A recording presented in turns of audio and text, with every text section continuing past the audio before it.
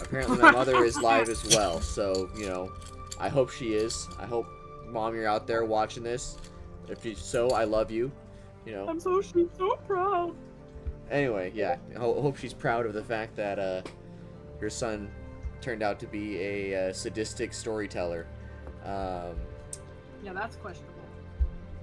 Honestly, there are worse things. there are worse things out there. But anyway, welcome to Lords of the Weed, everybody. We are going to be doing some fun trial stuff today, and not the kind of trials that as in trying to get past puzzles. No, we're talking about a trial where the party is on trial for murder. We didn't do it. I'm innocent. You say that, but I do. Are you innocent? Yes, I try to be. But anyway, let's go ahead and take a look at our session summary from 2 weeks ago. Creed and Gloom went on a hunting trip while everyone else stayed behind in Bindhold. Korthina woke up screaming, with Lavender coming to see the disturbance. She had a bad dream, to put it lightly. After a few more hours, everyone got breakfast and Korthina drank a halfling coffee. Or, an Irish coffee. And got hammered first thing in the morning. She went to go find some chickens, naturally. Eventually, the local herbalist convinced her to drink a potion that cures drunkenness at the expense of making people nauseous. Afterwards, they left towards Gristle, a small village town populated by Stonecall residents of the more mundane variety. Chief Long John, scratching his butt crack, welcomed the party. Lavender inquired about the last time she was there, which had been 67 years prior. Chief Long John said nobody was alive from back then. He did ask them to solve the case of the rocks that don't make no noise no more. An unintentional triple negative. So the party sets to work figuring it out. They find that the stones don't have magic in them. Who knew?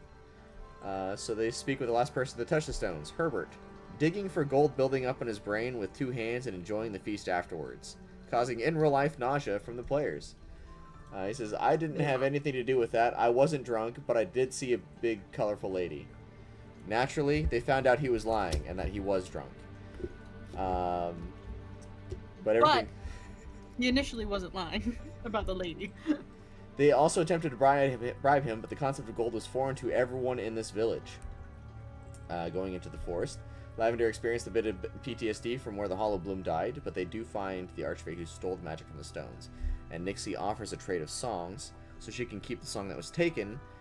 She offers a song of her own, and the archfey makes a thread with a new song for the village, because Nixie didn't think they deserved the first one. And after the trade, they took the music to the village to celebrate, and the village chief offering that their useless bucket of yellow rocks, which turned out to be 120 gold pieces. The party then went back to Bindhold and left a note for Creed and Gloom to meet them back in Bindhold. And you guys arrived back at the Mossy Mug, had a long rest, and that's where we're starting the session. After Korthina basically promised to get everyone back to Stonecall. Yep. So we're back at the Mossy Mug, back in Bindhold. Okay, yeah. Wonderful. Yeah, so let me go ahead and I'm still in the process of fixing up this map here real quick, so I'm not going to be sharing the we can yap just yet. But no, it's all good. Don't worry. I do not need maps to yap at people. How dare. I know. So. Okay, Creed moment. Probably be staying at church, walking to the Mossy Mug, get the mindset. Pacing around in the dining area of the Mossy Mug, waiting for everybody else to get up. Imagine Creed would be fairly early on coming in second. And obviously, like I said, he stayed at the church, so he'll come in through the actual front door and see Korthina there and kind of give an awkward wave. She waves, really, edgy and jittery. You can tell that, she hasn't been sleeping, but her eyes are just all wide. Oh, fuck, she looks like me. Oh, Only worse because she normally gets sleep. So this is like, Yeah. it's obvious. Yeah. Or their eyes are naturally all blue, so it's like they're like almost like purple on the edges from being Yeah. bloodshot. He's gonna like squint and kind of just very slowly lower his hand. Just you you okay there? Yeah, I'm fine. We need to wait for everybody else. She's pacing around. Okay, Korthina, I've never been one to lie to you, and I'm not gonna lie now. I don't believe that for a second. It's okay. You don't have to. We just need to go. Where is everybody? She looks at the counter and places her now empty mug back down. Can you please give me another coffee? No problem, sweetheart. I'll make sure to get you a coffee real quick. Although I will say I'm not going to give you any of the halfling variety, as you may know. You did cause please, quite a don't do disturbance. That. No, thank you. I just want Wait. regular coffee. Wait. You had halfling coffee? It was an accident. How the hell is that an accident? How do you do that by accident? Lavender gave it to me and really said, good drink at up, so I did. I'm really good Okay, at making that people tracks. unintentionally drunk. Wait, Nixie, when the fuck did you get? What are you talking about? She bought the drinks. She said her drink in front of me. Said, here you go. And I drank it. And then I don't remember much. No, I'm like, when did you get down here?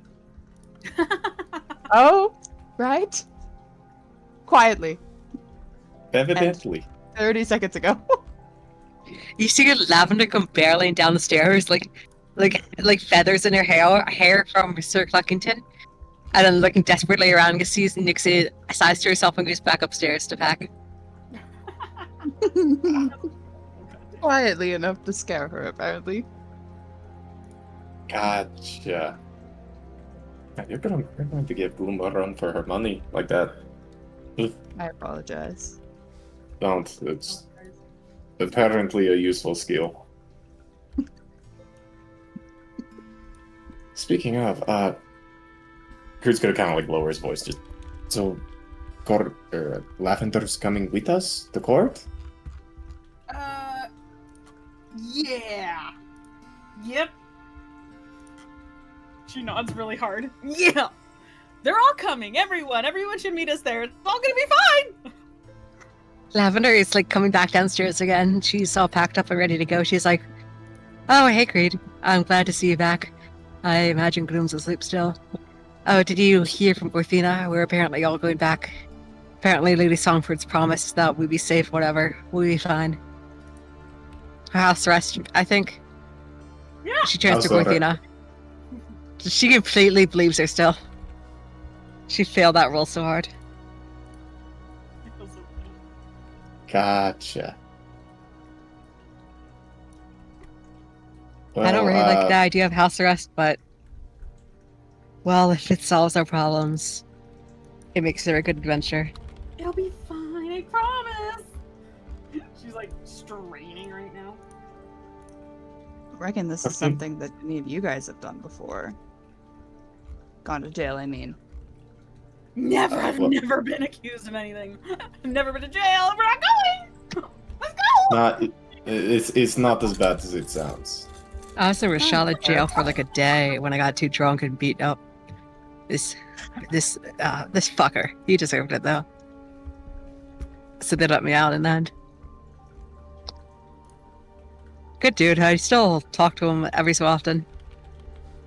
Haven't heard from him in a while though. Lavender, Wow.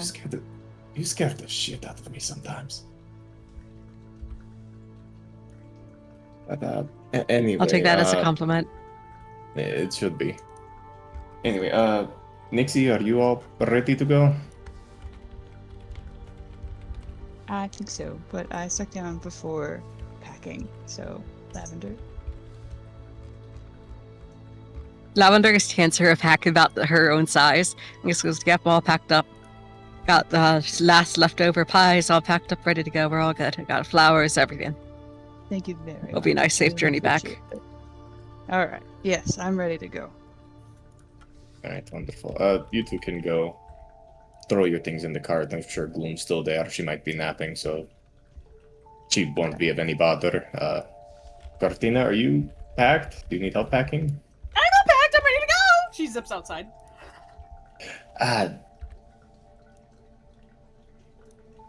As she runs out, Creed's gonna kind of like sidestep over to Lavender. Is she this worked up over Cord? I mean, granted, this is like a huge deal. I don't really understand that. She said it would be fine. I do not.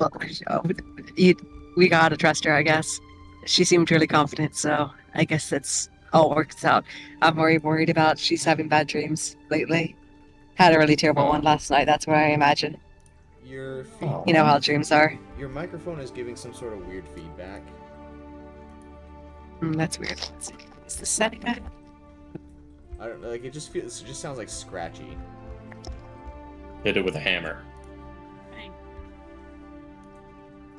That's.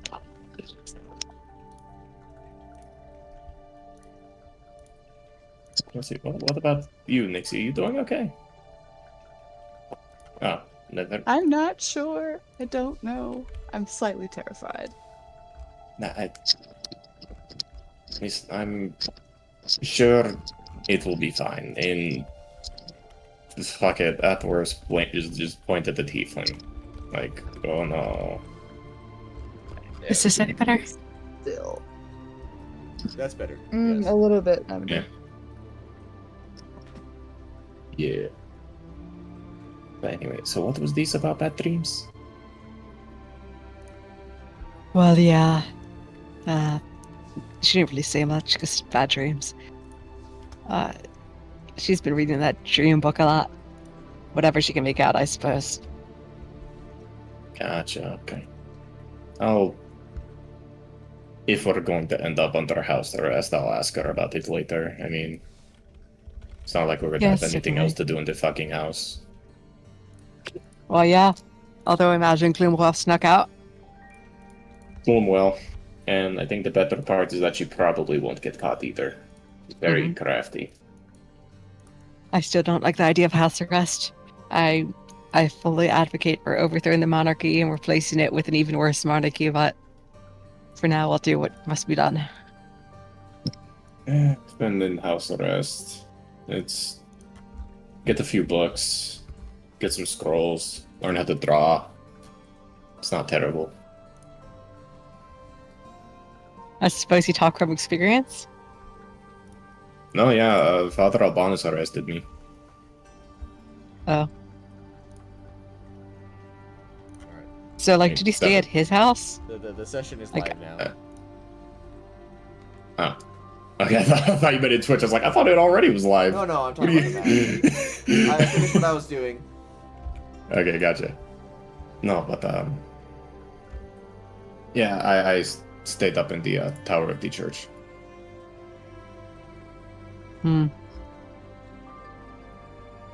It's not a bad view up there, and I mean, shit, it's where my bed was anyway. So Well, anyway. Yeah, guess we're all good to go. I guess. Just face everything with dignity and grace, as much as I can muster. That and a big sword. You know that works too. Alright. Agreed, we'll walk out and hold the door for Lavender and Nixie. Thank you. And obviously Char's with us too, right? He's napping in the caravan. Yeah, Char's Cat. You're stuck holding the door for an extra second because the dogs are just parading around. It's like a whole clown car. Yeah, the dogs, the mimics, or Cluckington, the crab. I love it. Yeah. And see you, Perla. I'll ride from either my cell or my house, I guess. Alright, stay safe So- out there, What's the Creed. difference? Don't get executed. I love you. No promises, and yeah, take care. See you next time.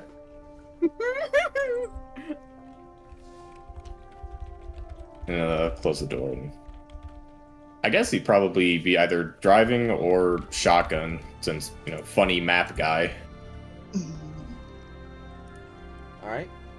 So, you guys do take off. And let me go ahead and get to the... Is it this one? Yes. Alright. So you guys make your way down to Stonecall. With no specific incident. And... No way! Arriving... As you arrive... it does take most of the day. And it's the sun seems to be cresting over the mountains, and as you approach the gates, you find that many soldiers begin to pour out and surround you. And Creed's immediately dropping the reins and put his hand up, says, hey, I'm not reaching. Lavender is reaching for her swords. She's like, this is not what I said. Stop. No. Let it happen. Mm-hmm. I mean, sadly, let it happen. Yeah. Her hands are on the hilts of her sword, but she's staying still. And you're gonna see a man in gray and blue robes step forward, and he's going to look at you. He's a fairly large, burly man, brown hair. And he's gonna look up at each of you. He says, "My name is Inquisitor Restum. You are hereby under arrest for the alleged murder, for the murder of Lord Morningsong. Do not resist." And he's gonna have... Lavender's going to turn to Korthina and go. Lavender, before she does anything, she turns to Korthina and says, What is Officer Rectum talking about? Aren't we going... Why are we here? Why are they doing this here? Korthina. You're gonna call him Rectum? Yep. Yeah. That's exactly what I thought you said, but no. Lavender, you can stab me later, I promise. I'm so sorry. Lavender's finally going to put two and two together and go, what the... She just starts cursing and so on. And I bet you pick up every third word, and she's just going off at you. I'm sorry. I know. I feel terrible. Lavender. And then Lavender will start speaking common. She's going to squish this. Sorry, she's just going to be like, look at my baby. She cannot go to jail. She's too small. She's too young to go to jail. This is a mistake, you fools. We've got to do this, and we've got to do it compliantly, or I fear we will not get out of this alive. Yes, let's just... Please. If somebody's for not me, going to get out of here I know alive, you're angry. I know you're angry, but please, for me, let's just get this over I'm going with. to shove that tail around her neck and choke her to death on her own scaly hide for lying like that. I'm so I understand, sorry. and you can do it later. But as you are dismounted, you are placed into shackles, and your weapons are taken from you. And these Lavender shackles- looks wistfully at her swords. She's continuing to curse and Sylvan the entire time. And these shackles glow with runes. As you are I'm not gonna say the word paraded, but you are publicly taken through the kingdom proper into the dungeons, but beneath Stonecall. And you are each placed into different cells, isolated from each other. Are the items on us taken? All items are taken from you. As soon as they grab for the jar, Lavender's just going to start resisting. And she's cursing her head off. And someone's gonna come up and knock you into the head, on the head, with a blunt weapon. And she just goes, I will fucking get it back, and then I'll shove my sword so far up your ass, you'll be a walking kebab. Walk, Falker. Whoa, whoa, whoa. What did you just call him? A fucker. A foul cur. Lavender's just gonna go, you fucker, foul cur, who cares? Lavender's like glaring at the dude and just like is memorizing every part of the dude's features. And she's like thinking to herself, I don't care if I get pardoned, I will fucking kill this dude. But you are taken away to the underside, of the city, where you are placed into different prison rooms. And let me go ahead and do this. And as you're taken to the can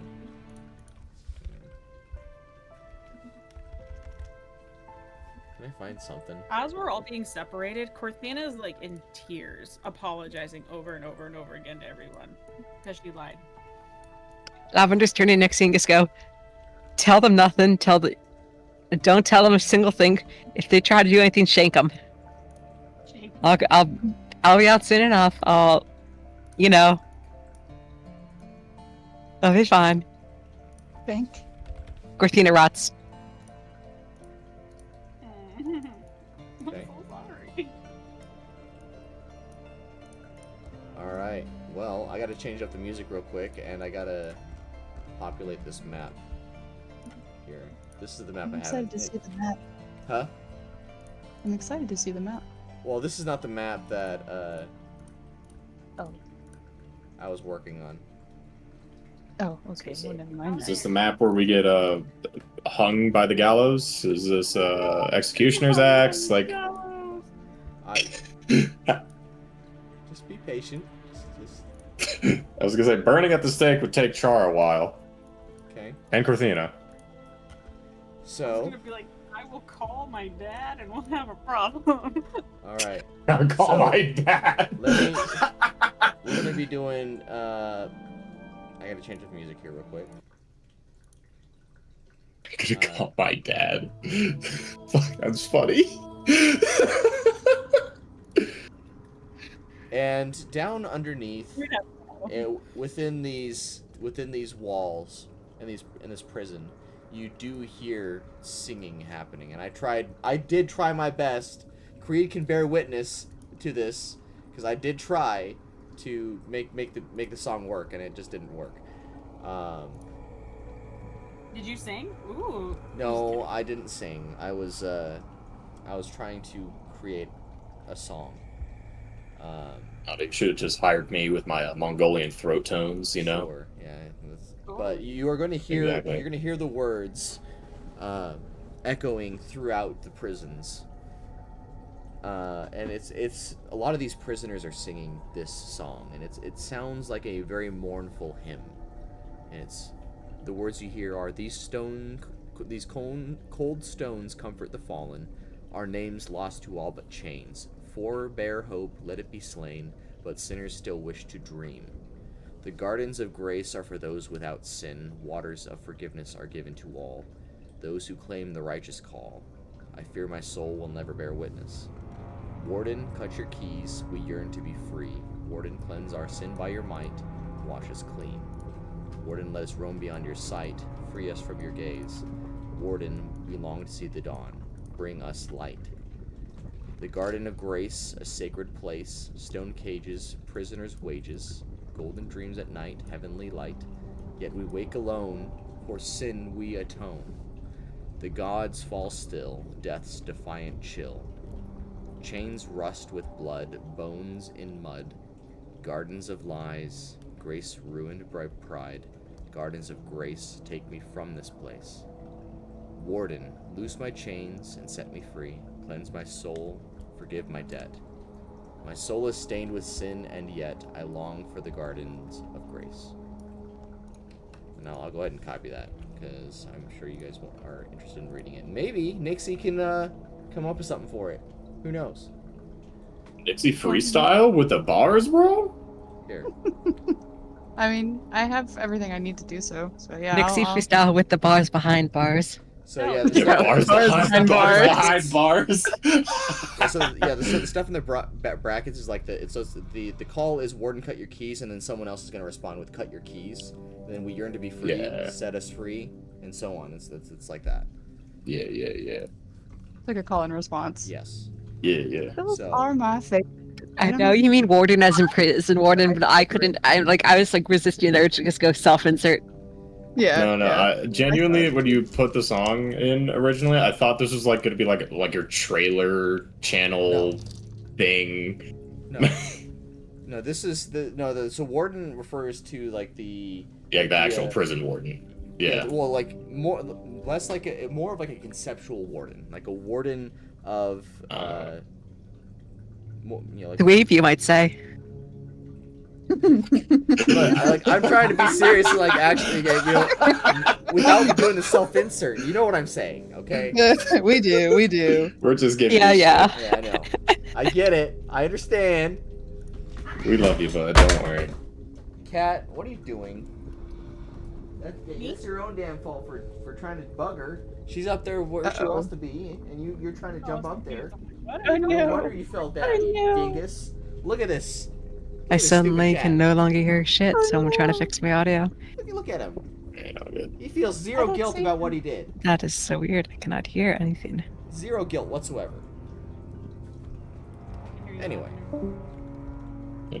Oh There's no, some power, Lavender. my mother. Sorry, Nixie. Your mom's dead. My mother. No. Alright, Executed on the spot. So here's what's gonna happen. All right, I'm back. Sorry. Alright, so here's what's gonna happen. We're gonna be I'm gonna be moving people up to this other channel and we're gonna be doing these one at a time. Yeah. No. Oh no. I'm scared. Okay? So see if I can move Kenku first. There we go. So I'm gonna go ahead and move up there, and then I'm gonna be doing in this order: Creed, Lavender, Korthina, and then Nixie. I'm like, why am I last? I have to go last. Do you want to go first? I mean, you can go first. No. I take it. I will take it. Thank you very much. I appreciate it. Blessed be. All right. Okay. Yeah, I still got Alright. one more token in here. Alright, let's do it. Creed's gonna be a fucking mess. Let's do it. Okay, and I gotta add one more token.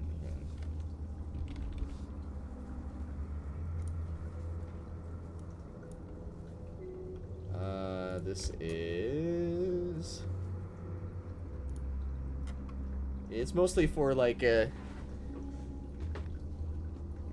is it? There we go.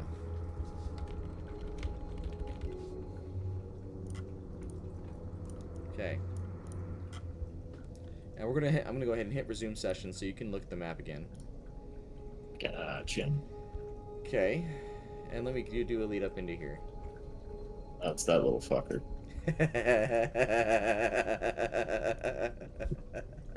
God, it's been a minute since I've seen him. I think the last time when was the last time we saw him?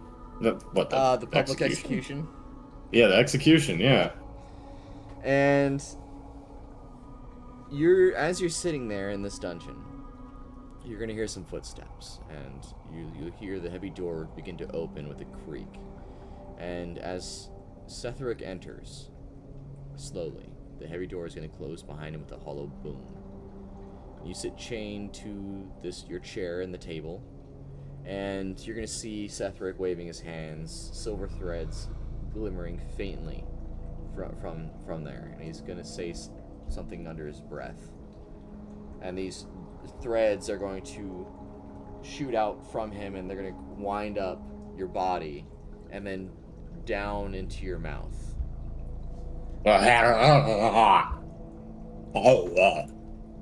And he's just, speak as you like, but let your truth not stray. This spell is a way of speaking over liars. And he is going to reach into his bag He's going to pull out a bottle of wine. And he's going to take the cork off and place 2 cups on the table. And he's going to pour 2 cups. And he's going to say, "Here, drink. This might calm your soul a bit. There are no prying eyes here, and you won't get drunk off something so paltry. Although, this is from a much simpler time. It is a wonderful vintage."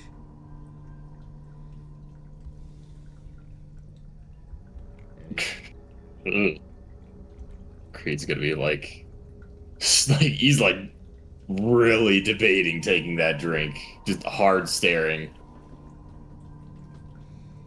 No,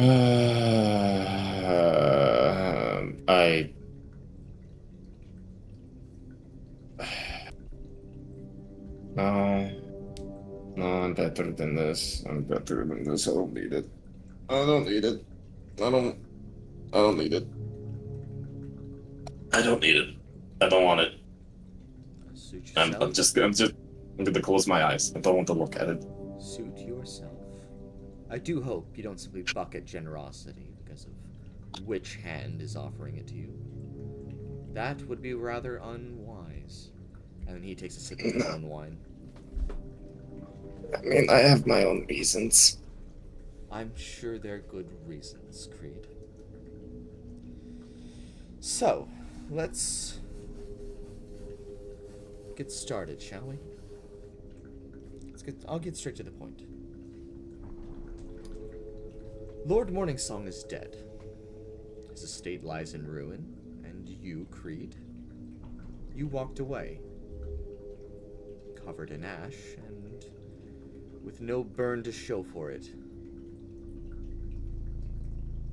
And he tilts his head. The fuck you mean no burn the show? I guess that did kind of heal overnight, huh? It is curious, though, that a man with no noble ties, no divine patron, no allegiances to speak of, survives an eruption of infernal and celestial energies. Were you standing when the sky cracked open? Did you hear the scream before the blast, or was it your own? No, it might have been a mixture of my own scream and Morningsong's. I see. I'm fairly sure they overlapped quite a deal. I was pretty scared shitless. And was that fright of guilt, or were you just waiting to see who else survived? But I guess waiting to see who else survived when I immediately saw him like falling apart at the seams with like weird ass radiant energy. I was standing in front of Korthina because she was a dumbass and decided to not get away. I thought, well, fuck it, I'm not worth anything anyway, so I'll just get behind her and whatever the fuck was happening to Morningstar. And all with the shit and fucking demons came out. And fuck it all. He's gonna open up a book and he's gonna slowly write down all the things you're saying. And I'll do that. when you look down at the ruin, did it feel familiar to you? Like something you'd seen before? Maybe in a dream, perhaps? Or a bottle?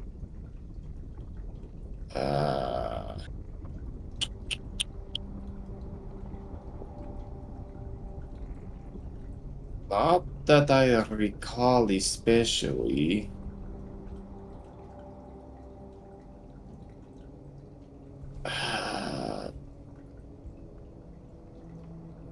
I can't say for certain. But hang on, that's getting ahead of the whole thing. This is a accusation saying that I did it, right?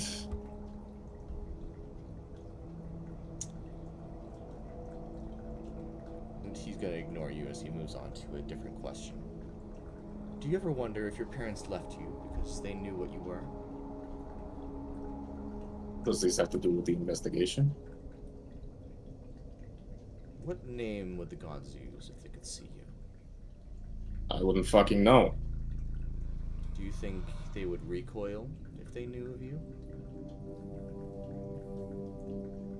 I I'm sure they've seen plenty of drunks in their time. You are a rather uninspiring man, aren't you? Yeah. Yeah. Listen, I don't have a whole lot going for me, especially now, so... Well, do you feel him? The weight in your blood? That thing that stirs when you seem to sleep too long?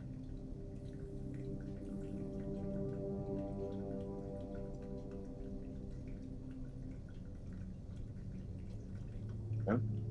So, depends. Who are you talking about, hmm? Well, Orcus is chained. You are not. What happens if the leash slips both ways? Would you rather be invisible to the gods or visible to him?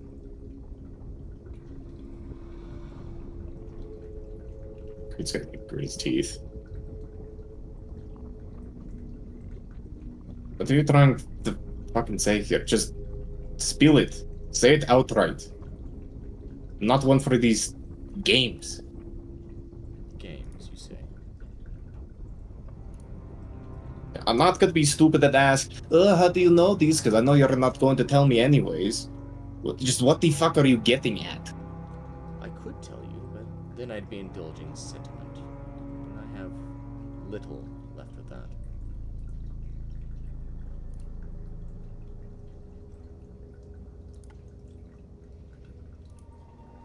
And he's gonna write a couple more notes down. If I asked you to burn a village, would you do it, or would you drown yourself first?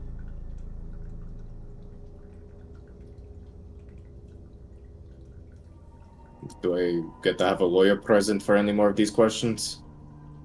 You will have representation, appropriate representation. I am here because there are things I wish to learn and discern about you. Well, that's great. I would like my representation. When I am done, you will have it.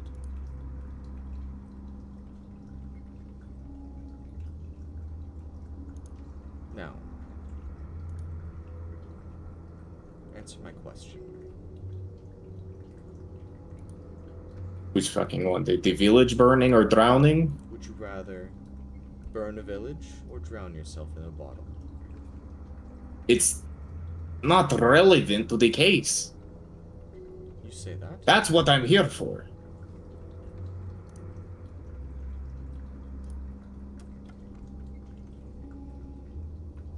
He's gonna write something down.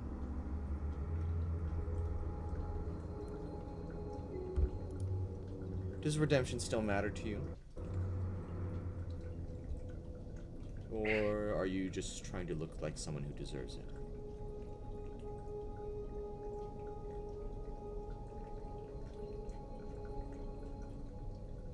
What's it matter to you?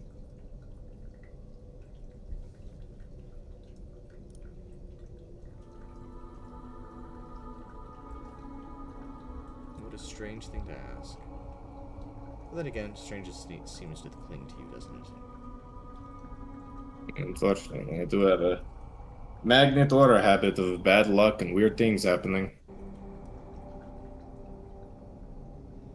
I do suggest you remember where you are, and to open the door to let you keep breathing.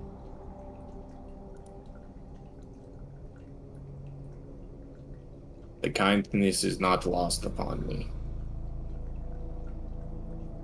You claim to serve no master, but you serve something, Creed. Who is that?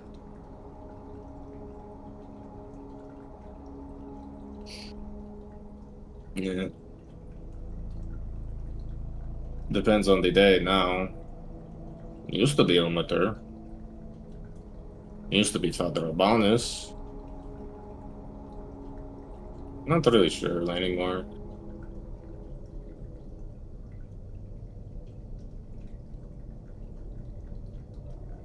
I do apologize for not being more helpful with your questions. Do you remember the Newtvies? Or do you know what they were, anyway? The things that emerged from the husk of Lord Morningsong? Yeah, I'm not gonna be forgetting those for a long time. And I'm not simply speaking of the bile or the panic they induced. But what did they take from you? They don't feed on flesh, they feed on identity. What did it whisper back to you, Creed? Which name did they steal? Steal?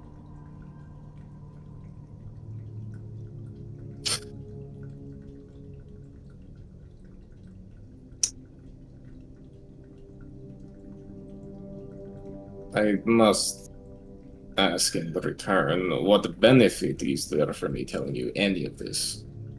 So far, you're just poking and prodding for information.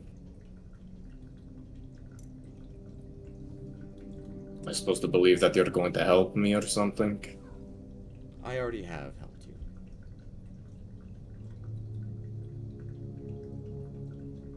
The fact that you're still alive is proof of that. I seek to understand. I seek knowledge. I am, after all, a scholar. It is what I do.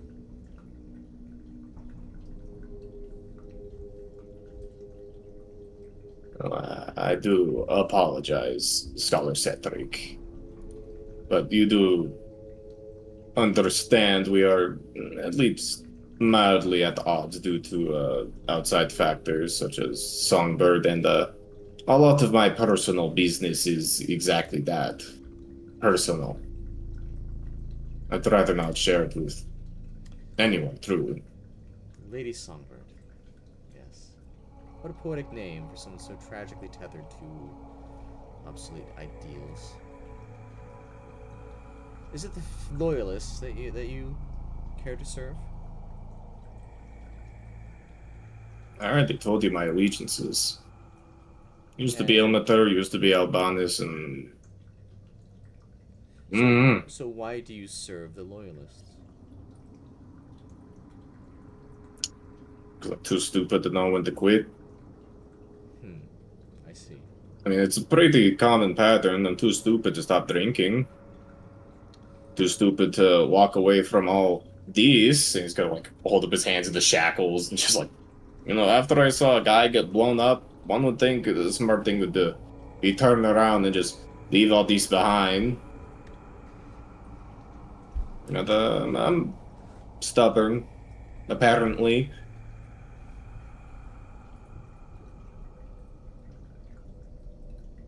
I do appreciate your earnestness, Creed. I will say this to you. I don't serve ambition, but necessity. And when the tide rises, you do not argue with the flood. You build a wall, quietly, before the waters notice. Or, if you're clever, you build a boat.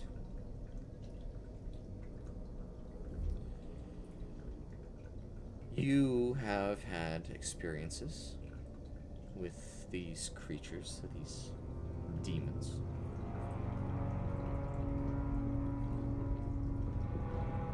Do you want me to be a researcher? Is that it? On the field specialist. You're going to be given a chance to walk free. Not because you are innocent, but because your guilt has value. There are threads that need cutting, quietly, without applause, and without delay.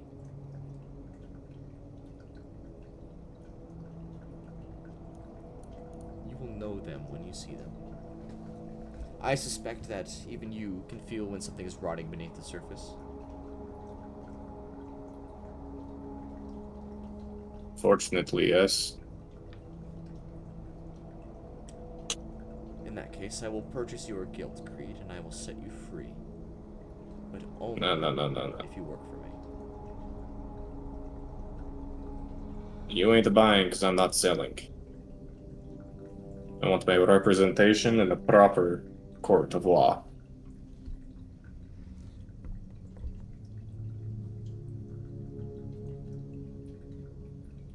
If you wish to live, you will take my offer. What if I don't? Well, you'll find that your time here will be short indeed. It's probably long overdue anyways. If you do change your mind, I'm going to hope that you have the foresight to understand that perhaps you are being stubborn. Yep, just like I said. Those who judge you will offer you a way out and see to it that you have the insight to recognize the opportunity. And whether or not you are selling, you do own me. And I never forget who's in debt. You fucking what? And he's going to stand up and take the bottle and the glasses and step out of the room. I really should have taken that drink. Fuck. Okay. And before too long, you're going to hear a knock at the door. Come in. Hang on, let me pull up the right tab again here. And you're gonna see a man walk in. I'm gonna go ahead and put it in the campaign chat here.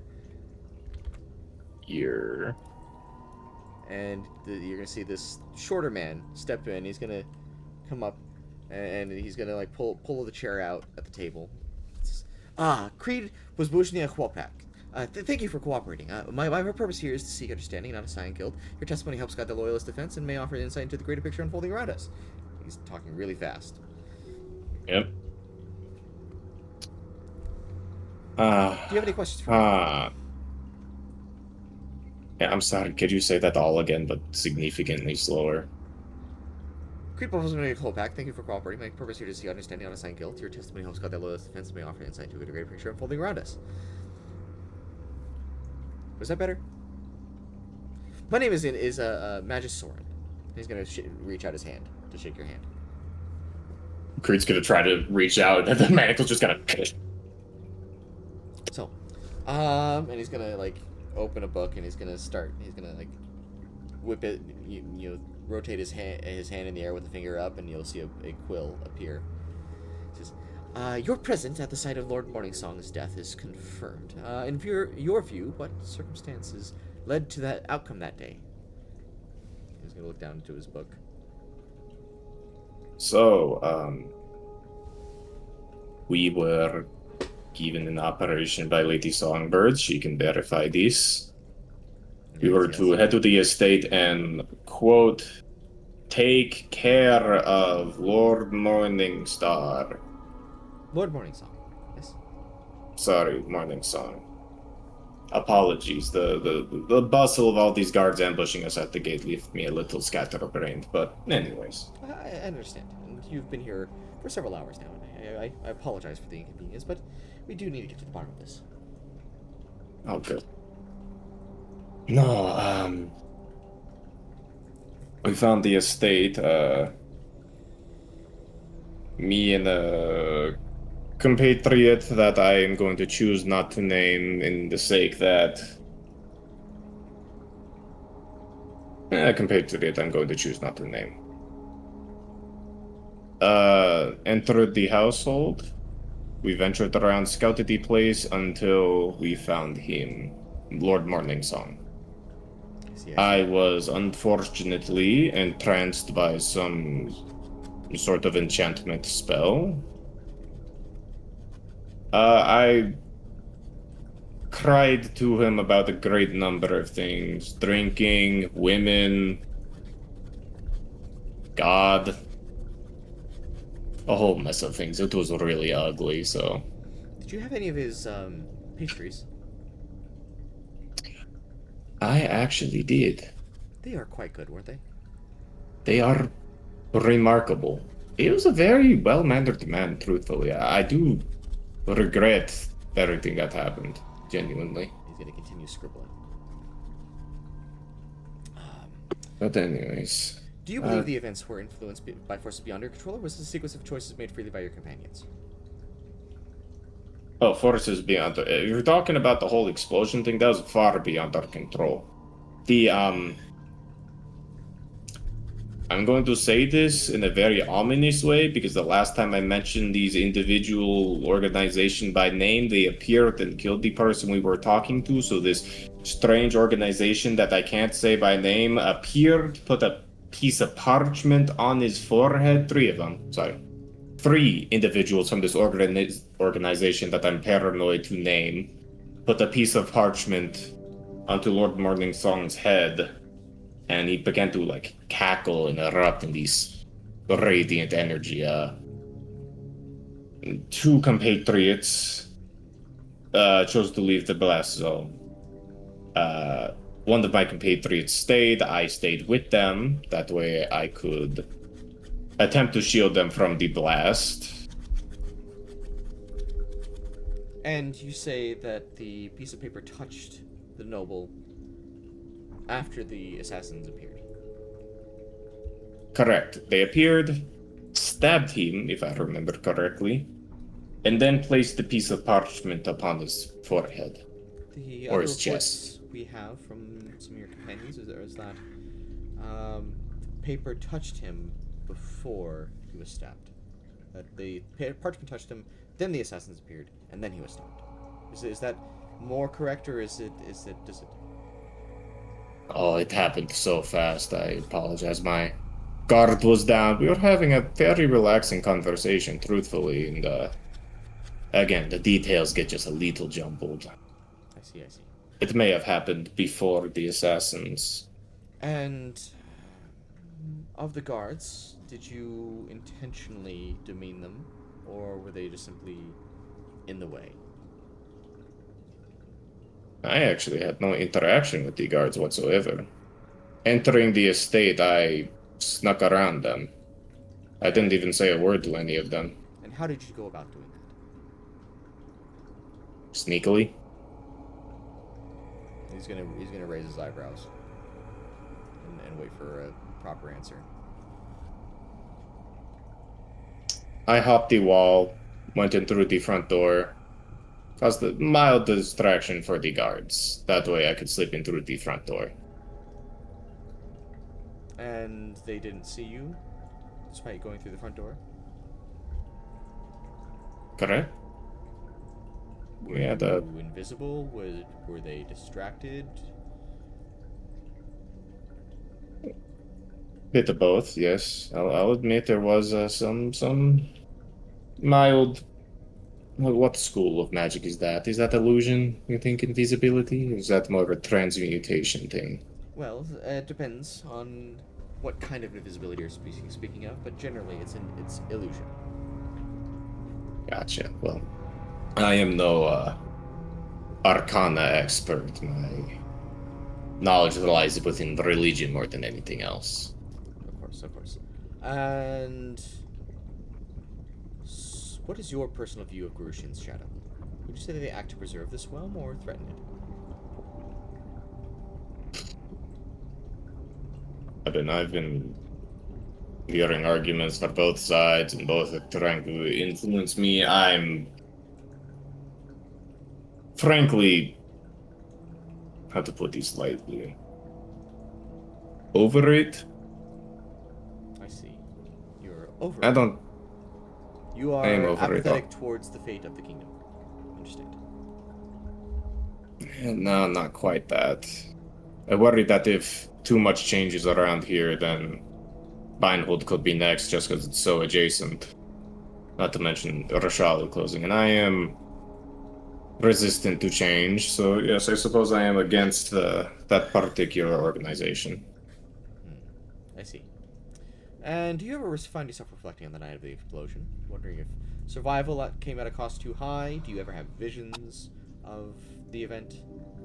Or of Anything related to the event? What, like nightmares? Sure.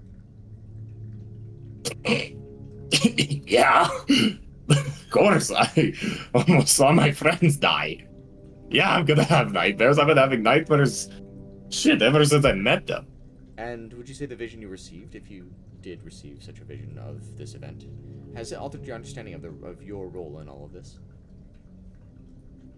Oh, I don't know. I never knew my role to begin with, truthfully. I was just kind of there as a means for an end, helping who I could on, my compatriots.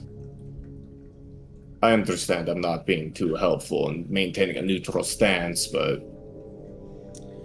this is court. Everyone does have a certain degree of bias, Creed, and that is understandable. I am trying to understand your motivations, your mindset going into this, and I'm trying. Basically, we want to get to the bottom of everything and find a favorable outcome for you, so you don't have to have your head separated from the rest of your body. Gotcha. Like I said, my loyalties do lie to Songbird. We already took that last mission, and I'm not a big fan of Shadow Garushin.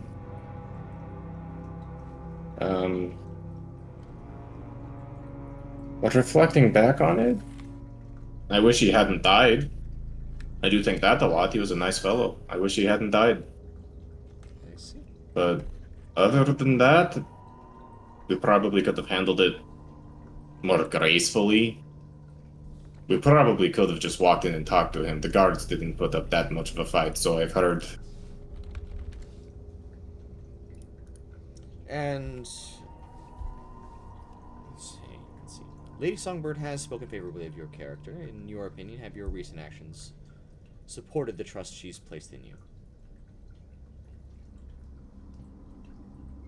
She really spoke positively of me? Yes, she has.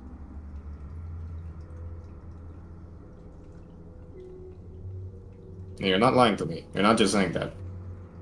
I don't have any reason to lie.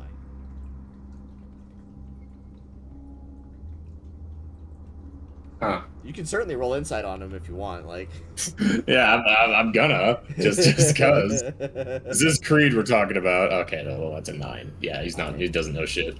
I mean, as far as you can tell, he's telling you the truth, Yeah. Huh. That is surprising. Apologies, I got sidetracked. Yeah, I do hope to remain in Songbird's good favors.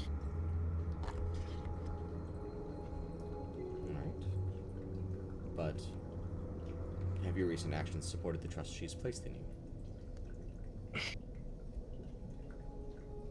I mean, technically, we did the job that she hired us to do. We fucked up a lot, but I can say it was not on purpose. Nothing we did that resulted in that cataclysmic event was on purpose. He's going to continue to write. Can you describe what you witnessed during the emergence of the Newthies? When there's been reports that one approached you. Do you recall what occurred in that moment? Oh, I remember it well.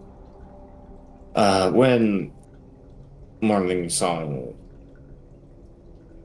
it's quite a thing. So, first things first, like I said, the parchment hit his forehead or chest or whatever it was. He began to cackle with his energy, and then it was a spire of this radiant, holy, celestial light from above, and this horrid necrotic from below, and that must have opened a rift. That's where the Nutvies came from, but when I approached, they vomited on me, covered my skin with this abyssal. You have already taken my possessions. I wrote it all down in a journal somewhere amongst the things I own. And I was trying to translate it. We have copied that text, and we are in process of translating it. Perfect.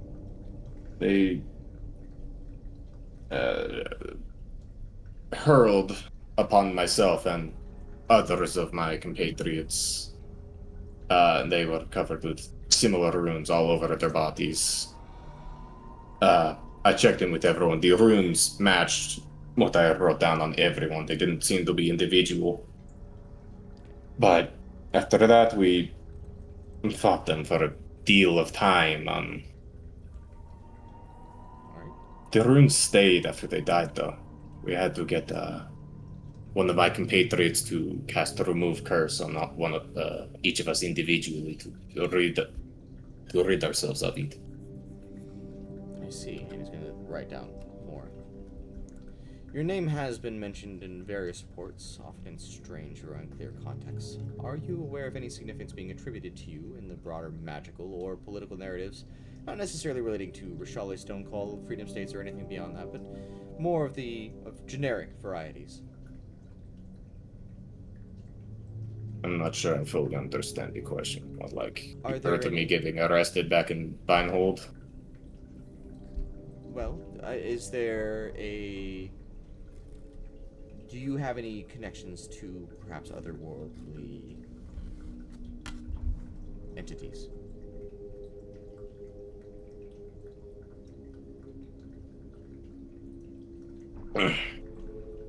Otherworldly entities like celestials or fiends? I am unsure. This is just simply a question that I feel the need to ask, because some have whispered that your bloodline seems to be carrying some sort of heavy mark. Perhaps something infernal or ancient? I don't know. Do you believe that your Abyssal. fate is still your own? Well, I can't say anything about fate. That's something I'm still struggling with, but I will do you the courtesy of honesty. I am bound one way or another. It does not control my will, mind you. I am free of will to a lower demon of the abyss, Orcus, if you know the name. Again, I have a book on him amongst my possessions. I'm trying to research him as best I can. My pact or mark or whatever it is, I do not know the entire nature of. I am still researching, and it is certainly not by choice. I'm sure you can read up on my file or something. I was born and raised in the Church of Binehold. I was a very devout follower of Ilmater. Again, you can find his Bible and his holy symbol amongst my belongings. Of course. I would not choose this path. He's going to continue to write a couple more things before finally dotting the book, and then he's going to twiddle his fingers and you'll see the feather disappear. Creed, we don't always understand the nature of divine silence or its implications, but we do understand the weight of truth. Should clarity lead to action, know this. The Loyalists remember those who speak it. And he's going to stand up and get ready to leave. Do you have any final questions for me before I go? How are my odds looking on the chopping block? To be honest, I do not know. What about anyone else's? Again, I do not know. It's going to be reliant on the judge's grace, and perhaps upon how the royal family sees this event. Gotcha. But I do. Did they accept anything? They accept anything stupid like trial by combat still? No, unfortunately not. That figures.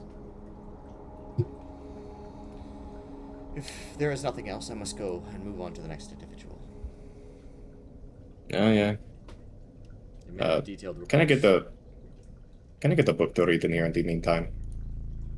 I already counted all the cracks on the ceiling. And he's going to reach into his bag and he's going to pull out a book. And Thank you. it's going to be a book titled The Hamlet and the Shrew. I think I actually read this back home once. It'll be a good It read is for such a you. good Thank story, isn't it? you. It really is. I need some nostalgia after everything. Thank you, Magus, it was, yes? Yes, Magus Sorron. Take care, Magus Sorron.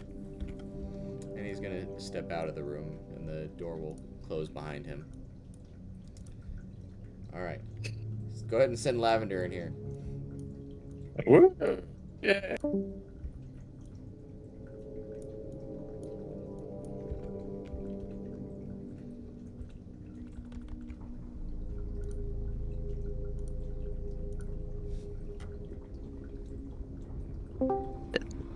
Hello, hello, hello. Hello.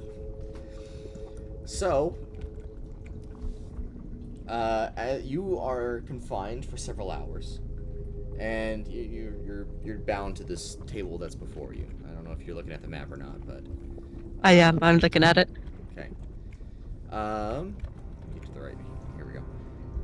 You're sitting here confined. Your wrist bounds in an ethereal silver chain, a dull arcane shimmer pulsing in the cell's dimness. The door creaks open, and you see a face you haven't seen in a while. Cetheric Vallin enters with methodical steps, his hands clasped behind his back, and he seems to trace a rune midair, and silver threads cackle like ice across the ceiling and floor before weaving silently down around you, going into your mouth. And he says, "Speak if you wish, but you'll find honesty more comfortable than evasion." And I'm gonna just do an Arcana check to try to see what happened. okay. That is just a 13. It seems to be some sort of spell that prevents lying. All right. Which, if you do want to try to lie, let me know. All right. And he's going to wave his hand again, and you'll see a teapot of white porcelain and 2 delicate cups float down onto the table. The scent of the tea is floral, subtle, crisp, ephemeral. Jasmine and white lotus. It won't dull your mind, merely quiet the noise. And he's gonna pour 2 cups of tea. Lavender just does not give a shit right now, so she just takes the sip and like downs it a bit slowly, like Uncle Iroh from the last Airbender. All right. I don't quite remember who you are. May I have your name? He's gonna smile. You may call me Cetheric. I am familiar Fair enough. with your fate practices. Lavender just giggles at that and just goes, "Worth a try. I like your ominous stick as much as the next person." And he's going to pull a book out of a bag that he has, and he's going to open it and pull out a quill. Lord Morningsong was a man beloved by many, ambitious certainly, but useful, loyal, beautiful in his own way. Now his estate is gone, a crater. And it seems I find you in the margins again. It's not difficult to consider the pattern. And his voice is going to raise suddenly to like a very sharp, loud, and cutting sound. What did you do, Lavender? What exactly did you hand him that made the heavens scream? Lavender's going to wince at that and just like growl at him. And Well, his I voice is understand your gonna- tactics, his but voice is gonna drop to be again. quite, Um, I understand your tactics, but it seems quite pointless, don't you think? Fact of the matter is, I did as little, even less than I wished I could have. It would have been nice to hear him scream, to cut him to pieces. I don't like men like him. Men that parade themselves around. That seem like they always have the upper hand. I find true power comes from not needing to put on a show. Just being able to do. And I will say, for a man in such power, his guards were, quite frankly, inadequate. They felt pretty much immediately. They were fools. And I suppose you've talked to them and know that yourself. All I'll say is that I was dragged here under false pretenses, but in terms of what actually happened to him, if I had done what I had wished, I certainly suppose I'd have a reason to be here, but in truth, we did nothing of the sort. I know you're a pragmatic man, you like to be mysterious. I see how you're working, floral tea, loud noises, fun tricks. But it's quite frankly pointless. Because at least I did nothing to him. I did not even land a single blow on him. All I did was watch. And I did not order anything to be done to him either. To be quite frank, I would have loved to be the cause of that. That would have been amazing. That would be wonderful to have that power, but I cannot claim it for myself. He's gonna smile at your words and he says, "Forgive me. I understand your sensitivity to silence. I do have some questions for you. When all this is said and done, will you go back to the flower shop of your birthright?" Well, I certainly would. And Lavender's ears are literally going to perk up, and she's going to sit up and just go, if you told me more about this flower shop, I would certainly love to go there. You should know as well as I. Well, you probably know far more than I about me. I certainly know very little precious little information that I'd love to take from you. And if you're thinking, well, to be quite honest, I have no interest in your games. I have no interest in who becomes king, who falls, if Rashali wins or not. And I have nothing against you, or who you stand for, or those you stand against. So tell me what you want. Offer me a deal. And I'm certain I'll accept it as long as my little Nixie comes out of it all right. Korthina, she can rot. Creed, I hope he does okay. Same with Char, but they both have bigger issues. And little Gloom, she's wonderful, but I cannot vouch for her.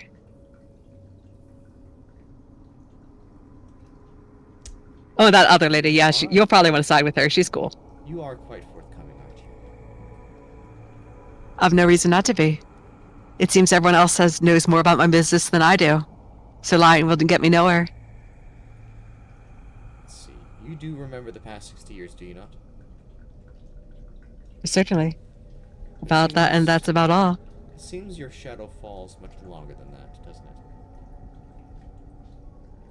I can tell that quite from the ache of my joints, certainly. About 3 times as long, isn't it? Almost 3 times. Yes, that feels about right. And that lost time to you, is it more like a dream left pressed between pages of petals, or perhaps it was a theft so well hidden you convinced yourself it never happened? I would certainly agree with you on the second statement. Although it seems I've been learning much more about myself through glimpses, dreams, and whatever scraps I can grab. Quite recently, we encountered something I think you'd find interesting, but I'm sure you already know all about that, given what the guards took off of me. And what might that be? I would love to hear it in your words. Oh, certainly, Vallin. A true archfey. What I hope to become one day. You can steal songs, whether right or wrong. She can take any music. She took what she wanted and she gave what she wanted, and she made a good deal. And I'm certainly in the right employ. You'd find her useful as well. An archfey of music. Certainly, it seems there's much about. But let's go back to you. These visions you spoke of, were they come to you in dreams, or are they just simply visions, or is it grief bleeding through memory? Lavender literally rolls her head back and laughs and just goes, "What is this? A therapy session?" In all honesty, I have no idea. But I want to know from you. You seem to know. You obviously know far more. We had nothing to do with the assassination of Lord Morningsong. That's a open and shut case. It's what you stand to gain from having us here. What you stand to gain from us not being here. What is it you want from all of this?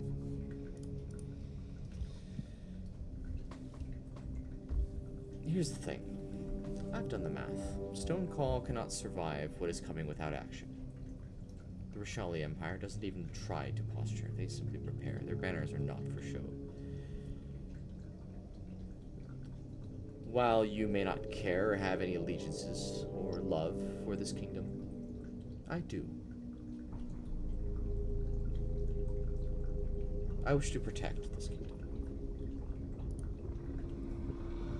And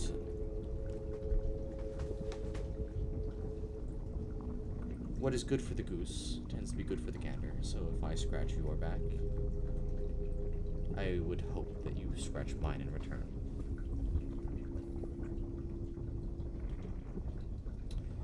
Well, aside from all the ominous threats and how you dragged us here in cuffs, I see no reason not to work with you.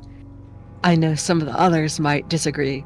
Others have certain alliances that are priorities, but I have known such. I have certainly, it's clear to you, as it is to me, exactly what I want. I wish for my memories. I wish for the power to never need to fear losing them again. To not be bound here anymore. To not even have to worry about alliances and all the such. But it seems you do. And I am certain if it was my house that some fool came to rob, I would certainly defend it with all my might. And if I found mice in the walls or vermin in the floors, I would exterminate them as well. And if I found a helpful owl in the attic that I could use to hunt those mice down, all the better. It may not be my home, but I see no reason not to help you defend it, even if I have no particular alliance to the home nor its invader. And what would you say is the reason why your compatriots would deign not to work with me? Oh, that is quite simple in my opinion. Ominous threats only work on those that feel threatened by them. I think you'll find no one of us feels as threatened by you as you think you are, as you think we are. You're no great devil, you're no great demon, you are no archfey, nor are you the king or all the armies of Rishali combined. You're just a single man who knows too much. And perhaps, well, now that I say it, perhaps you are a devil, but it doesn't really matter if you don't present yourself as such. Why should anyone's... It seems everyone has their own strings being pulled, and when they see you trying to pull them yourselves, why would they side with you? Offer them a knife or scissors to cut their strings, to free themselves, in exchange for a small boon, and you realize very few are against you. You would be surprised. I certainly suppose I will be. I But do that wish begs to the ask. question. Yes. I've heard up and down, tales upon tales, about the prosperity of Stonecall. Its fertile fields, the reason Rishali wants so much. Why all the other lands tremble before it. Why, despite being quite, well, rude to outsiders, wrapped up in all these politics, people still wish to come to Stonecall. May I ask, why? It seems to me there's something deeper, a true reason, why everything around here flourishes and everything else is gone. That is a very intriguing observation you've made. And I would venture to add, I suppose, you don't strike me as someone who cares about history. Oh, Or cares much. I do. No, you misunderstand. Cares much about the figures in charge. You care about what happens what goes on behind the scenes, the real reasons behind everything. And I would certainly like to know that as well. Well, perhaps we can come to an arrangement after this debacle. But for now, I do wish to have some of my questions answered. Of course. As forthcoming as you are, you will find them simple questions.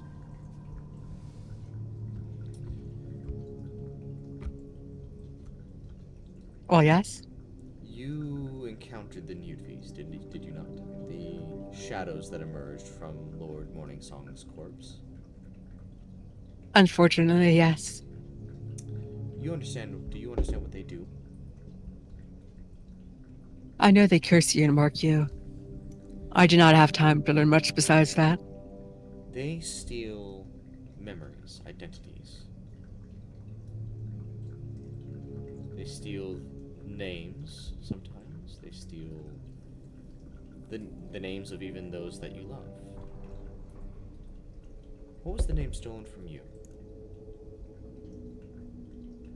Well, I that suppose it I was wouldn't know. What was her name? Or is that too something you left behind in Gristle? I lost that too. And Lavender looks kind of teary-eyed and she just goes, I wouldn't know. You search for something that's been stolen, you know that much. But how do you Quite tell right. the difference between vengeance and longing?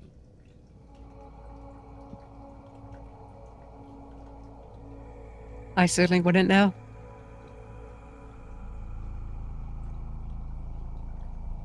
Time has not broken you, Lavender, but it has sculpted something. Is it more of a statue or a weapon?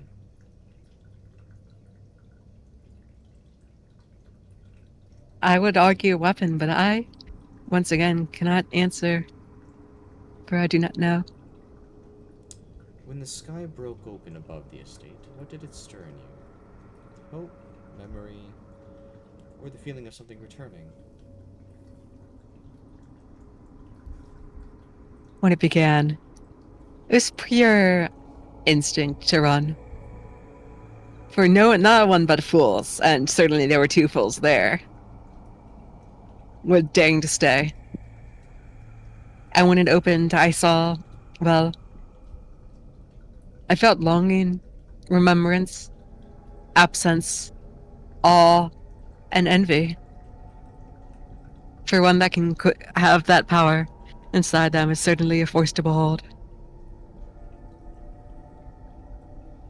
It seems as though you speak with the cadence of prophecy, but you carry yourself like a ghost.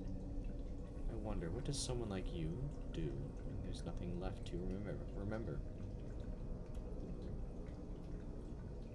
I think you know that firsthand. I continue.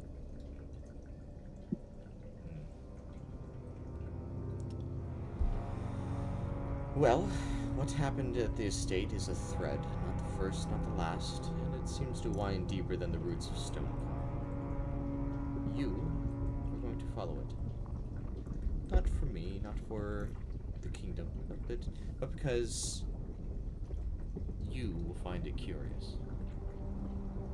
And when the time comes, Quite right.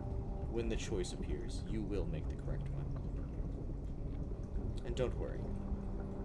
Whatever guilt this kingdom foresees in you, I will purchase it and set you free.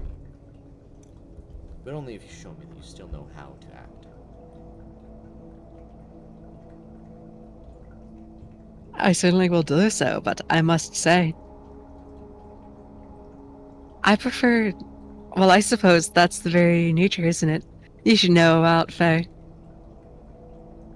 We prefer deals up front. What is it that you wish to gain from this?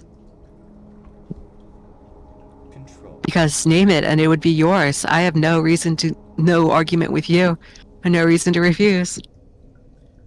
I seek control. I seek to guide the hands of this kingdom. And I must say, if you I suppose I will be playing as your puppet evermore, considering you so far know more. You so know the fuck I can't speak. So, You know far, you yeah. so far Just know like- more. Yeah. I think that's what you're trying So to say. far, you know so far more than me about me, and I suppose at the moment I have no power to change that. And given that, I predict you'll foresee any changes I do make. And no matter how powerful I become, you'll be prepared for that, wouldn't you? Because that is your role and that is your knowledge. Yes. And I will not begrudge you that. I have no interest to being controlled, but I do not mind a puppet. Being a puppet. I know they sound counterintuitive, but a puppet that moves of its own free will, but follows the puppet strings, is just as free as I wish to be. Then heed this warning. There will be those who judge you, and they will offer you a way out. See to it that you have the insight to recognize the opportunity. And your debt to me, willing or not, is going to be that you might find agreeable. I am not a merciless debtor. And he's going to close his book after he writes down a few more things, and he's just going to stand up.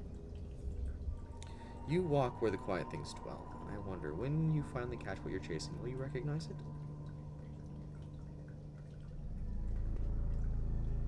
I wondered that as well. I will say, don't mistake stillness for peace. Don't mistake memory for silence.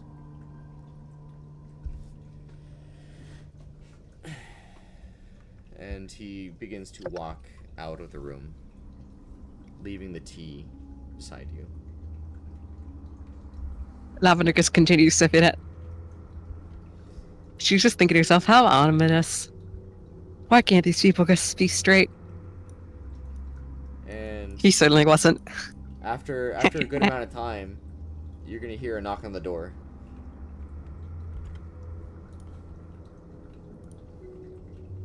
Come in. And you're gonna see a really short, bald man walk in. He's gonna sit down. His image is in the campaign chat. Give me a second, I want to see it now. Well... Okay. Oops. And he's gonna like walk in. Alright, I see him. Harry Potter! He's gonna look over and he's like, Lavender, thank you for agreeing to speak with me. This is not trial. Merely step toward understanding the moments that shape the present. What you share me guide decisions to come and help us all understand what is at stake. And he's gonna reach out and to shake your hand. Lavender is holding her cup of tea still so she doesn't shake it back, but she nods as she drinks. And he's gonna sit down and he's going to like twirl his hand, his finger in the air, and it's gonna produce a quill. And he's gonna open up a book. And he's gonna look down into the book and he's gonna ask you some questions. He says, "Your presence at the site of Lord Morningsong's death is confirmed. In your view, what circumstances led to the outcome of that day?" Weak guards and foolish nobles, none of which I permanently harmed. He's gonna write down. Do you believe the events were influenced by forces beyond your control, or was it just a sequence of choices made freely by your companions?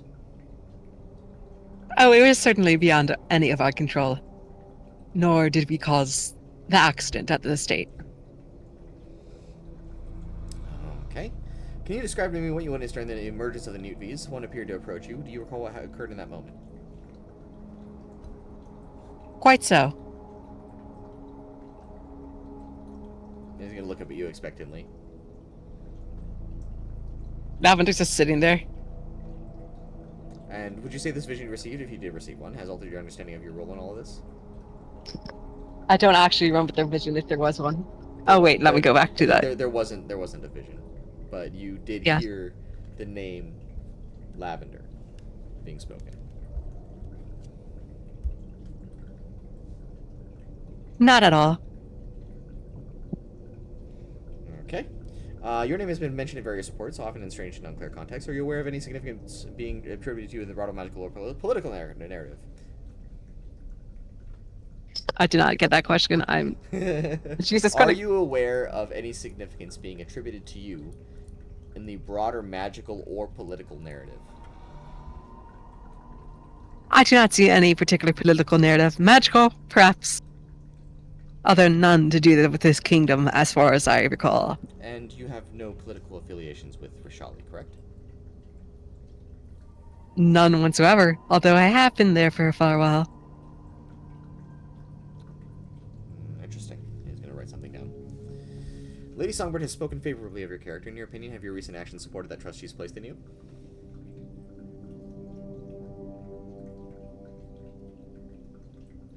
Perhaps.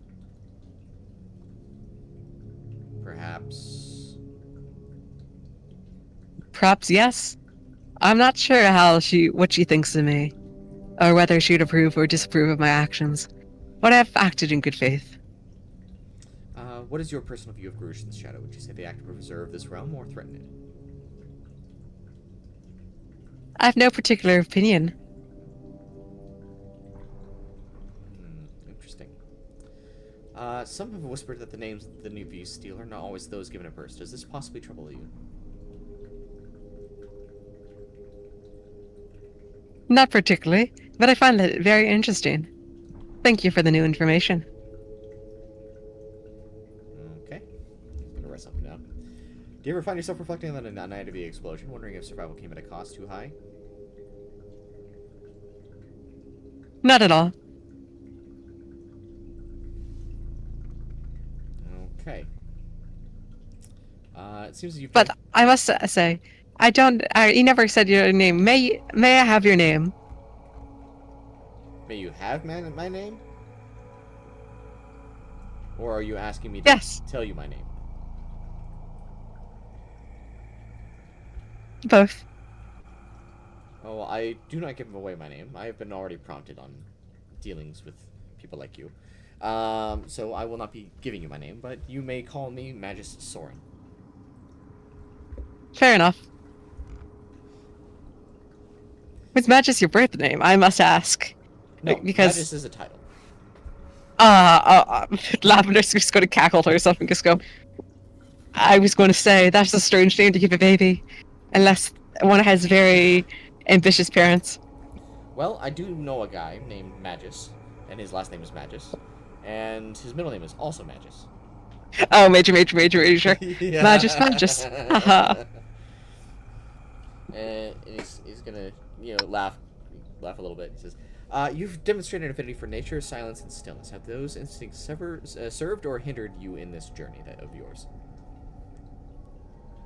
Certainly strengthened. Been useful, I suppose. And is there any place in this world that you still think of as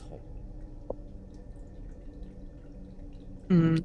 A place I've forgotten yet still remember dearly. And where might that be? I've forgotten, so I may not know. All I know is that it's dear. Interesting. Have you found yourself growing closer to or further from those who fight beside you? Lavender's going to think back to Korthina, further from for some. And then she's going to think of Creed and Nixie, closer to others. And then she's going to think of Gloom and Char and just go, varying feelings than others, still. And would you say the recent dreams or visions that you have had carry any sort of meaning, or are they burdens you must bear in silence? Oh, certainly strong meanings, but I must ask. This seems very odd questioning, concerning the explosion. Our efforts are to try to determine your mindsets going towards the manor. And what led to the death of Lord Morningsong? Oh, I can answer that question quite frankly. You will find that 3 assassins, not hired by us, employed by us, or otherwise influenced or directed by us, caused this death. We believe that they had some previous dealings through some means to cause Lord Morningsong's eruption, foreseeing that we would gain information that could help the kingdom in some way, whether they believe so or not. They triggered the explosion, which led to the following results. To the best of our ability, outside of potential amnesic and mind wipes, we did nothing in particular that caused the events, although our actions may have influenced the outcome. So, no. No, I suppose. I see. Well, whether we are remembered by the names that we carry, the lives we lead, or your path, your truth is part of a greater thread. Loyalists do not take that lightly. With that, I'm going to go ahead and move on to the next person. I do hope you... Of course. I understand this is not really accommodating, but I do hope you enjoy yourself as much as possible. Is there anything I can do to make life a bit more comfortable for you? Oh, two small things. The jar of ashes, those belong to a dear friend, and they're often a little bit of magic, I suppose that's true as well, but you'll find they're quite harmless, and I do not have the requisite knowledge to cast spells or give them to someone who does, so I'd appreciate their return. Secondly, once you talk to the little Nixie, she'll know even less than I do, I suppose. Or that, at least, is my prediction. Go easy on her, or I will find a way to break free and shove my fist so far up your ass I will be puppeting you like one of those fey Muppets. Have I been particularly harsh in my questioning? Oh, certainly not. But for the youngins, you gotta be extra careful. Well, in the matter of the murder of a noble, it's, unfortunately I do still have to do my job. Quite so. But if I- Nixie complains, that will be the end result, and you can tell from this, the fact I'm speaking truth that you know this is a promise, not a threat. But do understand that I will see what I can to get you this jar of ashes, but I do not make any promises. Of course. But in any case, I'm going to go on to move on to the next person, and I will see you in court. And he's gonna get up. And Lavender is going to snap her fingers for a second and just go, "May I have your attention for a second?" Yes. And he's gonna look at you for 1 second, then he's gonna turn back around. Lavender's going to laugh at that. That was a good attempt. I really should not have thrown that last part in, but that was fun enough. Did you want him to? That's Did just- you want his attention for something, or? No, I was going to try to steal it. Give him ADHD. And then he's going to exit the room. Alright. So go ahead and send Korthina in here. Alright. Let's see.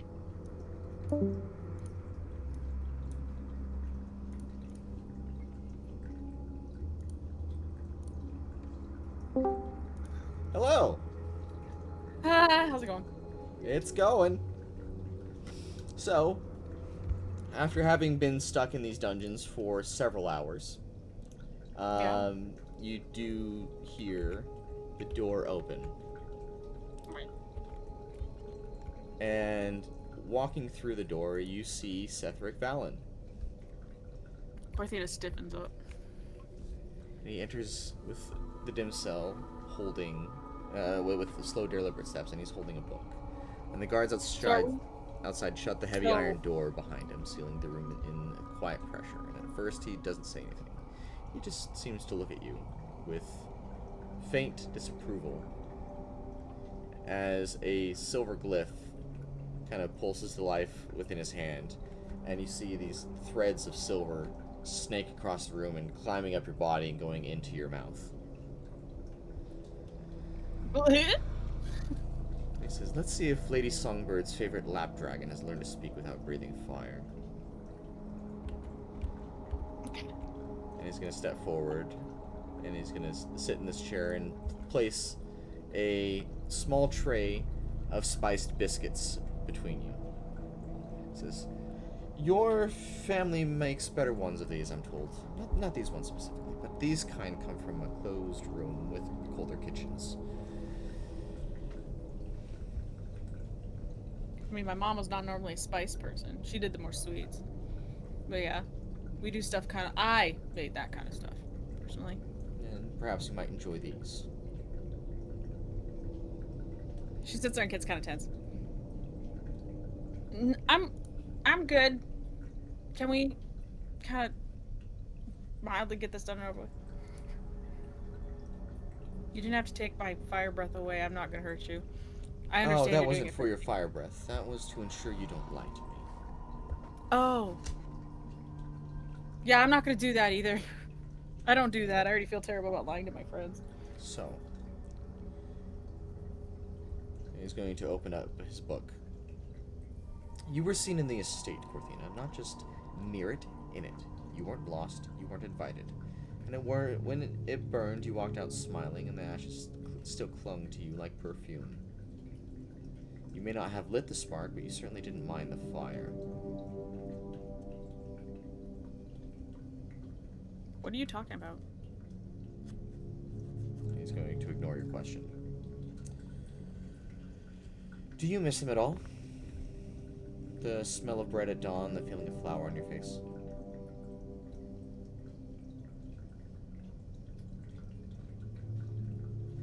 I don't know what you're talking about. If you're talking about the mansion with Your family. Lord... Do you miss them? Well, yeah, of course I do. Did you always know you'd trade steam for steel? No.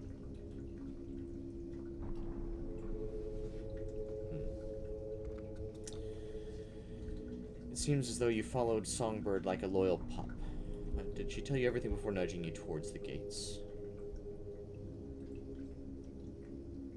No. She told me she wasn't gonna make any promises. She made us aware of like what's gonna she made me aware of what was gonna happen here. I lied to my friends. And did you ever stop to ask why you were chosen to carry her standard and enforce her decisions? I've thought about it, but I never actually asked why. Well, I will say you're not stupid, Korthina. You're just stubborn. A little bit. Did you laugh when the explosion happened? No. Or were you too busy watching which way the power shifted? I was very enthralled with how the power was shifting. I see. I could barely comprehend it, what was happening. It didn't make sense. And then came the Newtvies. Those sweet bile slick things that learned the names not whispered in years. One of them said yours and something else. Not a full name, not even a word really, just the shape. Like the memory of a house you ran from before dawn.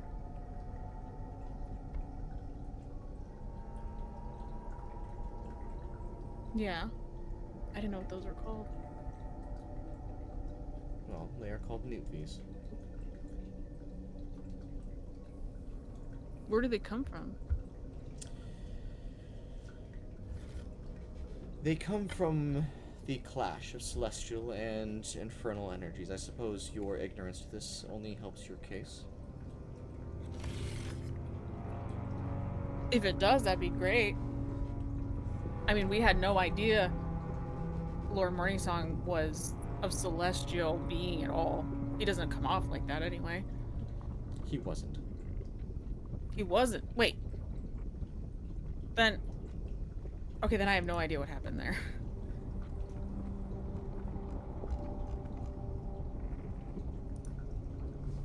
Because from my understanding of what I saw, it was 3 beings came down, stabbed him, and that's when he started, like, losing it.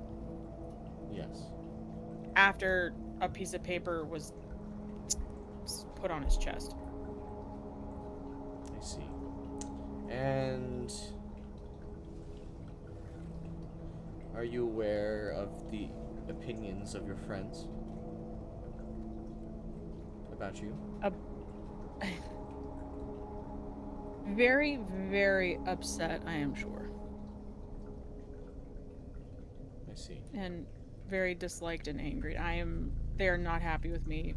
I understand that. All right. Well, yeah, people always tend to forget the roots when they chase the flame. Well, I suppose I will get straight to the point. You are less interesting than your other companions, but Stonecall needs I'm here. some resolution. Clean edges, simple stories. Mm-hmm. The people want your blood.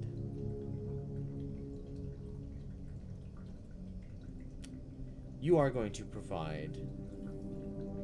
You're going to help me provide a simple story.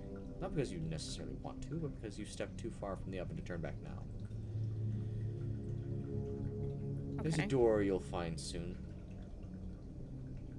Do what you do best and kick it in. Smash what's behind it. Don't ask questions. You seem awfully good at that. All right. I am going to purchase your guilt, and I'm going to set you free. But only if you can prove you can follow a trail without trampling it. Follow a trail without what? Without trampling it. Oh. I don't see why I can't do that. I mean, you're asking me not to ask questions, but now I have questions. Like, the people want...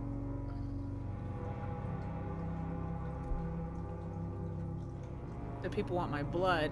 They want... I'm sure they want answers. They want justice. Right. And you are the most convenient scapegoat, you and your friends. Right. But we didn't do it. And that, for that very reason, those who judge you will offer you a way out. See to it. So on this, are we... I guess... Are we getting out and everything's gonna be quote-unquote okay? Or are we gonna be, like, under hiding or whatever? You are going We have to to- go to trial. Okay. And see to it that you have the insight to recognize the opportunity that is going to be presented to you. Okay. You, your friends, and more importantly, Lady Songbird, will owe me a debt. And he's going to stand up and begin to walk out of the room. Tell your mother her apricot jam was wasted on someone so reckless. And What? he's going to nod at one of the guards outside the door, and he's going to exit the room.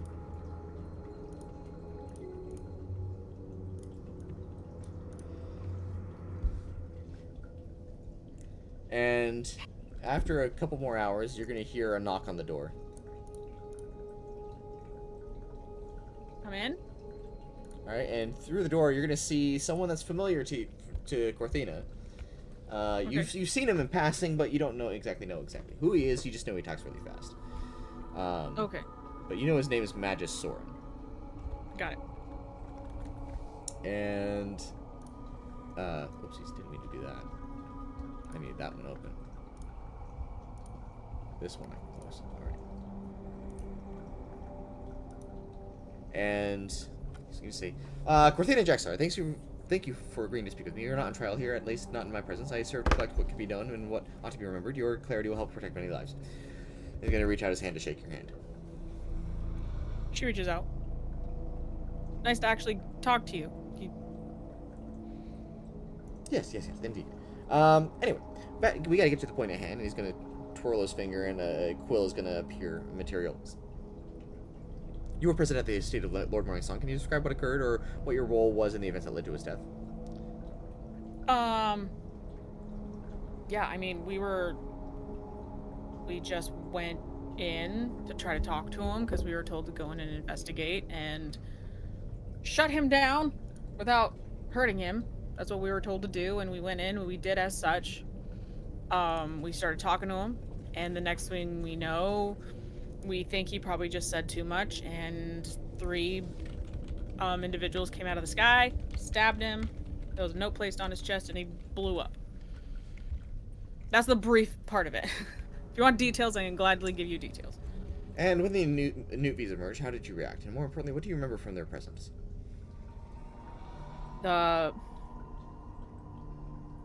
Wait. Are you talking about the monsters after he blew up or the people before he blew up? The monsters after he blew up. I'm presuming. They were slimy and gross, and are the runes still on her body? There's like a faint outline of where the rune. It's like a bad tan. Yeah, so she's gonna hold out like her arm and like kind of like wiggle, because I'm assuming she's still shackled. She like kind of like wiggles it so like the leather kind of slides down, and she's like showing him her arm. Like, they threw up on us and it left these marks. I don't know what the heck they mean. They were creepy. They would whisper random things. They whispered my name and then they whispered something else I don't recall, and we vanquished them as fast as we could. Your name was spoken by one of the creatures. Did you recognize what it meant or why it would focus on you? I don't know. I thought it was just trying to trip me up. Alright. Do you believe Lady Songbird placed too much trust in your party, or was her confidence justified? I feel like her confidence was justified. We didn't do anything wrong. I see. Have you been contacted or influenced, either in dreams, visions, or otherwise, by outside forces, celestial or otherwise, since your encounter with the Newtvies? No, I have not done anything like that.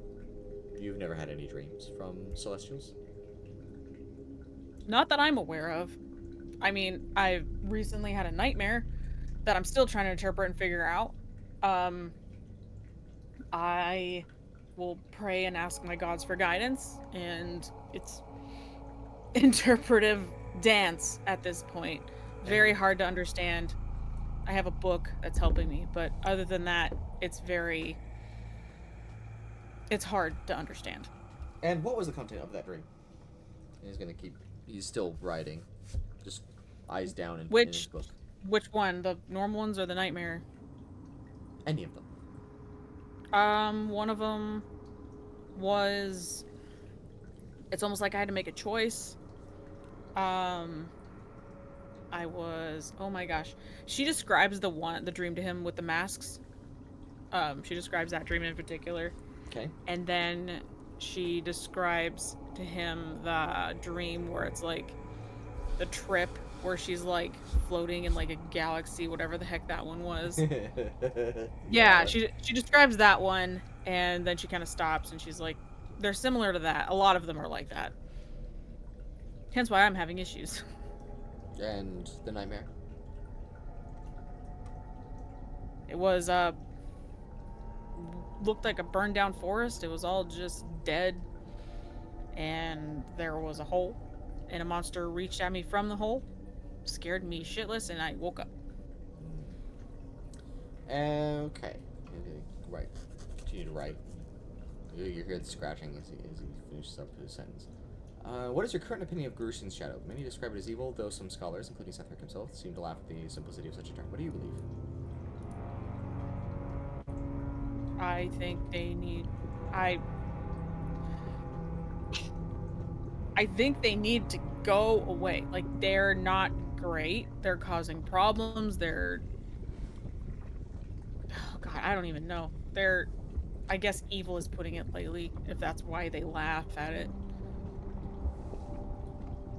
Do you regret any decisions made in the lead up to the explosion that destroyed Lord Morningsong's estate? Yeah. I'll be honest with you, yeah. I mean, there was obviously other choices we could have made. Like, I don't know. There's obviously other things we could have done. You know, we could have talked to him a different way. We could have maybe, instead of talking to him till he said too much and got blown up, we could have just brought him straight here, you know? Then maybe something would have happened different. Oh. Okay. Maybe something different would have happened, and, you know, he could have been protected, I guess, better, instead of we just talking to him in his gazebo outside. Okay. And do you feel your relationship with Lady Songbird has shaped how others in Stonecall treat you, positively or negatively? I'm sure she's not happy with me either. That's That's not what I asked. Then ask the question one more time. Do you feel your relationship with Lady Songbird has shaped how others in Stonecall treat you, positively or negatively? Oh.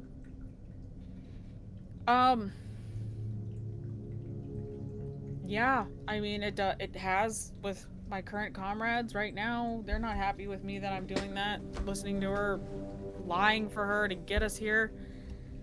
Then I felt like I was looking in good light to the eyes of the people, but that obviously is not working out. So, it does, but I feel like just my personal choices are making it not great. Okay. And you hail from a family in the Freedom States. Has the burden of this conflict ever made you consider returning to that life? No. And what does the concept of loyalty mean to you? Is it to people, ideals, nations, or something else entirely? People. I mean, I'm more loyal to my friends and family, and I do my best to be as loyal to Lady Songbird as I can. She's one of the reasons why I'm here. I mean, yes, I would be loyal to the crown, obviously, because, without them, I wouldn't be working, whatever, we wouldn't have this society. I mean, yeah, loyalty is just do what you can for the others you care about, make sure everybody's okay. And do you believe you are the same person who left her family's bakery to pursue adventure? Yes. You're the same person? I've changed a lot, actually.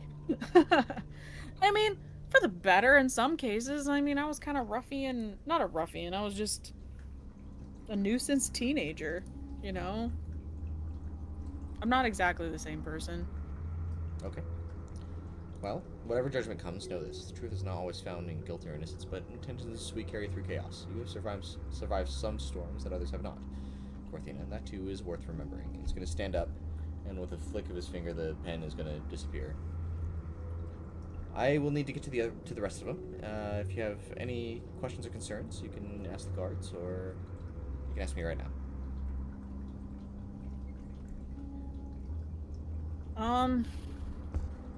I guess my one question, it's okay if you don't know, I understand. What are the chances of at least the others being fine and being let go? I do not know how to answer that question. Okay. That's okay. It's fine. I mean, they don't deserve it. So. Okay. Alright. Well, in any case, we will go ahead and we're going to move on to the next individual. Okay. Go ahead and send Nixie in here. Alrighty.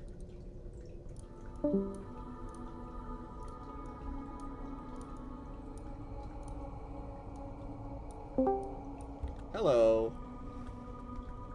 Hi. Alright.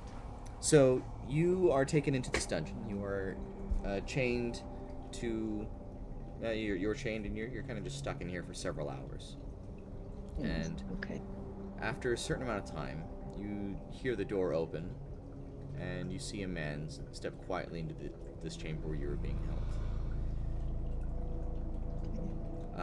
Your wrists are bound tightly to these chains that keep you in this room. Not harshly, as if even the jailer knew you wouldn't try to bolt, but still a silver glyph pulses on the stone floor, as if to prevent magic. And you see this man speak an incantation with some sort of a flourish. And the room begins to hum as lines of silver begin to shoot across the walls and up your body, and they go into your mouth. And actually, here we go. That's better. And he says, "No song, no stage, no mask, just us. I find that silence tends to be the best audience." And he's going to step forward and take a seat. Nixie Whistlewood is your name. Yes.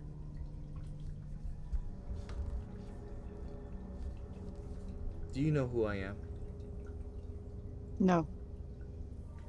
I understand. Your companions have not told you about me, and that's quite careless of them. So, going back to the night in question, the estate exploded into ruin, and you weren't meant to be there, were you?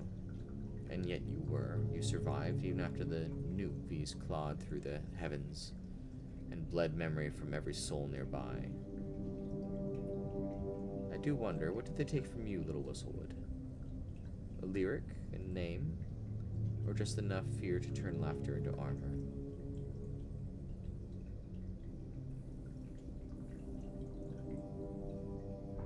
Fear. It was mostly fear. He's gonna take out a book. He's gonna start writing. You walked away from a farm in Teneo, not with spite, but with conviction. I respect that, even if your strings were tuned by desperation and not destiny. Tell me, when you fled that house, did you believe it would miss you? Or did you just hope it couldn't follow? I think a bit of both. And you are following Mostly that they wouldn't find me, but there's always a part of me that hopes maybe they would. I see. Probably not. And you follow these people: Creed, Lavender, Korthina, Char, Gloom, Sister Maribel. They accepted me. Do they offer answers you were too afraid to ask yourself? Do you hope that their chaos will carve into you? And if so, what will it carve?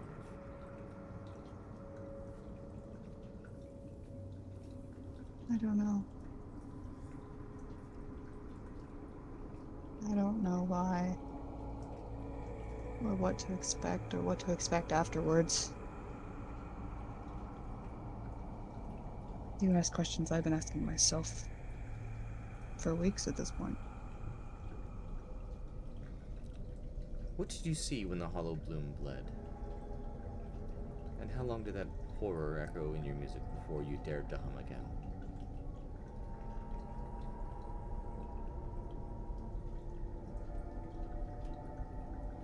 Hollow bloom? The really, like, the fade ear that was corrupted. What? So there was so you weren't actually there for that specific event. Okay. So, I was like, what are you talking about? It's but it was in the session, summary, but there's a image of it. Let me get a copy of the image for Okay, you real I'm quick. sorry. You're good. I'm terrified. Library. So basically, let's see, maybe let me find if it'll load. Where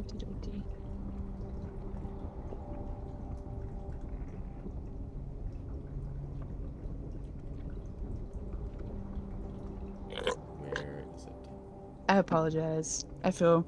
I'm sorry. Copy image. Here we go. Found it. Okay. So it was basically this thing that attacked the party, and you were Oh, present. For yeah. it. I remember you showing that picture, but I'm gonna be a bad person and say I don't remember seeing it. Okay, I'll just skip that over that. Yeah, we'll just go. I don't know. what you're talking Your about. song slowed when the noble burned, and your hands trembled, but not from the flame, from recognition. Where do you think that dread came from?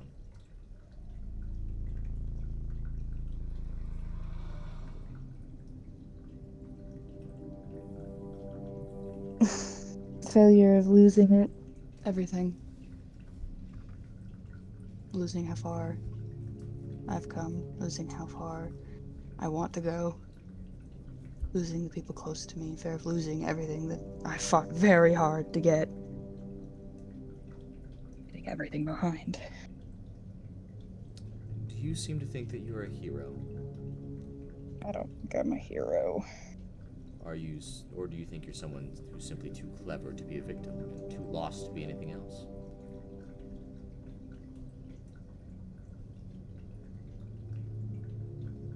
I just think I didn't deserve what I had. I deserved better, and I wanted to try and get what I deserved. Well, it seems as though you're tangled in it now. The chords of this symphony wind deeper than even your sharpest verse can follow. I'm noticing that. Still, you may yet become useful. Useful? Not because you are powerful, but because you are malleable. I'm not doing anything for someone I don't know.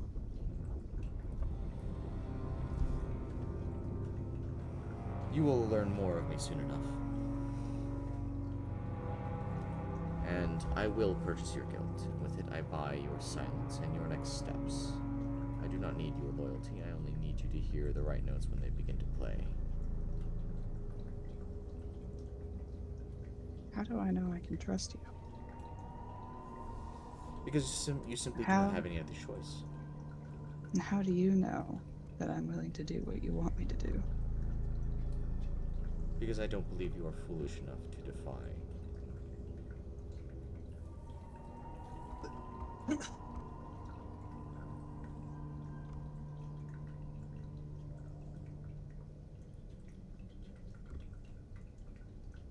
So what is it?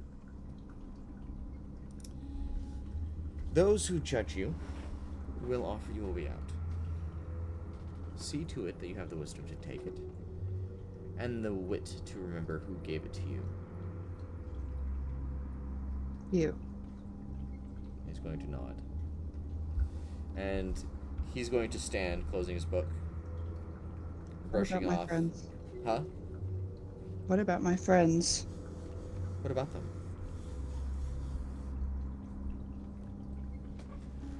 Will they be safe? They will be offered the same deal that you're being given yourself. And Okay. as he's brushing some non-existent dust from his robes, he walks towards the door and then he pauses before turning around. Ah, one last thing. A letter arrived. I didn't read it, of course, but I'm told it bears your family's seal. And he's going to set an envelope on the table and slide it across. Aged parchment, inked in careful but hesitant strokes, and there's a faint scent of bread crust and dried wildflowers. And the smell of home. I suppose even roots remember what they once held.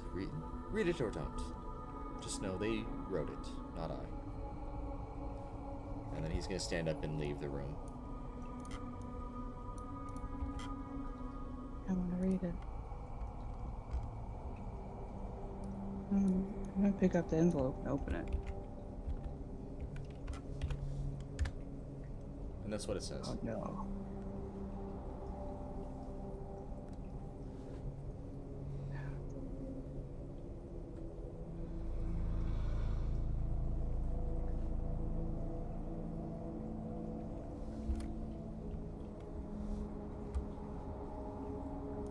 And after several hours,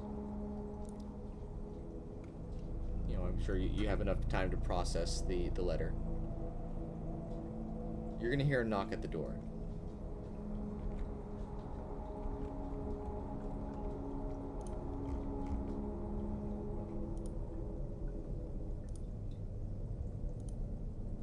Okay.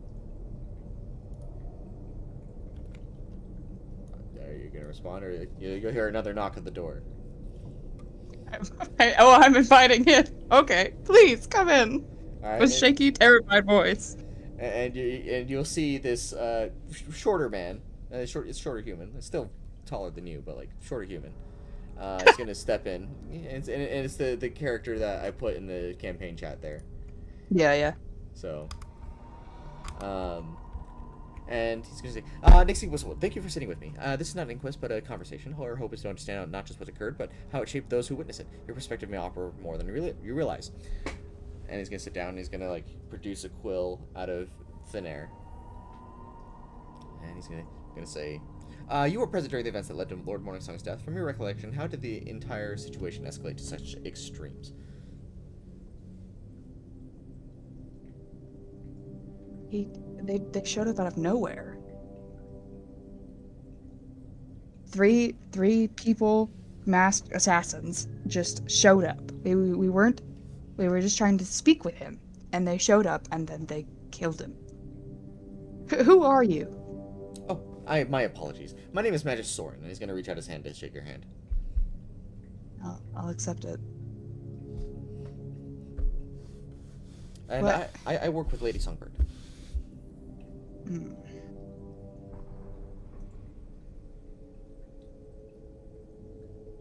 Okay.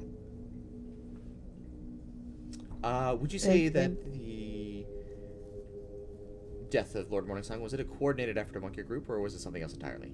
It wasn't our group. It was somebody else. Okay. And what do you remember about the emergence of the Newt Feast? Did they approach you directly? If so, what did you experience? Did you experience anything unusual, visions, names, or sensations?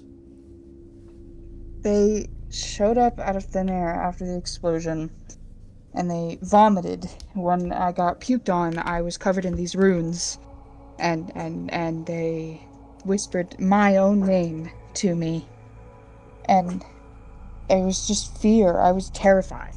I'd never experienced anything like this before. Okay. Well, your name, along with others, was reportedly spoken by these creatures, yet there are indications that the names spoken are not always the ones of those afflicted. Do you have thoughts on this?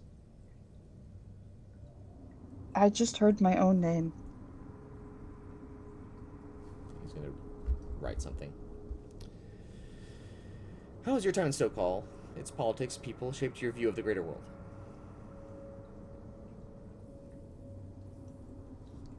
What? How has your time in Stonecall, the politics, the people, shaped your view of the greater world? That's where we are now, right? Yes. You picked me up and you locked me in a cell. How do you expect it went? Well, have you spent time in Stonecall locked in a cell? No, I don't think so. Yeah, you have. What do you mean? You went shopping during the beach episode. Oh! Well, I wasn't actually... Okay. Sorry. It was fine. We went shopping and went to the beach. There was wasn't it like a giant crab? I don't have notes from that session because I wasn't there for that session. Trinity, was not there for that session. Was a session Trinity was not there yet. We had not experienced the wonders of me. No, I'm sorry. Are you familiar with Grushin's Shadow?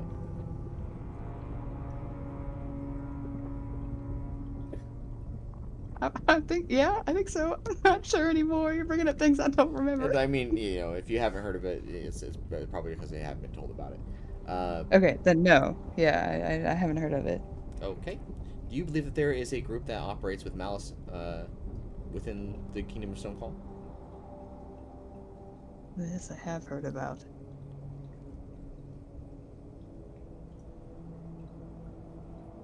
Yes. I don't know. Yeah, I don't know. I don't know. I haven't witnessed, or if I have, it wasn't Trinity. Right. Let me think about how to respond to this. To the best of my knowledge,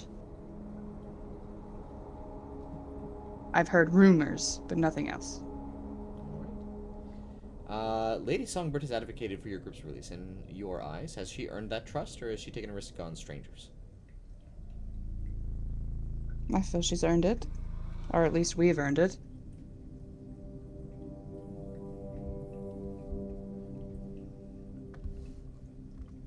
Alright.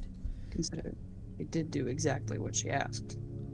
Many assume you're newer to adventuring life. Has the journey been what you expected, or something darker?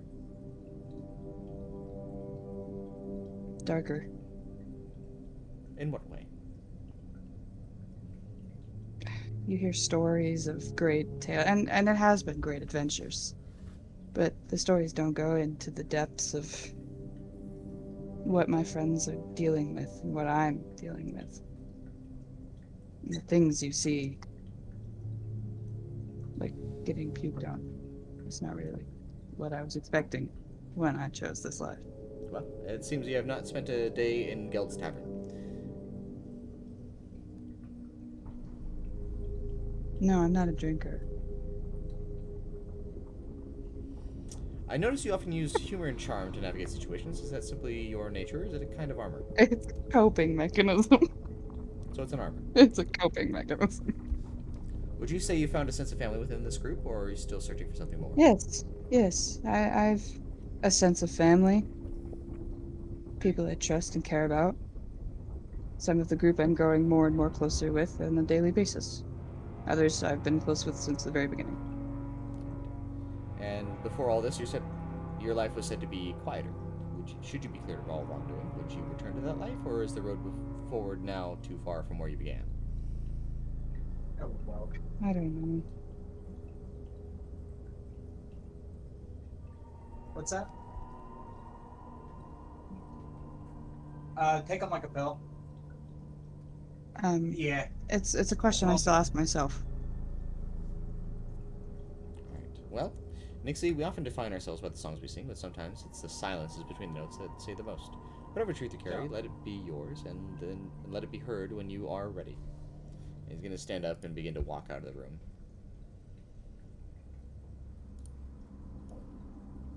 She's just gonna walk and leave. Alright. We're going to go ahead and move back down to the other channel. Yes, sir.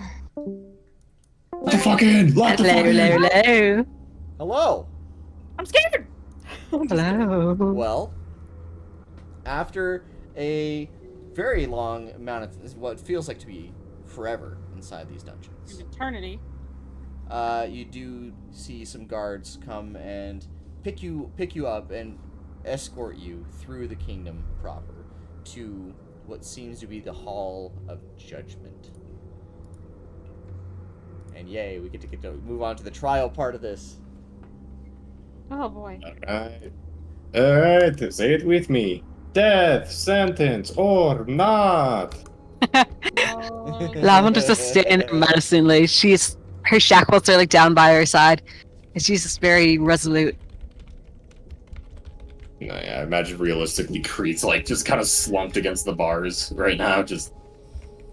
Alright. Okay. And let me go ahead and pull this up real quick. And let me change the music, because this is not the music I want you guys to listen to. So you are led in to a vast circular chamber, hewn from stone older than the kingdom itself, rumored to be shaped from the remains of the first divine anchor stone that marks Stonecall's foundation. Its ceilings soar upward nearly 100 feet, lost in shadow, supported by 12 massive obsidian pillars carved with silent faces, each one blindfolded, mouths sewn shut. High above, a ring of stained glass windows curves around the chamber's crown, each pane depicting a different tenet of justice: mercy, law, oath, reckoning, redemption, silence. The central dome is a mosaic of Denir's open book, gilded with real silver leaf that catches the sun at high noon. As the light shifts during the day, beams fall across the chamber like shifting spotlights, illuminating the judged, never the judging. And as you're led in, you are brought to these individual platforms where it is explained to you that all words spoken within the chamber, no matter how whispered, are heard by those on trial. But the direction is distorted, the source impossible to discern. Praise, hatred, cold royal decrees, it all blends into one voice that wraps around them, or wraps around you like smoke.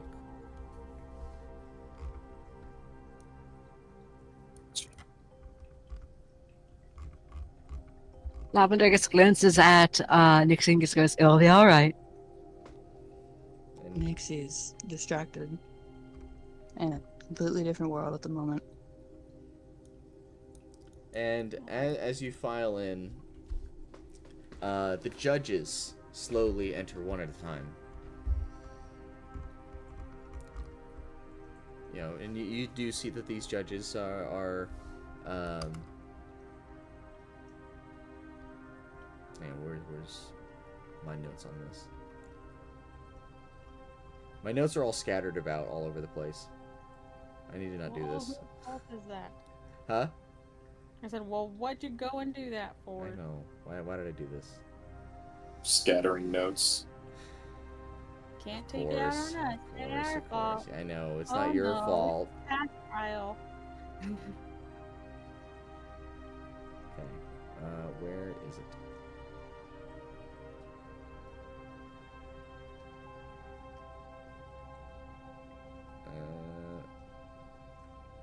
You know, once I do actually find it, all I have to do is just scroll down.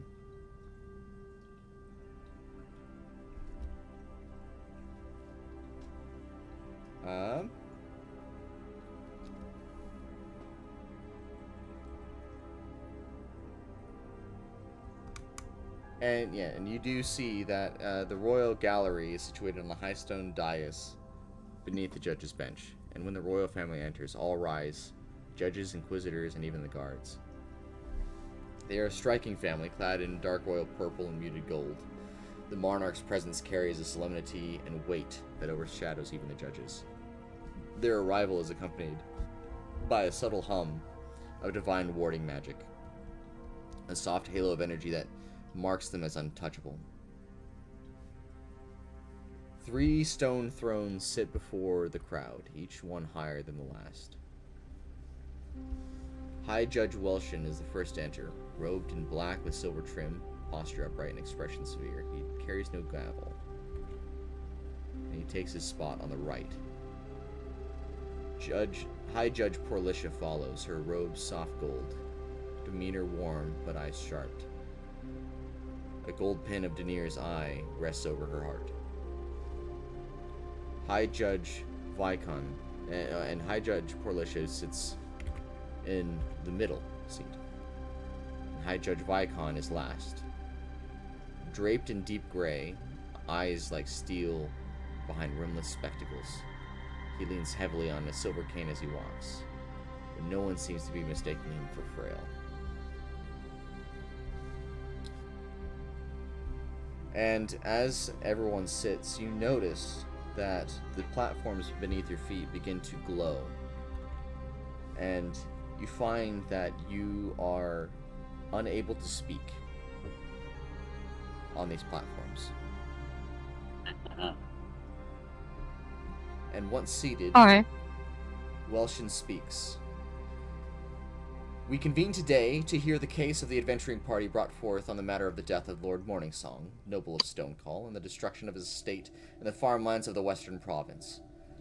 The court recognizes Inquisitor Durilia to speak for the prosecution.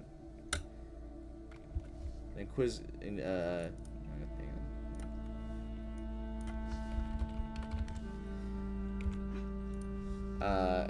Inquisitor Durilia steps forward, and it seems as though she is clothed in a dark plum and black. Her armor more ceremonial than practical. Her voice is steady, cold, and composed. My cats are fighting each other. That's fun. That is what she proclaims. And she carries a stack of parchment bound in silk, what seems to be the case against the party. She says, "Honored judges, royal family," and she turns around to the gallery behind you. Says, "Citizens of Stonecall," and you can see that there are a great number of citizens watching this particular event. We gather to witness the trial of 6 individuals whose actions led directly to the death of a beloved noble of our realm. These individuals, operating without legal warrant, stormed a noble's estate. They incapacitated his household guard. They detained the noble himself. They initiated interrogation, and shortly thereafter, he was dead. His manor destroyed, and a cursed eruption afflicted our people.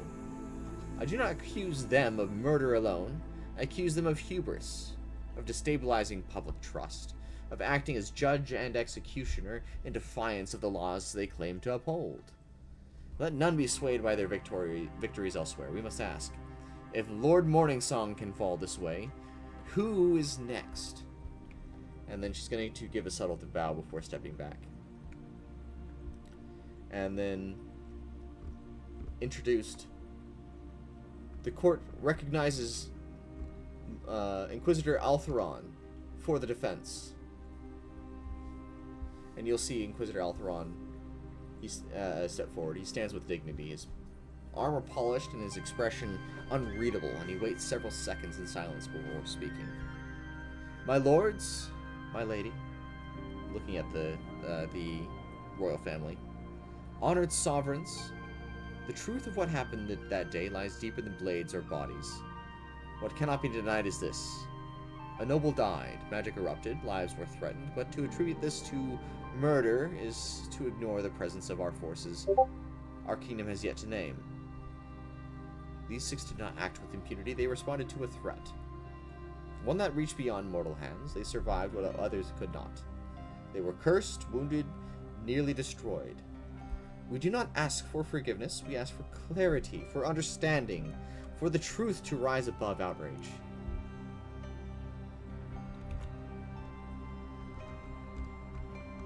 And you'll hear some whispers going on throughout the room.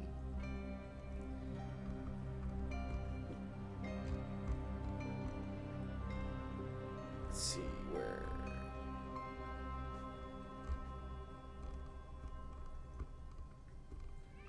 Okay.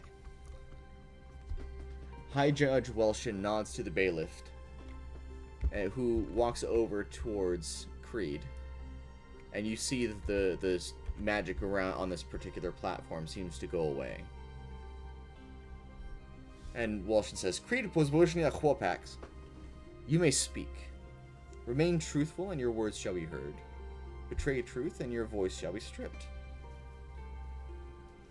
And Durilia approaches you slowly, her expression remaining neutral. Tell this court why you were in Lord Morningsong's study before any lawful entry had been declared.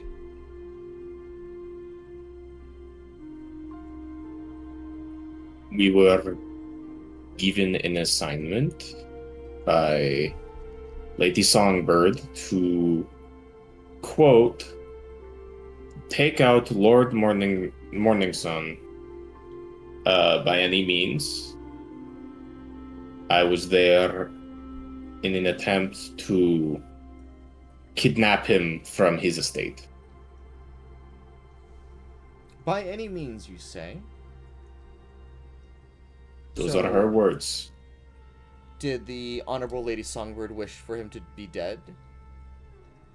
No, Seems she as was though you rather accomplished- adamant about the opposite. I too was in favor of keeping him leaving. It was a horrible last case scenario. Or not last And case. What happened whatever. in his estate? From the beginning or from the explosion part? From the beginning. How did you enter his home? I was bestowed the gift of invisibility by a compatriot of mine. I hopped over the fence. I broke a bottle to distract some guards. I slipped in through the front door. That was how I entered the estate.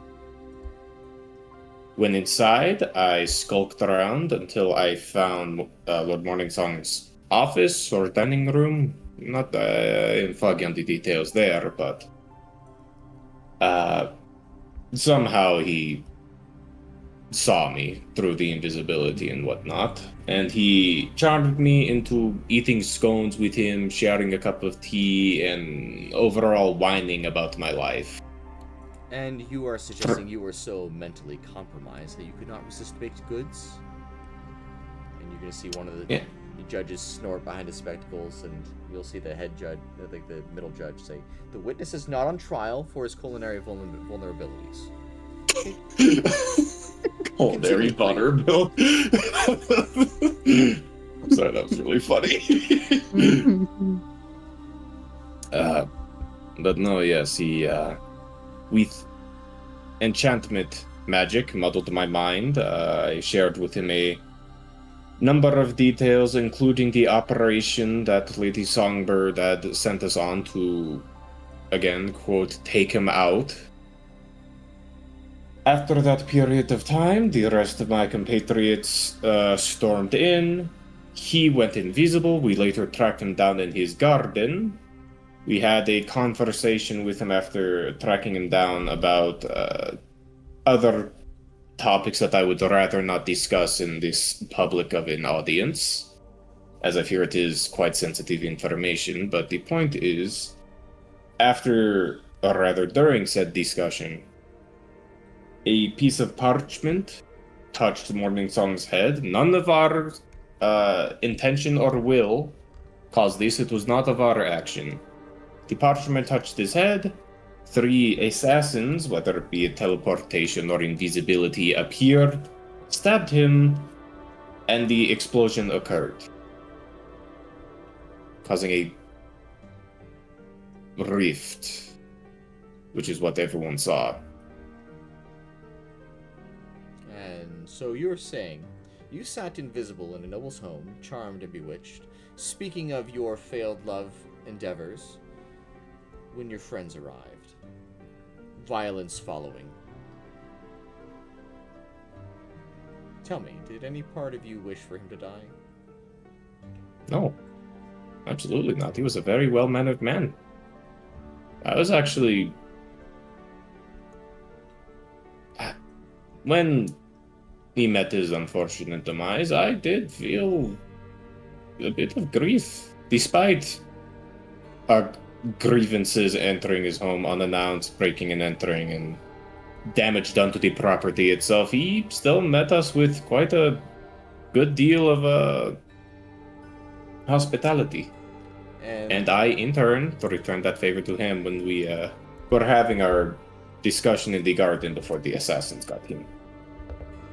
And you're going to see the platform below you glow briefly before fading back down. And if you want to make an insight check, you may. I would love to make an insight check. What is a 19? You're going to see Inquisitor Drillia, like a look of frustration kind of like flicker on her face. Before, she recomposes herself. And that is all. And you'll find that the silence returns to your platform. And then High Judge Welshon is going to say, Korthina Jackstar, speak truthfully or be muted. She lifts her head and looks at him. And you're going to see Inquisitor Altheron step forward. You have seen Inquisitor Altheron before. Mm-hmm. You would recognize him as being a member of the Loyalists. Okay. He says, when you arrived with the others, what state was Lord Morningsong in? When I saw him, he seemed relaxed. Not at all upset. He didn't come off as upset. Maybe a little distraught because, came barging into his home. But he seemed fine. When I initially saw him, he was having tea and biscuits with my comrade over there. And then, like he said, in the garden, he seemed fine. And then some paper magically levitated and touched him. That's what caused this explosion. That's what I'm understanding, because we don't know where it even came from. It just appeared. I see.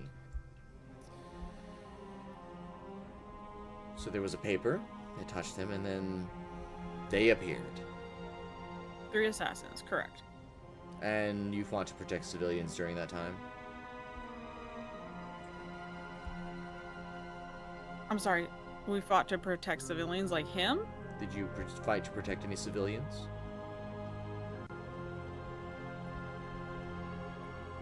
I have. During this event? No, I tried to protect Lord Morningsong, if that's what you're saying. We tried to attack the assassins to make sure they didn't hurt him. And is there anyone to witness this outside of your companions? Sadly, no. I see. Not that I'm aware of. I mean, unless there was a guard somewhere, but not that It's I actually know. gonna raise his hand.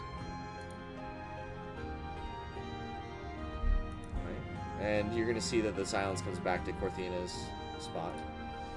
And High Judge Porlish is gonna say, "Is there something you wish to say, Creed?" And the silence will fall from your platform. You ask for another witness testimony beyond us 1, 2, 3, 4, 5, 6. Yes. Are any of you capable of speaking with beasts? We have a number of them that also saw the events. We do not necessarily hold the value to the opinion of beasts. Anyone? Just remember, they Lavender are rolls useful her eyes at creatures that. for all of this. She raises her Another hand. set of eyes never Please hurts. speak with Korthina me. just hanging her head. She's just looking at her feet. Very well. Continue. Great well. Shut up. And if you were to look up, you'd see Princess Erynda Stonecall noticeably shift in her seat.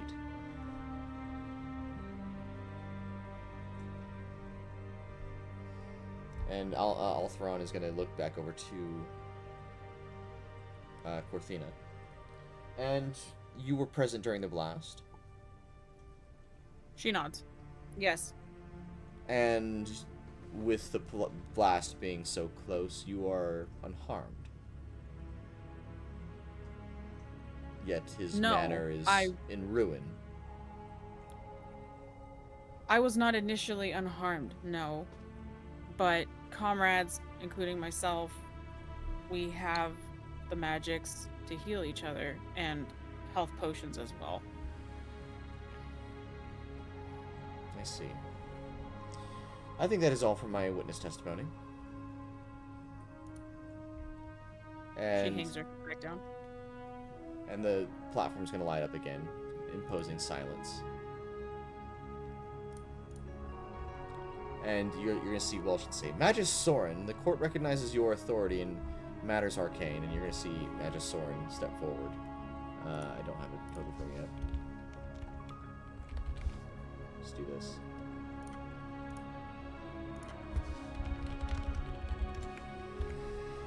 And Sorron steps into the center, and this man is in pristine silver robes now, you know, a vast contrast to what you saw him. He says, I conducted my analysis on the aftermath of Lord Morningsong's death. Residual arcane energy identified signatures of both celestial and infernal resonance. The energy emanating from an object attuned to him, specifically a ring. And Vicon say, and what triggered this resonance? And Sorren's going to say, Postmortem activation. It's my conclusion that Lord Morningsong had a defensive failsafe and arcane resurrection anchor, likely divine in nature, however, was overridden either by assassination method or corruption.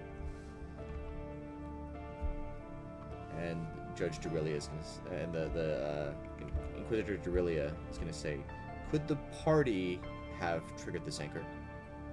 And Sorron is going to respond, not likely. There's no signs of ritual or tampering. It was sudden, violent severance, too precise for amateurs such as them. And Porlish is going to say, and what does that tell us, Magus? And Sorron's going to say that someone wanted him dead without revival, with someone with tools beyond our known arsenal.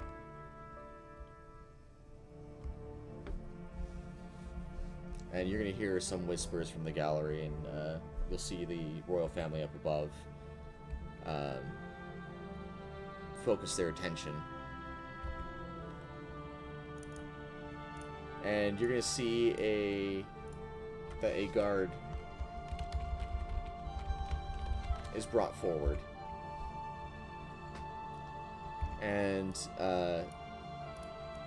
is interrogated by the various inquisitors. And they talk about how you guys had broken into the estate. You had thrown down some smoke and some caltrops, which caused a lot of them to stumble and fall and slip. And you can see that this guard has an arm in a sling, his jaw is like swollen. He says, "They came out of nowhere, knocked us flat, dragged us down into the cellar like animals." And Durillia is going to say, did they say anything to you during the attack on the manor? And the guard's going to say, one of them yelled something about incompetence, like they tied us up like we were traitors. And Inquisitor Durillia is going to say, I rest my case. And Inquisitor Altheron is going to walk up and say, were you present when Lord Morningsong was killed? And the guard is going to shuffle around and just say, no, and Altheron's going to interrupt. Then your account ends where your life did not. Thank you. And then from the gallery... That is a killer line. I just gotta say, that's a killer line. And then from the gallery, you're going to hear the words, "Cowards! They murdered him, and you defend them?" And Welsh is going to bang a gavel. No more words out of turn, or you will be held in contempt. This is not a public execution.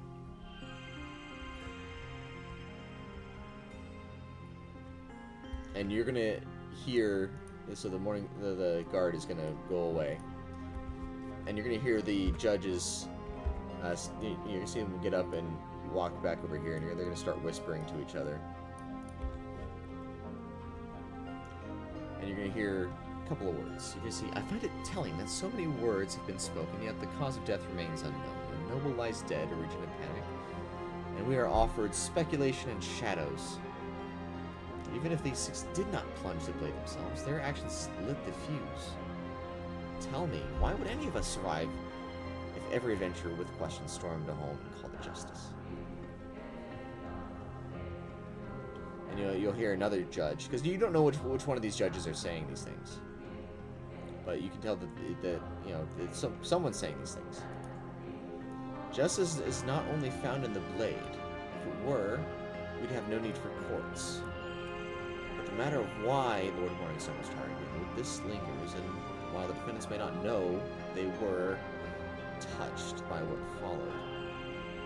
First, Lavender is just going to try to draw their attention at that. Cursed, scarred, they didn't walk away unharmed. And they're going to look at you, but they're going to ultimately ignore you. Lavender's just going to roll her eyes and keep standing resolutely. And you will hear a couple of other words stated. They were in the path of something far older than vengeance or law. And then you'll hear another one. A male voice. Intentions do not absolve outcome. A dead man is still dead. And then you'll hear another one saying, perhaps we asked the wrong question. Not what happened, but who gains by it. These six were in over their heads, but someone wanted the manor in flames. And then you'll hear another word, a bit softer. It just simply says, understand. But it looks like she's trying to get your attention from above. Lavender just glance up at that. And I want you all to make, or I want someone to make, everyone make some insight checks here. I need 2 different insight 10. checks. Fucking 10. No, 14. So 2 each? 7. 2. 10 and 23. 15. I'm sorry, 2 insight checks? 2 insight checks, yeah. Oh, Gotcha. 15 and 24. Good job, guys. Korthina's still apparently looking at her feet. Alright, so you're going to recognize that with these words. You're going to recognize the court is pivoted. They're no longer debating guilt, but they're now preparing to shift blame somewhere else. And they're buying time and public favor.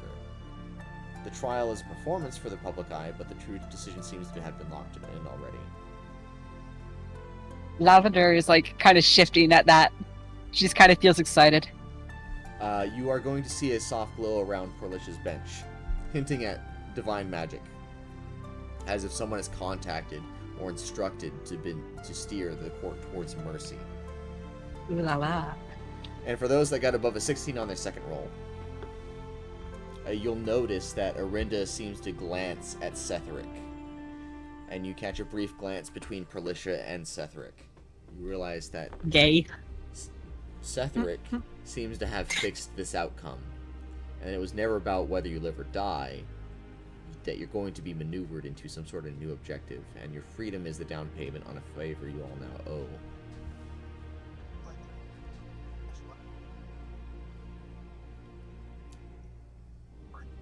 You feel a strange calm settle over the courtroom, not because the danger is gone, but because you realize the danger has moved. You're not in trial anymore, not really. And then High Judge Welshin, silent until now, turns around and says, "The court will now deliberate for a short recess, and upon return, the ruling will be delivered." And as the judges step away, one final murmur floats through the hall from a noble in the gallery. Vellithor, of course. The rod always spreads from the edge.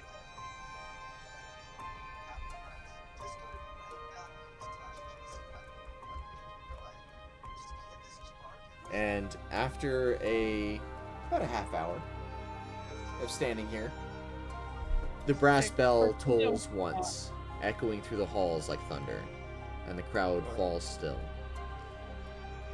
The judges re-enter, their robes trailing like shadows across the marble floor, and the gallery is silent.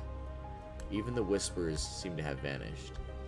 The stained glass light now casts ominous crimson hues as sunset nears. Each judge resumes their seat, and at the center, High Judge Welshin, or on the side, High Judge Welshin rises.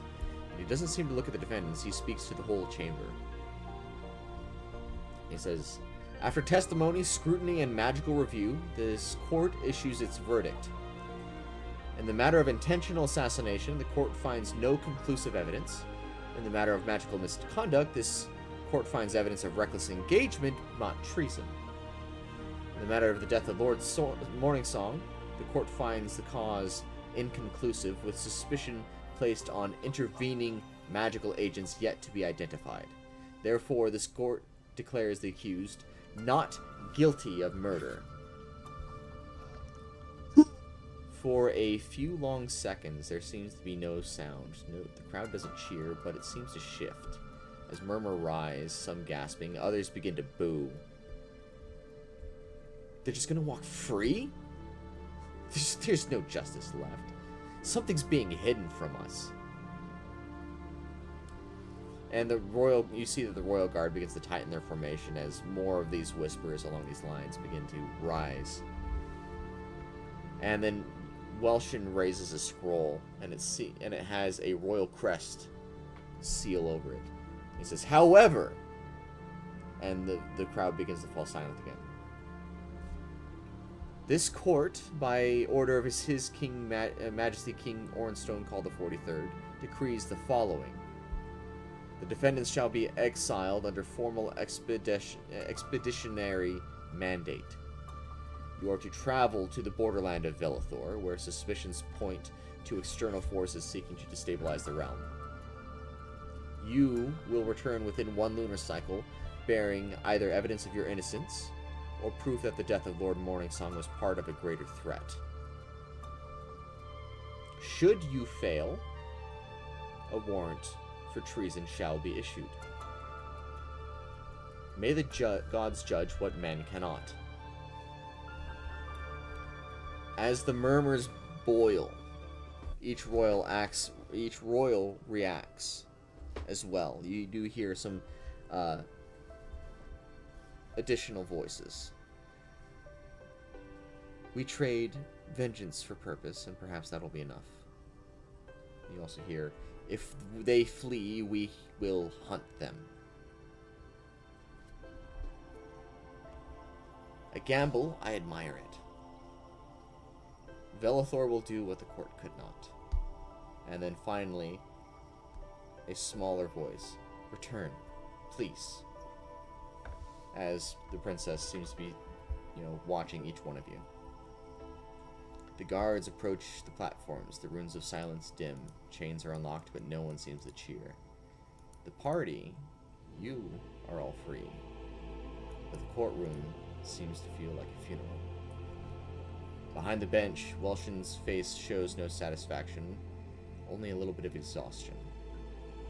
This court is adjourned, and the brass bell tolls a second time, and the stained glass dims with the setting sun. And you are all led out of the chamber.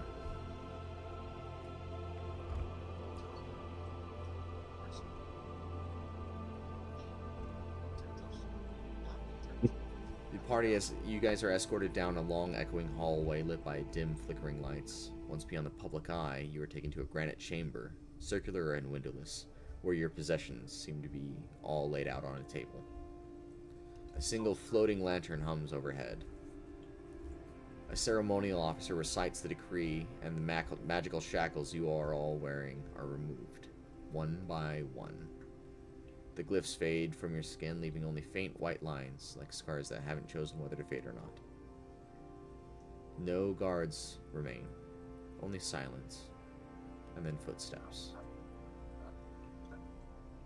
At first, the first one you see is Lady Songbird, who seems relieved but clearly shaken. And she says, "By the gods, you're alive!" And she's gonna rush up to Korthina first. Korthina's just staring at the floor. She's not happy with the outcome at all. Even though she's alive. She's just staring at the floor with her arms hanging at her sides. When the verdict passed, I thought, no, it doesn't matter. You're here now.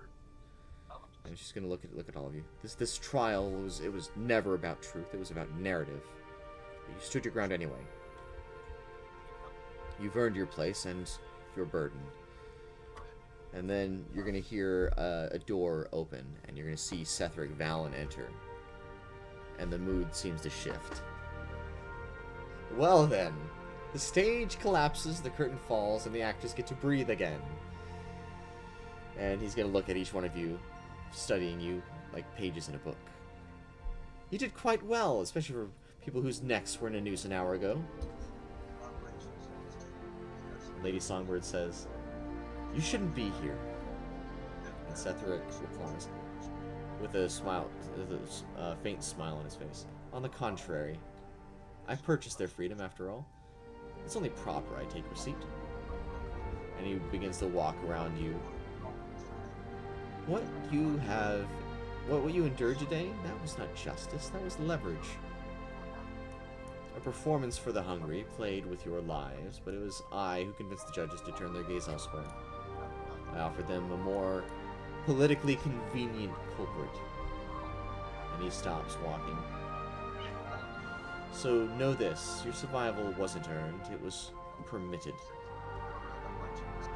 And someday I may need a favor repaid. Nothing treasonous, just inconvenience.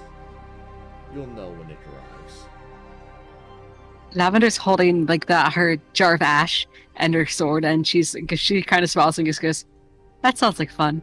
I'm just glad they didn't let me speak. I would have fucked it up."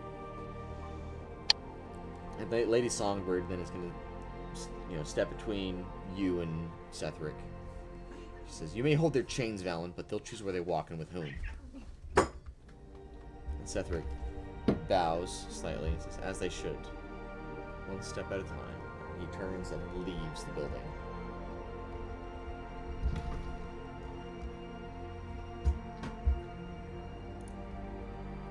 I like him. Not you. He's gonna be getting his overcoat and putting everything back on, kind of rolling his shoulders. Well, Lavender's going to turn to the Songbird and just go, would exile permit the picking up of one certain book from the library and a purchase I already made for 1,500 gold? What purchase did you make for 1,500 gold? Oh, a magnificent set of armor. Probably a ripoff, but I don't really mind. Not my gold. Well, the exile. You seem way too happy about this. Why should I not be? It seems very fun. It seems like an adventure, and an exile sounds fun. Prove our innocence, which seems the backward justice system in your country is very backward, but it'll make for a fun time. Nixie, what do you think about? Nixie, what do you think about all this? How are you feeling? I don't know. I don't know. I don't know if it's a Lavender's good thing or a bad thing. Lavender's just going to give her a pat on the back and say, after everything that's happened, this was just a little fun little side hustle. It could have gone. It would have been. That was fun. Lavender's straight up grinning now that she has her sword and to jar back. Korthina's slowly like turning and putting her stuff back on and whatnot.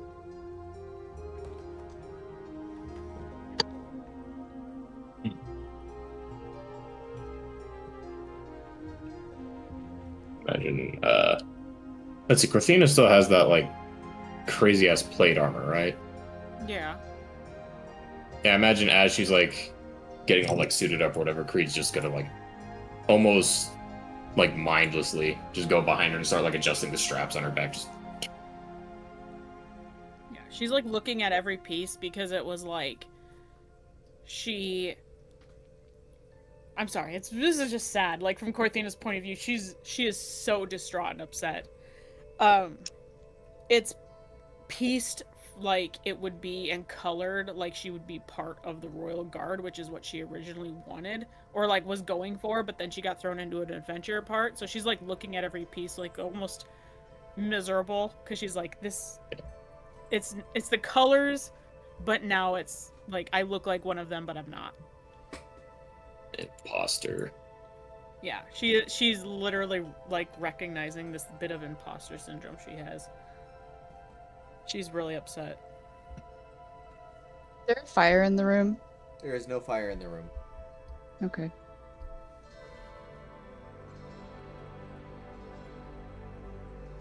Well, Lavender starts to quietly hum the song that's in her jar. She's humming it to herself as she gets ready to leave. She's got all her animals again. She's giving them each kisses on the forehead, snacking on a flower, waving to the guard. Well, the Lady Songbird is going to say, I took the liberty of meeting with Sarian for you. She's going to hand out a piece of paper. This is the translation. Yep. Great. Let me pull it up and, How are you even supposed to do that anymore? what are you talking about? I mean, it's Like- far outside the city. So are we not allowed to come back in the city? No, it's not about like whether or not you. So, the idea is that you have like you're gonna still have access to Stonecall, but you're going to be facing like it's they're not kicking you out for good. A month to prove our innocence. Yeah. Like, officially. Lavender just kind of laughs at that and is like, yeah, that's quite a backward justice system. You think worshippers of gods, so like knowledge and shit, wouldn't have the knowledge to know better?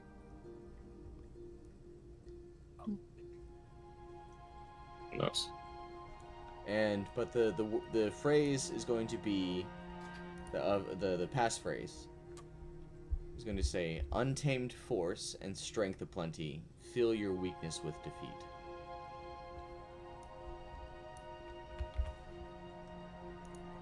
All right. Great. Another thing to add to the ever-growing list of bullshit things to do. we'll take care of that eventually. I'm kind of keen on not becoming a wanted criminal again. Well, you got time. Exactly. I want to go to bed. Yeah, She nods. yeah, I suppose we should. I'm tired.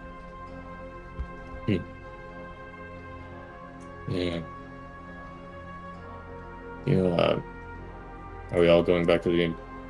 Are we allowed in the manor for the night? Or the safe house? Yes, you still have your accommodations. I'm... Lavender is going to put on her cloak of disguise, like her disguising cloak to make her look a little human. And she just goes, Nixie, would you like to come with me? I'd love to see the dirty looks they give us in the city while you shop. Today. Alright, dear. I'm gonna go back. Don't worry, Lavender, you can do your shopping. I'll make sure they get there safe. Fair enough. Gloom. Look at me. Dear? Gloom and Char are both spacing out right now. They're in shell shock. No stealing. No stealing right now. The last thing we need is another trial. And no stabbing Korthina yet, please. And like I Yeah, said, wait on that too. I'll make sure they don't get up to any more funny business. Actually, while you're out, if you would be so inclined, picking me up some wine or ale or mead or other wine. Oh, certainly. Alcohol free, of course. Okay. Alright, thank you. Creed's gonna, reach up, because again, she's almost twice as tall as he is, just kind of pat her on the shoulder. I wonder what And that's take like. care of Don't let yourself, him. please. Do stay safe. Of course. Don't worry. And Lavender's absolutely shining in the moment. She turns to Korthina and is like, I'll beat you up later when it seems that your whatever Cetheric Vallin said already got to you. So I might skip that for now. Don't antagonize her. Okay. Sure. She's literally just hanging, sagging, just whatever, just upset. And she just is ready to go. Just standing there, just waiting. Staring at the floor. And Lavender will just walk up to her and just give her a little hug. And just whisper to her, I have want to stab you, but also this has been a really fun adventure. We're not dead. This is so much fun.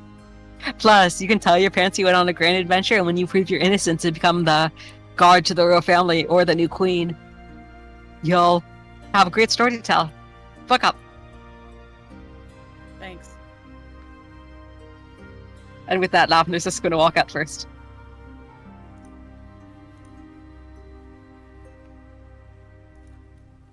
Alright. Let's see.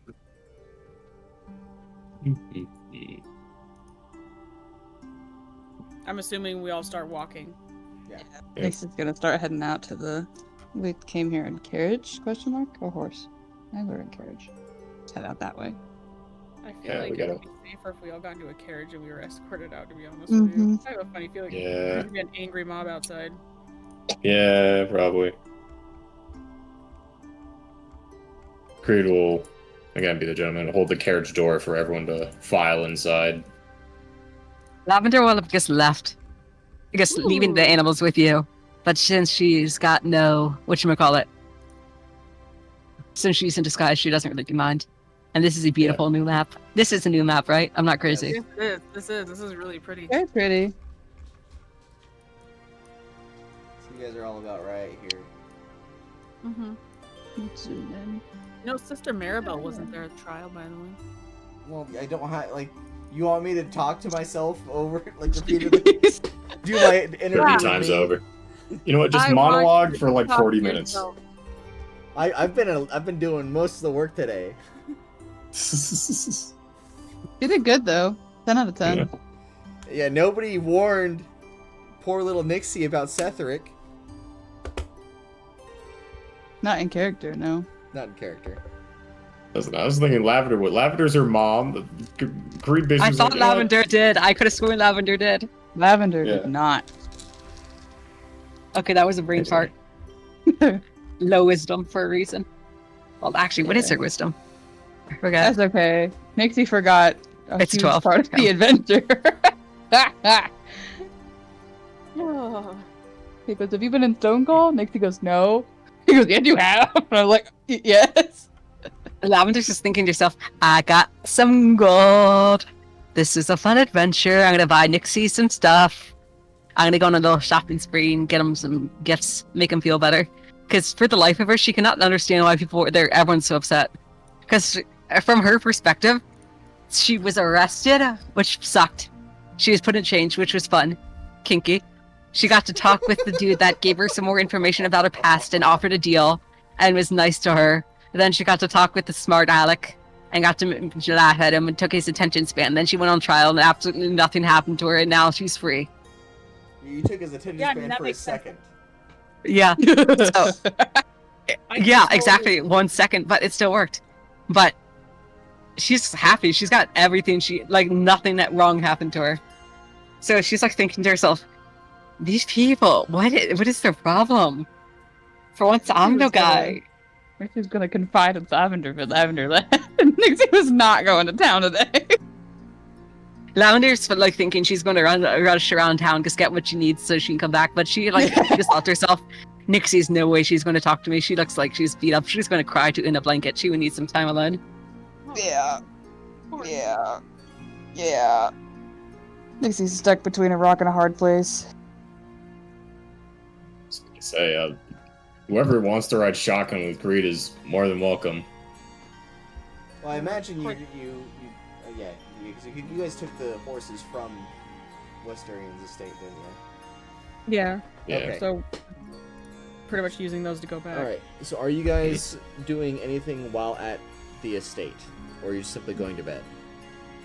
I do want to There's a- talk with y'all, but Lavender wants to do a little shopping spree for a second. If y'all don't Yeah. mind. Nixie wants to Huh? wait up for Lavender. Okay. So, 100%. That's definitely something Nixie would confide with her with. let's go ahead Yeah. and delete omelet. Wait, who's doing what? Lavender needs What? 2 specific things. Well, 3. She's got a very specific list. She needs to stop by the library to pick up a book on Erynda language. So you're going to the library. So you're going to the You're going to the build page, or are you going to the library? She thought the big library, but I don't know if that's possible. If it would be closed by then, or if it would be open to her. I mean, it's always open. She just pop in and just walk straight in, like in disguise. She doesn't care if anyone realizes who she is. Even in disguise, she's still a giant, even in this form. Is that the store name? Is I can't believe you're not psychic. Yes. Yeah, I love that so much. Sorry, I got distracted. it's a great name. It's a great I'll name. say quietly.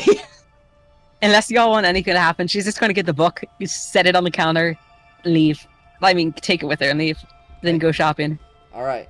So you stroll your way, your happy ass into the merchant's quarter. It Yeah, seems I'm like straight up humming. most of these shops are closed,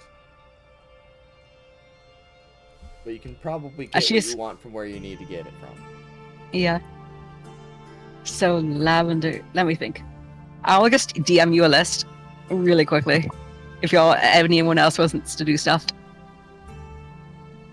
I just need to know if you're gonna go see Henry Black or Yeah, I was just going to go to Henry Blacksmith after getting a small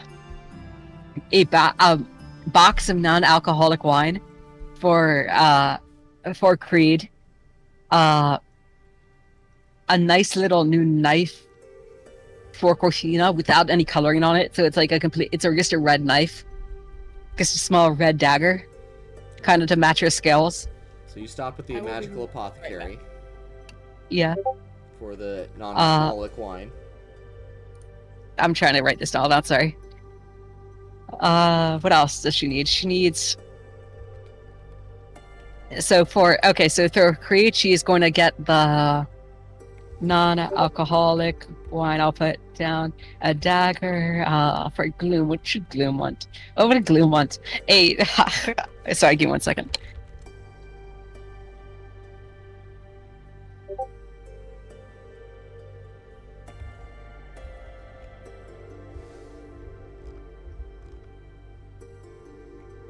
Never mind. It was an 11.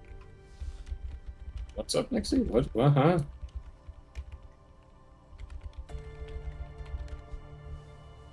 What's the history? Don't mind it. Reasons. Sorry. What'd I miss? Nothing. I don't know. You didn't miss anything. Don't worry. All right, so Lavender's going to stop by and get some non-alcoholic wine for Creed. She's going to see about getting some other small things. She's trying to get knickknacks, so she gets a few. She tries to buy if they sell bookmarks, just blank bookmarks. She's just gonna take a small knife and kind of have her tongue between her lips and just go, and then try to carve into it. I survived a Stonecall trial. Into five little bookmarks. That's funny. Good job. That's a great one. And then she's going to go to the Henry Blacksmithy last. She's just getting a few more flowers, some other odds and ends. Okay. So as you go into Henry Black's, you enter in, and it seems as though he's finishing up with the shop. He says, heard you were on trial. Seems you made it. Yes, they certainly didn't execute me, or I came back to life. Whatever, take your pick. Haha, yeah, I'm so funny. Yeah, whatever. Do you have the armor? I do. I must try it on. I already paid you, correct? Yeah, I did pay you, so I would love to just get it. Apparently, I have to clear my name. Well, we all have to clear our names for something we didn't do. Which sounds a bit fun, if I'm being honest. You wouldn't happen to know much about that, would you? I have experienced the same thing, though I don't necessarily share your sentiment. I suppose, certainly. But when you're missing memories, you've got an archfey after you and demons on every other person's heel, you have to take the fun where you can find it. You have a strange version of fun, Nixie, but I suppose that makes you you. Quite so. And he's gonna walk to the back and bring out your armor. And remind me what kind of armor it was. Was it dream steel? Yeah, I guess Dreamsteel, plate armor that is medium instead of heavy. Yep. So he's gonna bring it out, and you'll see that it is a silver. Looks like polished silver with a bluish hue to it. I don't know if you've ever seen metal that was about to get struck by lightning, but it has this bluish glow to it. Ooh, cool. Let me look that up. And he presents this to you, and it seems to have a little signature mark on it that is has a HB, and then it has a flourish. This is some of my finest work. I hope you treat it well. Certainly. I'll try not to get blown up in it. Yeah, although I dare say you've done a good job. And Lavender's just going to straight up start putting it on there. Well, and I guess as she does so, she's going to talk and just go, you wouldn't happen to have a small red dagger? Doesn't have to be the highest quality, just a memento, really. I probably do somewhere, but it is time for me to go home. Fair enough. And she spent 10 gold, I imagine, in the other places, so she's just putting on the armor and just being trying it out, flexing to herself. And it looks pretty good. Can you send me the stats later? Sure, I'll send you the stats later. And she's just going to say wave goodbye and head out. In her cloak still, but with this new armor. She likes how silent it is, how she makes no noise in it. Oh yeah, that was the other thing. Caveat to it. It had to be silent. Yeah. But she and then you just sit. I was going to do in the other order, but I forgot. So I guess it's kind of funny. She just walks into a shop with these huge swords on her, this armor. And she just goes up to the shopkeeper, who I guess imagine is some tiny old lady, and just goes, I'd like to buy a nice blanket, please. Oh, certainly. And then hot cocoa mix if you have any too. hot cocoa mix. I haven't had any of that since I was a younger girl. Oh, certainly. Well, it is for a younger girl, I would say.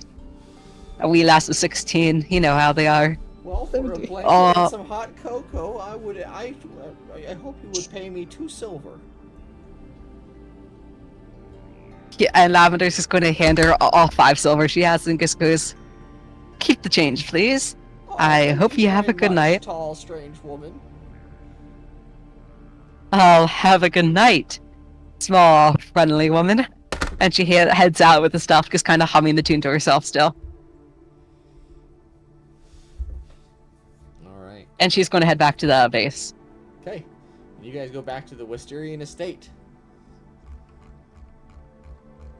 Boy. All right, let's get rid God, of there'd be so many fucking tokens. All right, let me just clear this up a little bit. I imagine all this Nixie, because Lavender left the animals with Nixie to avoid being recognized due to them. So they're like trying to comfort you, Nixie. Yeah. To the best of their tiny dog, well, huge dog abilities.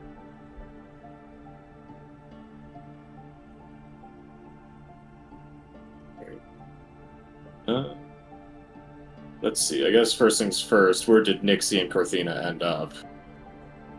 Korthina is in the kitchen. You hear loud banging, growls and roars, and slamming pots and pans. Maybe a broken dish. It's like if you like look at the door, you can feel the heat coming out of the kitchen.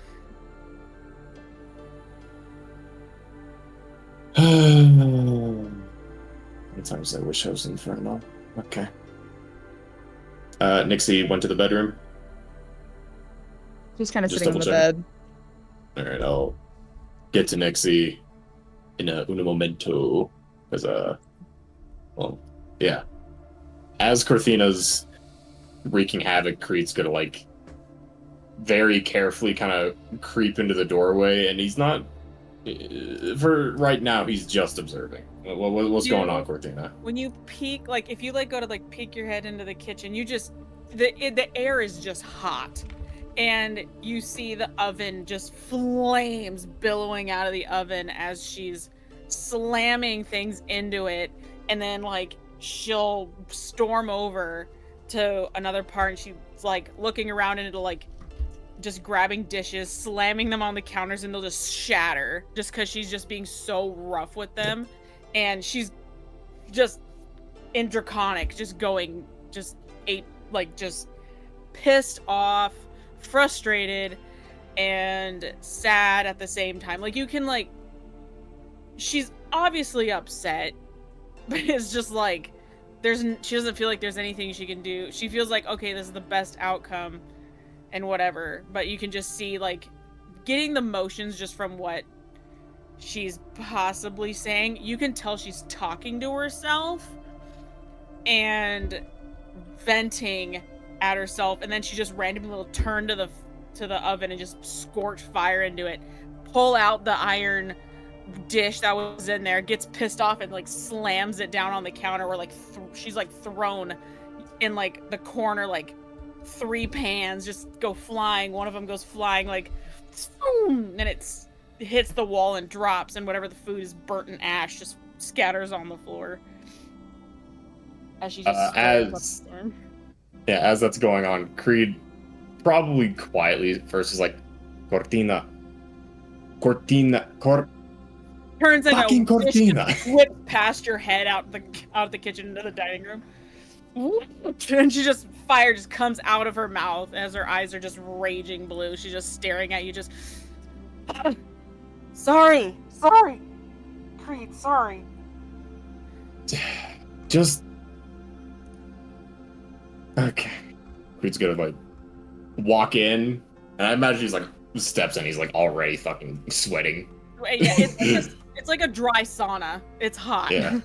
And you're gonna notice that each of the dishes that you've broken are going to float up into the air and reassemble themselves as if some celestial god is mending them back together. You're fucking bored. This is crazy. Okay. All right, the kitchen is a rage room. Noted. Because Uh, redeemed mythical favors. So Alright. I don't know Anyway. what else to use it on right now. Yeah, Creed's going to, like, basically walk to Korthina and just put, like, both of his hands on her shoulders. Just breathe. Look at me. I am In. breathing. And she's like staring at the floor, just rage eyes. No. Not the fire breath. Just in. And out. Nice and calm, right? Yeah? She turns her head because she like goes to look at you and she turns her head a little bit and she exhales, and it's not fire breath, but there's like smoke and you could tell it's hot air. She doesn't want to burn you, but she's obviously hot right now. Yeah. There you go. She's not wearing her armor either. She's actually like wearing just a simple like ruffle sleeve cotton shirt with like just like some leather pants. Just plain It's brown enjoyable. leather pants. No, they're black. We'll make them black. Yeah. Okay. It's alright. Just. This isn't what I planned. This isn't. Ugh. There's so much. I feel like so much evidence that didn't get looked at. That's not at all what I wanted to happen.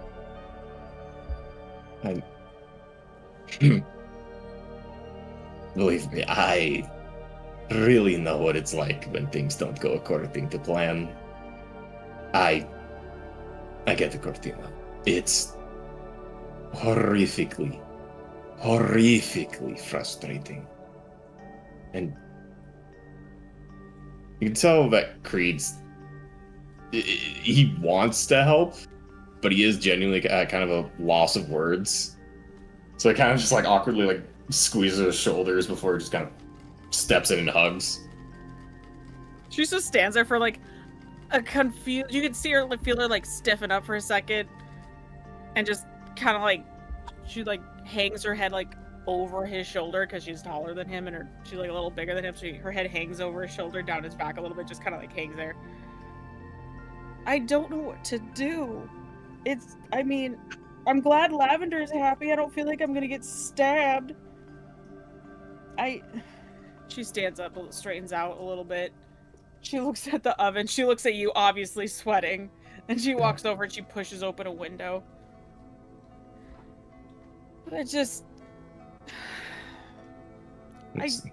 I worked so hard for this, and I'm so frustrated. Because I just feel like something that totally could have been avoided.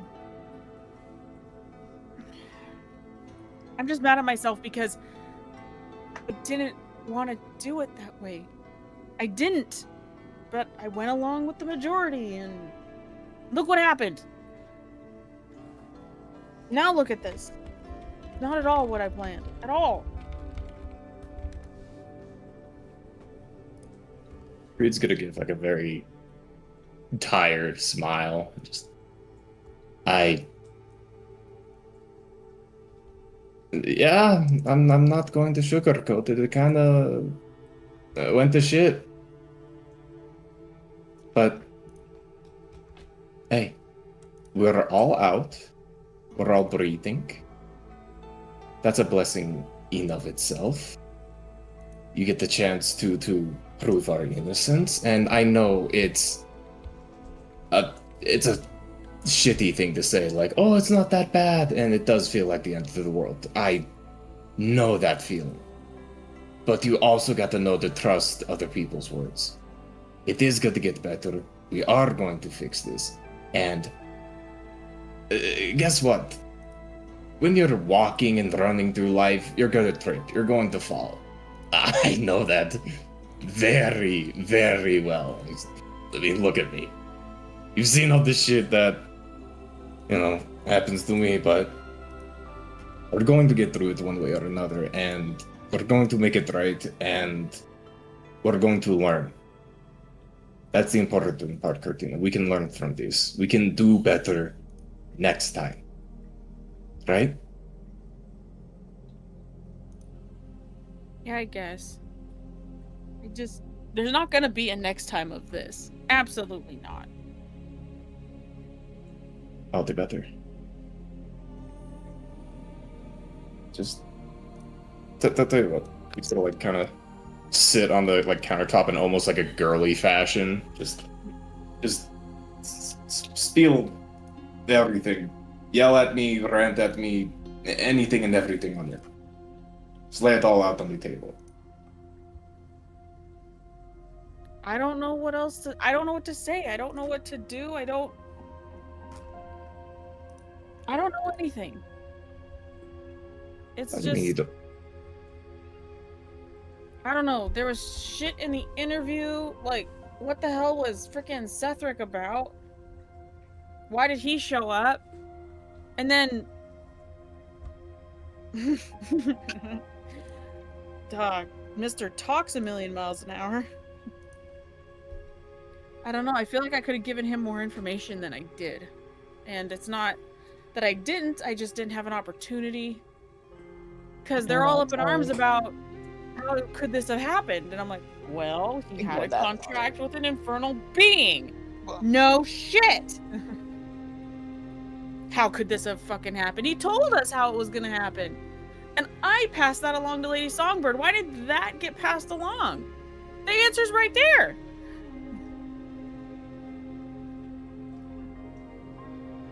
Is a fucked situation, no matter how you cut it. Again, we can, with that though, like you said, we can talk to Lady Songbird and maybe she could work things on the back end while we go clear our names or any number of things. Or we can try to move past it. And I know that sounds horribly insensitive, but I'm coming to learn that the more you look at the past and wish to change things, the more you're just going to want to stay in the past. It's terrible, it's sucky, and there's a billion things that you can always wish that you had done that you didn't end up doing. I wish I had never started drinking. I wish that, I don't know, I hadn't stolen from the church when I was young, but I didn't know that at the time. At the time we were doing our best, right, Korthina? That's all we can ask for, right? Yeah. Yeah. I know, I'm not trying to dwell on it. It's one of those things where it's like, I'm just very unmotivated. Like, I don't want to do it anymore. I don't want to sit and try to prove myself to a bunch of people who wanted us to die just because of what we look like. Just to give someone to blame. Because watch how fast all that shifted just because Cetheric said so. Or paid him off, however he did it. I mean, cool, yeah, great, ooh. It's just like, what do I do next? Prove myself to a bunch of people who don't like us anyway. And am I gonna get my title back? Probably not. Am I gonna get the respect of the people who I had respect from before? I don't freaking know. It just...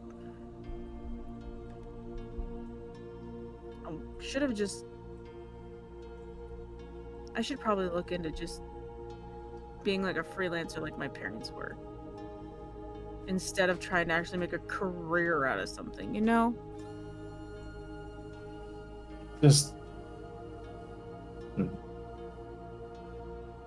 Well, you're definitely not alone with the idea of saying, fuck this shit. It's overrated. All these people that wanted to see us die 2 hours ago can go fuck themselves. I'm personally right there with you. I admit I'm losing steam on this front as well, but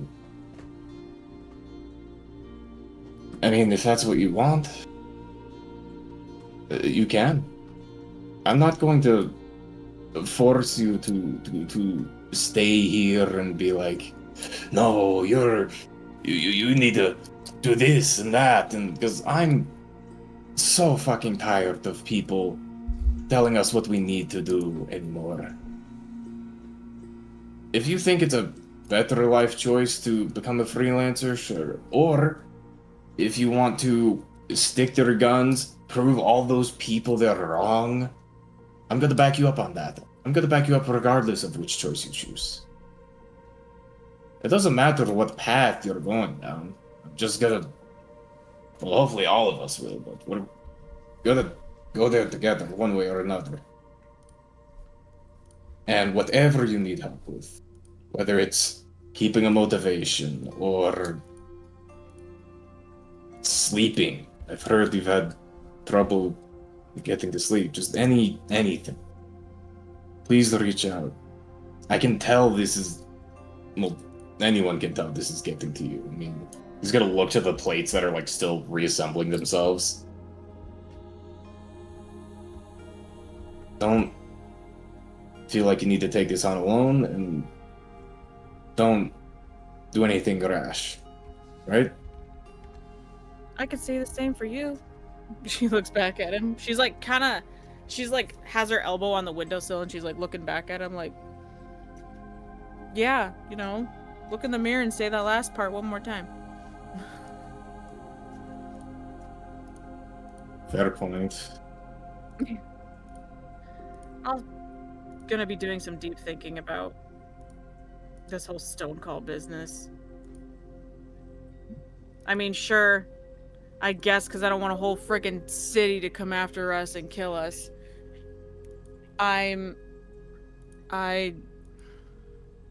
After that,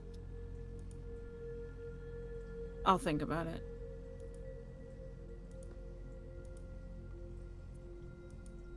Anyway, are you hungry?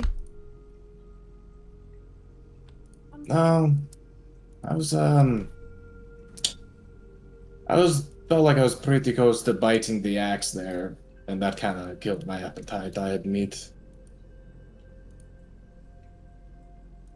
Same. For once, I'm not hungry. She looks at the oven and it's actually started to like cool down. Like the fire's just kind of like mellow now. It's not as hot in here because she opened the window. She's sitting there like.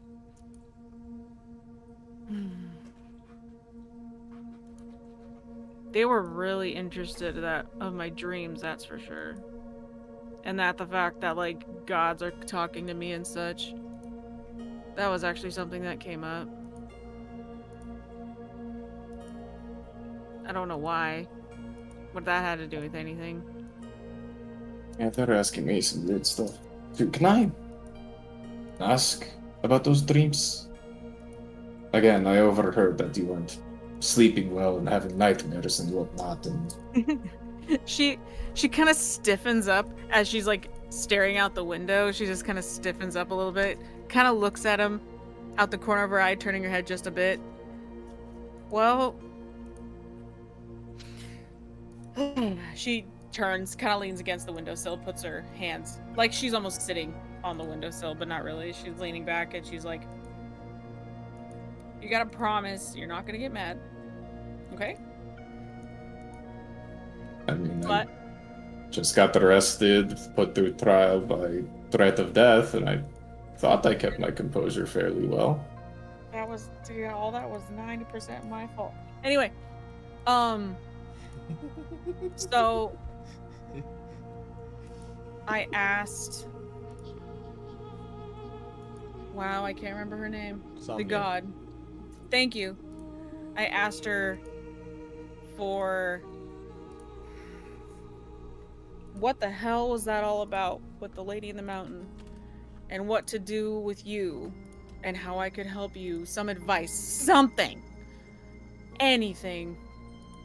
And she kind of starts pacing around again, and very like open, hands moving around. She's very like, you know, flamboyant about her movements. She's like, it just, so I got this dream, and it was this black, looked like everything was dead, almost burnt forest, and kept walking and there was this hole, but it wasn't a hole in the ground. And this demon with red hands peeling skin reached out at me. And then Bones grabbed my legs and just started dragging me down. Something else, and I've been looking at my Dreams for Dummies book, but that obviously doesn't have anything in it, because, you know, a hole's a hole. But, like, I wanted to help you, and I don't know how. She now leaning against the fire, the oven. She's like, even though there's fire right there, she's leaning against it, just sitting there, just thinking.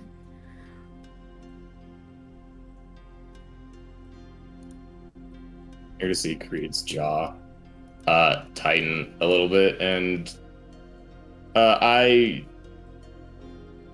imagine Creed knows what she's talking about. You know about the red demon.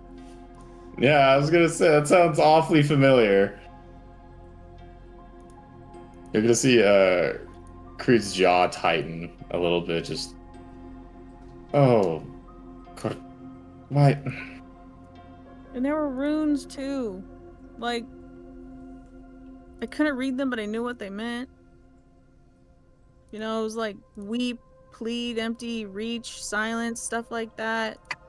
You know, a voice in my head talking to me about a wound that can't be seen. I wrote it all down somewhere. Oh, there was a ram skull. That was in there. Yeah. It just... Oh, you saw him too. I think the scariest part was his hollow eyes. I mean, it all was very off guard taking. I didn't expect it. So, yeah, it freaked me out a little bit. Yeah. Oh, gods, I'm sorry to hear that, Korthina. I hadn't... When did this happen?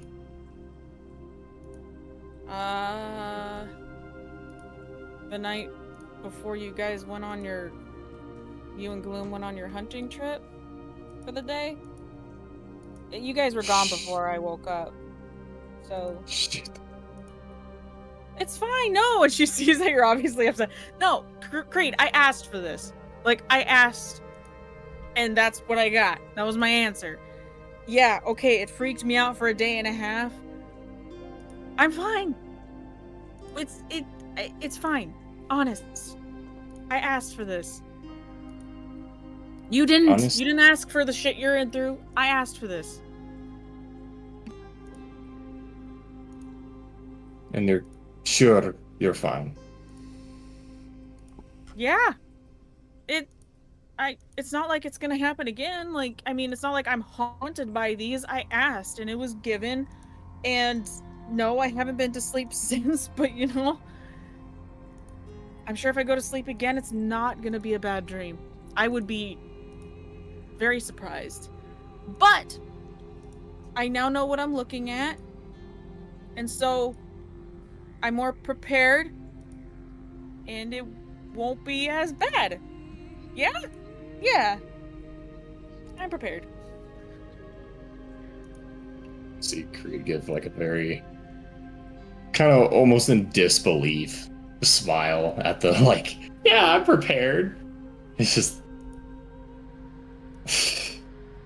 you are something else, Korthina. You truly are. Thanks. No. I mean, you need support, and I'm doing the best I can. You can't explain what's going on. I barely understand what the heck I see half the time, and, you know, the gods talk to me through dreams that don't make any sense. But, you know, I'm sure it is horrible for you, but Like I said, I asked for it. So if I go to sleep tonight, am I gonna get another horrible dream? Probably not. If I get a dream at all. I just need to figure out the details of this dream and how I can put it together to help you. It was only one dream. The other dreams I've had were just weird.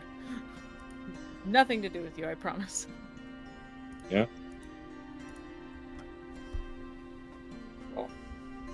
Yeah. If you do have any more dreams about me, let me know. Honest. Right? She chuckles. Sure. Okay. She turns around and like Sure. I don't think that's what you meant. Creed's Right, not she that said sure. charismatic. She wasn't looking at him. She was like off to the side looking, turns around and looks in the oven. She's like, what was I putting in here? And she pulls it out and it's another iron pan with like, it's just burnt, whatever the hell was in the pan. And she's sitting there, she's like, I don't even remember what this was. Yeah. It was your I was attempt gonna at say, making spiced biscuits. Yeah. Just making some charcoal in the oven, you know. That's But I was exactly- gonna say, by the time Cortina like looks back, Creed is kind of like leaning forward. And he literally has like his pinky out, like honest, right? She smirks and she goes to wrap her large clawed pinky around his. She wraps it there and she just sits there and chuckles and she's like, "What are we, children?" This has always worked well for me. I mean, okay, deal. Deal. Now, speaking of honest, what was all the fucking bullshit about the guards knowing we were coming and the whole arrest thing? Like, you said you knew about that shit. What the fuck was all that? I may or may not have lied to everybody about what me and Lady Songbird talked about us coming back into town. I see Creed give like a kind of like tilt his head and raise his eyebrows. Just Yeah, that. I know. Come on, Cortina. Come on, you're better than that. They You weren't fucking gonna goof. come. What was I supposed to do? No, as much as I want to blame you, I really can't. No. I didn't believe they were gonna come. I thought I don't know. You did the best you could. Just- I thought so. At least let me know next time, you know? Like, It was you were by the time everything was happening and I was talking to Lady Songbird, you were still gone. And then I passed well, no, me and Lavender. Actually, Lavender's keeping me awake all night. So, no, technically, I guess you guys could have seen me. But I was pacing in my room. I was very nervous and anxious, and I'm so glad it's over.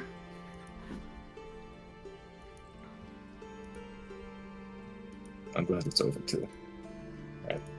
And no more bullshit than that around me, you dork ass. Me? Never. You. You just got done with it like 2 days ago. Hey. You know, this is what happens when you disappear for a day. Well, okay, well, that's not fair. You know what I had going on. She just laughs and just waves him off. I'm gonna Yeah. go pray some more. She leaves the kitchen and goes to like the prayer room, wherever the hell that is in this beautiful Yeah. map. I see, shooing me off. Oh, go on, Creed. Yeah. Bye. I got things to do. No. Alright. For real, you take care of yourself and get some fucking sleep. For real. I You're don't starting know to how look you like guys me. live like this. I don't live like this. You think I'm actually alive like this? No, I'm running on autopilot. Ew, I hate it. I'm going to bed. You don't fucking Yeah. I'm going to bed. And she's going to her room, wherever the fuck that is either. This tiny little Okay. Creed, you wanted to talk to Nixie? I do want to talk to Nixie. I'm gonna politely just knock, knock, knock. Nix, you awake? It's muted, sorry. As you approach the door, you hear, through broken words, this, and the lute playing. As she stops midway through and says, yes, come on in. Okay. Creed's gonna very, delicately open the door, trying to be as quiet as he can. He's nowhere near Gloom as stealthy, but he's alright. Not just gonna appear in the room with no words. You... Well, I bet, Sorry, he's no. gonna... Well, no, Just like... smoking. You're Yeah, good. he made sure his entrance was done. Yeah, you're good. No, that's a pretty stupid question. You're not doing all that great, are you? She's like wiping her eyes and they're red. She's definitely upset. No, I kind of had a Creed's gonna very sit beside her. time today. That's all. Oh? Yeah. Creed's gonna sit on the edge of the bed. He's literally just gonna offer her the sleeve of his coat for her eyes. No, and she's gonna sir, that's okay. It's been a while and I've been with you guys so long now that I'm farther from home. And I know eventually things will be fine. That's Yeah. all. Yeah, eventually That's it'll good. be fine. I Just, don't know you know. what to do. Well, good place to start would be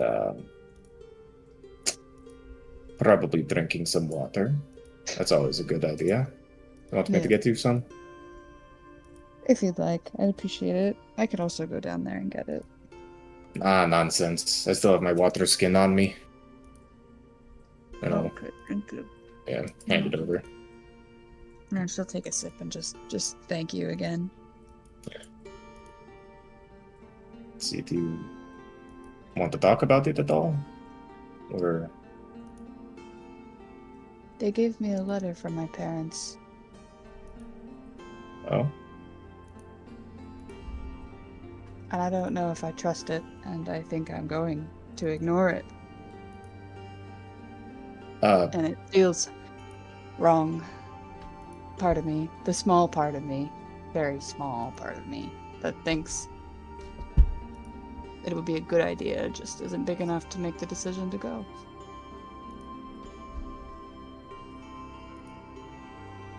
You got the letter. Yes, a letter.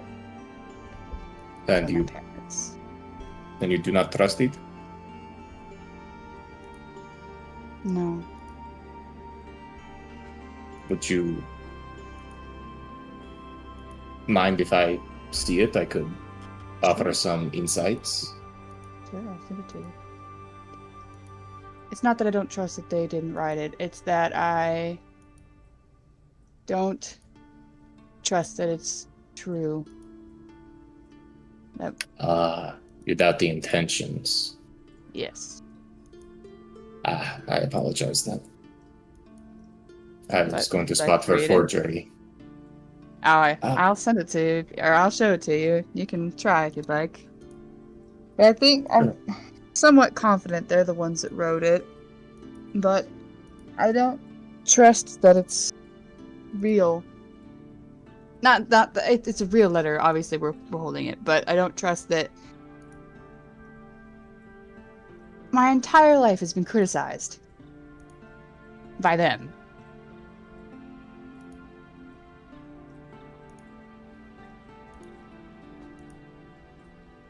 And now all of a sudden it's...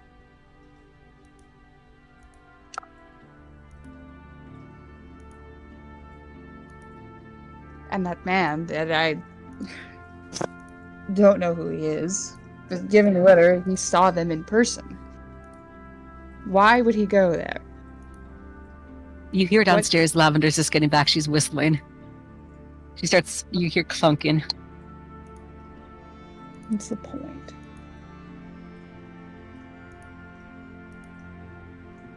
There's a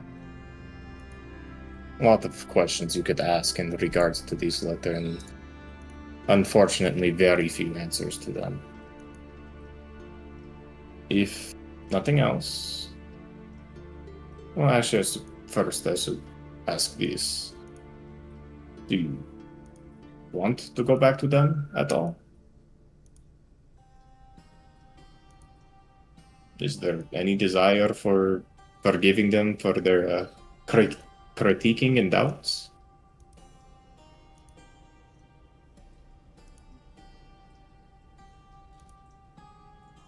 What? They're not going to let me willingly leave again. If anything, I'll be under a harder watch. If anything, if they try anything, the woman who just came in downstairs is gonna hold them each up by their hair and shake them around like maracas. That's another part of it. I think if I go, I'd have to do it alone. You guys have, after today, there's so much to do. I'm just not doing it. We have things, I have promises made to them, to you, to do it. I'm going to see this to the end. Afterwards, I'm just let them. So don't need to yourself short just because. You are right, we do have something substantial on our plate, but we get that knocked out. We clear our names. We'll have more than enough time to discuss this letter and the possibility of seeing your parents again. And if they try anything, you'll have Lavender there. I'm happy to be there. Korthina, I'm certain, will back you up. You don't have to be alone in this. If we clear our name, I might add. That is true. If. It feels like there's something working against us. Yeah, I've become unfortunately rather acquainted with that feeling, but think of it this way. We might have 1, 2, maybe even 3 forces against us, right? But there's 6 of us. 6 of us, 3 of them. Odds are in their favor, right?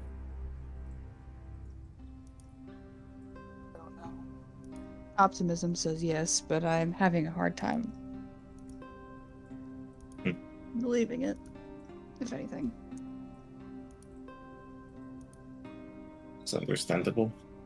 I appreciate you. If after this is finished I've changed my mind, we'll go. But the freedoms I have now that I didn't there, I don't know what it'll be like. Yeah. Well, purely as... I'm not confident I'll stay. That's Not also after fair. This, not after everything I've seen, everything I've experienced. The friends that I've made, Lavender, who's supported me more than the both of them combined ever have. You know, Crazy as it she is. You know, I was just about to say that, actually. She has taken quite a fondness of you. I see it. And I cherish it. It's something I cherish more than she'll ever know.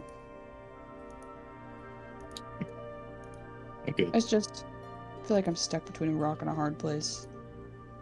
There's a part of me, very small that it is, that worries.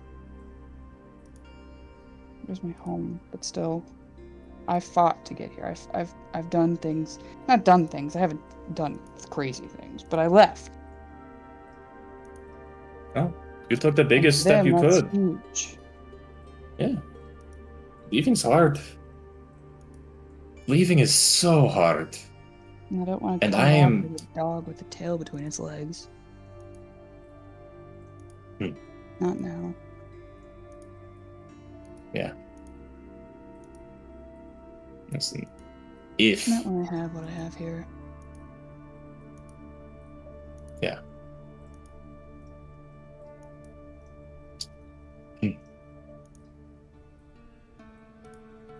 Thank you. Oh, of course. If you need anything, just Yeah. I don't know, come find me or talk to Lavender. She's gonna be up all night anyways, doing her trance Yeah, meditation. I'm gonna show it to her. Get her opinion. Right. You take care, and you can hang on to my water skin for the night. Yeah. Good night. Take care. Would Creed be coming downstairs? Yeah, probably. I imagine Lavender's like taking off her boots or whatever. Yeah, you see her in her nice new armor. Like, it matches her well. She's still in her winter form, but you see the flowers have started to brighten up again. She's still wearing the cloak, but she's just wearing the cloak, wearing the metal armor, her swords by her side, like the jar hanging off her by a rope, like a very nice silk rope. And in her arms, she's carrying this huge crate of wine.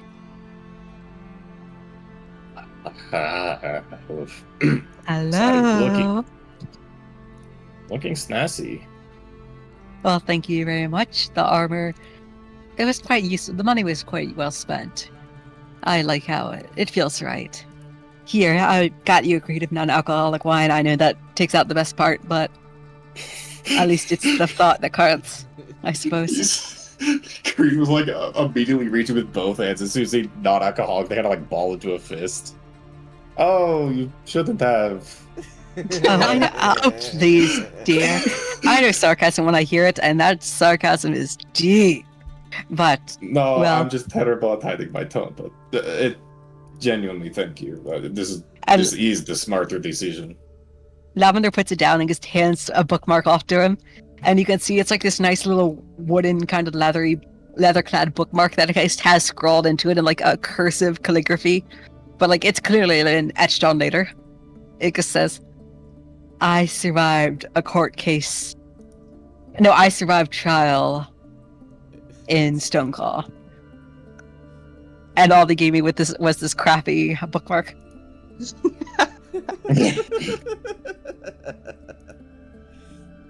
So yeah, and you can see in her pocket she's got a bunch of different ones that have different things scrawled in it, but that's the one for you. And she goes like, that's actually quite nice. Thank you. You see, well, it was something. yeah. I was thinking about getting a corkscrew or something, but that didn't seem right. I couldn't really think of a good gift for you, honestly. Plus, all the shops are closed. Yeah, probably puts a damper on things, huh? Oh, yes. I imagine you finished talking with them. That seems to be your duty as the camp father. Upon 2.0, I suppose. But better. I'm scared about being a father. But, speaking of parental roles, Nixie needs her mothering one. Not Yeah, mine. thank you. I'll certainly go talk with her. I'll probably have to talk with Korthina first, because otherwise I want to spend the night with Nixie just to make sure she's all right. Can't do that if I haven't talked to Korthina. But how do you feel about all this? You haven't really said much. I kind of just walked out on you there, but it felt right in the moment. Oh, Plus, look at this armor. This is very snazzy armor. No, yeah, I'm still digesting it. I guess there's some kind of like look over to where the prayer room is. He kind of drop his voice. This is gonna sound really stupid, but I'm like really hurt that Korthina lied to me. Same. I have a solution for it, though. I've been thinking about it on the way back. Although At least I for already me. got the solution. I made her pinky promise. So, Oh, don't you think know what? there's The anything Fae better Pinky than Promise. The unbreakable oath. Just stamp I was it. actually thinking of doing something similar. Alright, well, But with you, have some extra caution. You're actually a Fae. I'm just a devil. That does not make it better, actually. I don't know. Lavender just kind of pats him on the shoulder lightly. With her armor, she just goes, I understand how you feel. That's 2 times she's betrayed me, at least 1 for you. I mean, I don't know what your stance was returning all the cursed artifacts, but I wished you used it for leverage, and she kind of betrayed that. We kind of made up over the ashes of my dear friend. And she's like holding the jar, and she just talks quietly. She's kind of quiet down at saying that out loud, and she says, well, it's kind of weird to say that out loud. But, well, yes. We worked it out, so I thought it would be all better, but she lied yet again. I admire a fine warrior, and I admire an optimist, and I admire one who fights for a cause. Well, even if I do not personally agree with the cause, but I do not stand a liar. Just keep in mind, she's trying her ass off. She is trying her absolute best. Give her benefit of the doubt. She's trying to act in our best interests.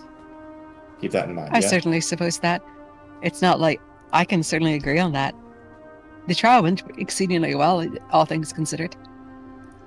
Yeah, I'm surprised. Yeah, I didn't even get a bottle thrown at the back of my head on the way out. Yeah. I suppose that it solves most of her problems, and Lavender holds up the book she takes out from her pocket. She's like, I got this book to translate the song that sings to me constantly. Hopefully, this will provide some insight. I also learned some other interesting facts. Would you like to know them? Sure, yeah, I don't think I'm gonna be sleeping much tonight anyway, so Creed's just gonna kind of sit down on the couch. Lavender starts she starts walking around. She's like getting some hot. She starts getting milk out, and she absentmindedly just kind of conjures a flame in her hand, using her wild magic kind of shit. Nothing spectacular. Just starts heating things up. She's just walking around, kind of just offhandedly using that stuff, just making some hot chocolate, like a few cups worth. And she just kind of, as she's going around, she just kind of goes, well, Sylvanas claim, that's his name, right? I forgot already. If it's not given to me, I don't really remember names, I suppose. But I thought, whatchamacallit, the evil guy, the guy that we talked to.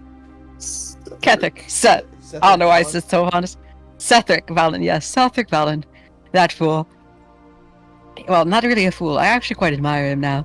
Well, I suppose I always have, but, well, he claims I have worked in a flower shop? Perhaps I owned it. Perhaps I was an employee. I suppose it gives my predilection to flowers, but I think that's a little on the nose considering flowers grow out of me, but a little bit more about my past is always nice. He confirmed my age as well. Roughly 190, I suppose. Although, Nixie really is a child compared to you. I'm sorry. yeah. I suppose that age makes sense. It feels right. Something close to that. I suppose I won't get it back anytime soon, though. I said, after everything, I saw Gloom, how shaking Gloom was, Char, Sister Maribel, and of course Nixie. I'll talk with her in a minute. Korthina, too, and I suppose you as well, but in my eyes, we came out of it pretty good. Didn't spend a night in jail. We got a chance for a new adventure, and worst comes to worst, we just slaughter anyone that comes after us. And it's not like they can send their best and brightest. They have to worry about the other kingdoms at that. Yeah. Yeah, it's oddly enough, a lot of us are, having doubts what to do next. We might end up just, we might clear our names and bounce, or not even clear our names. I was thinking about focusing. Oh, I know. I'm a little biased, but I was thinking about the blood genasi. With all the talk of the air genasi in my case, but blood genasi is a different story, but going to Rashali. That'd be a nice moment. That's where they were, weren't they? I believe so. Then, Well, it certainly wouldn't help look good on their names, but heading to Rashali, we might dig up some information about what's going on. Maybe not. At worst, we make some new friends, some new enemies, get new allies against the kingdom. yeah. Because I don't like that. It's just cemented in my head. I'm very anti this monarchist thingy. The princess could have spoken up at any time, but it didn't behoove her, so she didn't. Yeah. And Lavender's finally got like 4 mugs. She's got how many people are there? 1, 2, 3. 6. Well, 7, including Yeah. Maribel, actually. There's 7 mugs of hot chocolate ready. No, 8. You see 8 mugs of hot chocolate. Not even 9. 9 mugs of hot chocolate, except one is clearly. Don't give You the see- hot chocolate to your dogs. Don't do No, it. no. You see 9, except 8 of them are like regular huge mugs. So you see one is obviously not hot chocolate. It looks like maybe a bit of food dye. I don't know, something sweet and brown, like not chocolate. It just is clearly not chocolate. You see, she kind of is like ripping apart a flower and like sprinkling some sugar into it, kind of make it like a tasty little treat that's friendly for dogs. Okay. And she's doing like a whole chef's like sprinkle. She just goes, The salt-based sprinkle. yeah, pretty much, except with flower petals. And as she's doing this, she just turns to Creed and just goes, "What is your stance? If you don't mind me asking, did you see anything to you? I imagine it's about the Orcus fellow. Or your family. Or your dementia-stricken father. Or the lady who broke up with you." No, surprisingly, he only talked about one of those topics, Orcus, yeah. It was a whole mess of questions to poke me and prod me about it. I didn't care to give him much on it.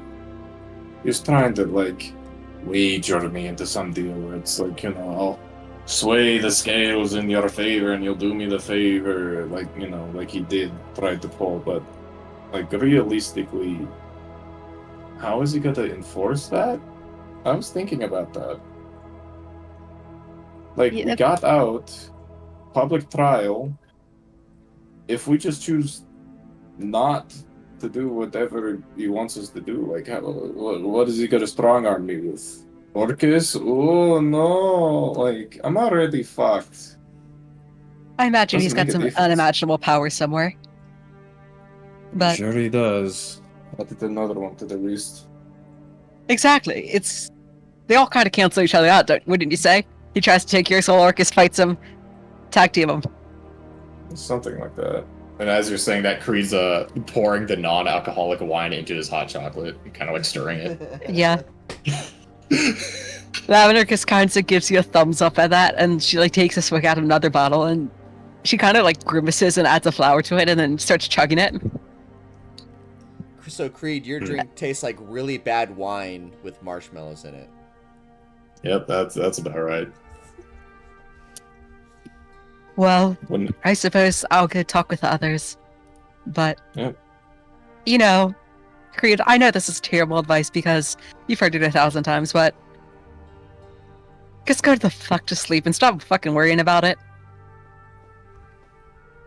No, And I mean that in the best way possible, as in, oh yeah, well yeah, I get you. I sympathize with the dreams. Same with me. I already told you I shouldn't be dreaming, but we could go over that again. But that's like beating a dead horse. Well, yeah, horse works. I was going to say some eldritch creature, but horses exist here. Horses are pretty eldritch. Yeah. Have you seen them? Like looking at them from like this weird angle behind their ears? Yeah. Yeah, they're terrifying. Plus, they can shotgun poop. That's pretty terrifying as well. It is terrifying, see? But then Yeah. I will take your I cannot demand into consideration. I cannot help with their dreams, but each problem we'll face together. Orcus comes with for you, we'll kill him. I don't care if you some demon. Fuck the demons. Oh no, fuck the demons. Well, fuck the demons.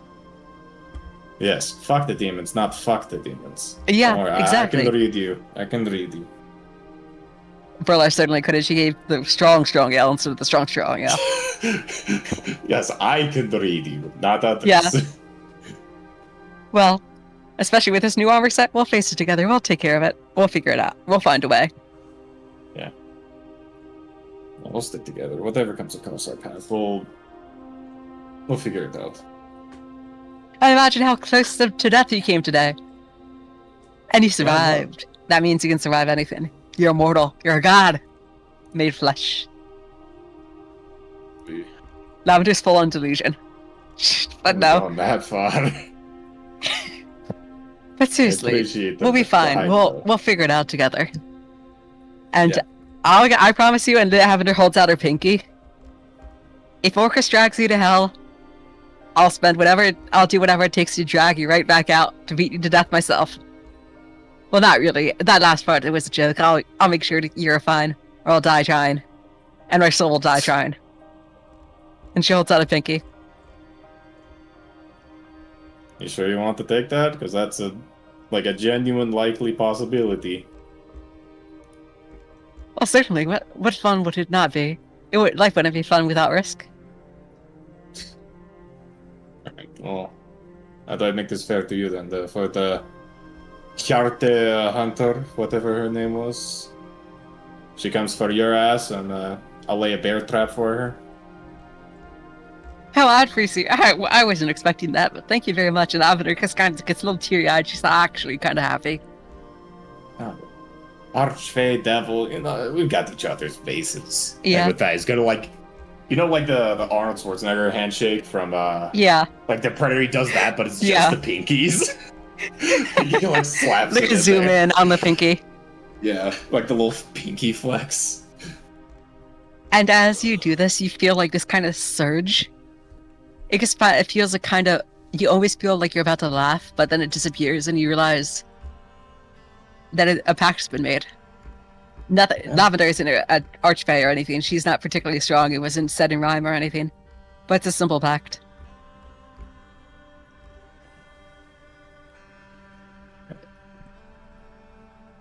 Alright. And I've done enough yammering at you. Go talk to Korthina. I'm good to go. Rest my eyes. Have a good night. And You too. Lavender Take just care. kind of heads upstairs. And Lavender's just going to knock on Korthina's door. I think Korthina is actually in the chapel. Nah, she prays in her room. Or, never mind. So, she opens the door, and when she sees it's you, she just sits there and hangs her head. Oh, I'm ready. She holds out her arms. I'm ready. Just bring it on. Why would I beat you up? You kind of want that, don't you? You're not a masochist, but you certainly expect it. I'm just prepared. I'm mentally prepared right now. Well, I'm not going to beat you up. It's kind of pointless. You'd get healed anyway. And there's a lot worse than pain, but Lavender sits down, near the door, she closes the door and just sits down and just goes, I want to keep this relatively brief because I fear for Nixie and I wish to talk with her now that I'm back. I wanted to give her some time to decompose, get what I needed so we could rush out as soon as possible. Get out of this cursed town where people will look at us weird. But, well, and Lavender, hands it all across the mug. She's sipping from her own mug. She goes, here's some hot chocolate. But, well, I'm disappointed in you. Yeah. Well, certainly that's about it. You betrayed my trust, and in doing so, jeopardized our lives. We got out of this scot-free, and for that I'm happy. I'm over the moon, in fact. Look at this armor. And she kind of just gives a little flex. You would see a bodybuilder. Thank you very much. But that does not change the fact of what you've done. And in many circumstances, it could have gone a lot worse. I cannot imagine what it's done to Nixie. to be put into prison. It's not pleasant for many. And I will have to consult her, and I want to make sure she's all right, but friendship's built on trust. At least that is for me. I cannot stand a liar. I'm not Creed may lie, but that's the stupid I can understand. I'm mad at myself. I shouldn't have lied to everybody. I know that. When Gloom doesn't need a lie. She's honest to a fault. Except she won't, and because she doesn't need to, she hides and steals, and that's what she does. Char, he's lied, and that's why I've lost trust in him, but I still wish to look after him. Nixie, she has no reason to lie to me. And Creed, the only time he's ever lied is about alcohol, and I can see through that pretty quickly, and I reprimand him for that, as a true friend should. But you? I placed my trust in you the first time. Perhaps I was naive in doing that, and you broke it. And we made up over the remains of a friend. And you broke it again.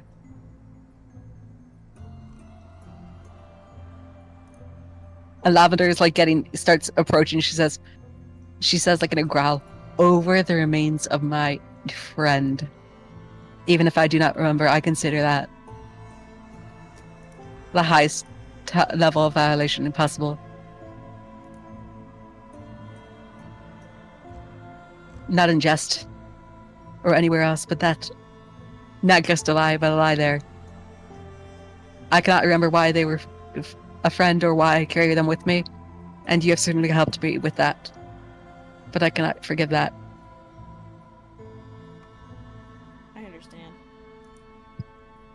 So I offer one last chance. Because I know that we have so much left to do, and it would make no sense to part ways. Nor would it to not be able to trust one another. And then trust, because without trust, we cannot fight together. And but that also means we should be friends. So after one last chance, it is up to you to accept, otherwise, well, we'll still work together. Nothing will change, but we certainly won't be friends. But I do not give this freely.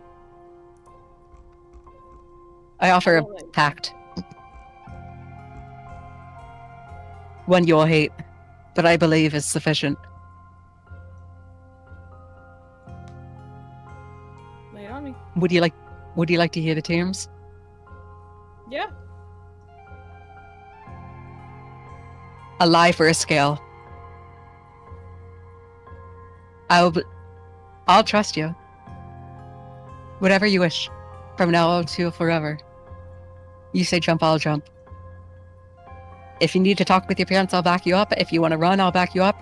You want to help Songbird, whatever. We'll figure it out together. But no more lies. You lie, you lose something precious to you, and it'll never come back. Korthina holds out her hand. Deal. Lavender holds out her pinky finger. She kind of like looks all perplexed at the idea of a handshake. Yeah, like, she raises an eyebrow and shakes her head a little bit. God, you and Creed. And she wraps her pinky around yours.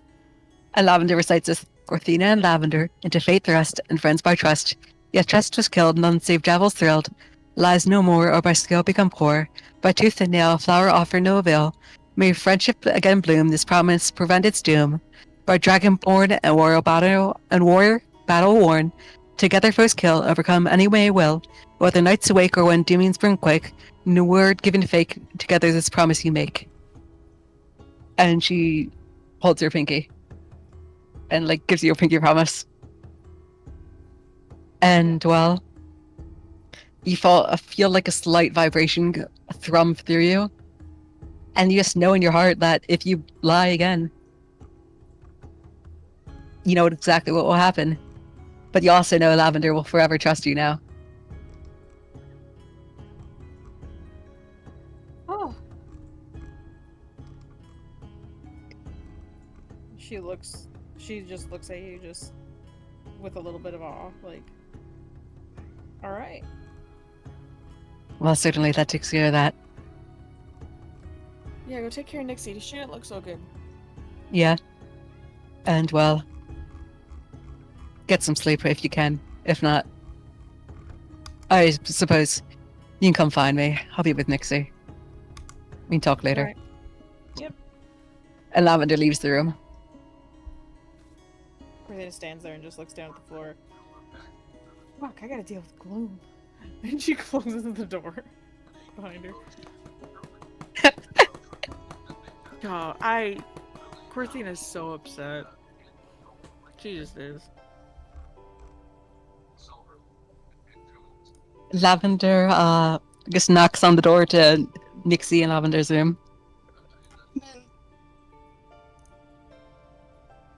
Lavender, like, slowly opens the door and kind of closes it behind her, and she's, like, sits down. She's just got this nice new armor on. She's, like, feels... She just holds open her arms.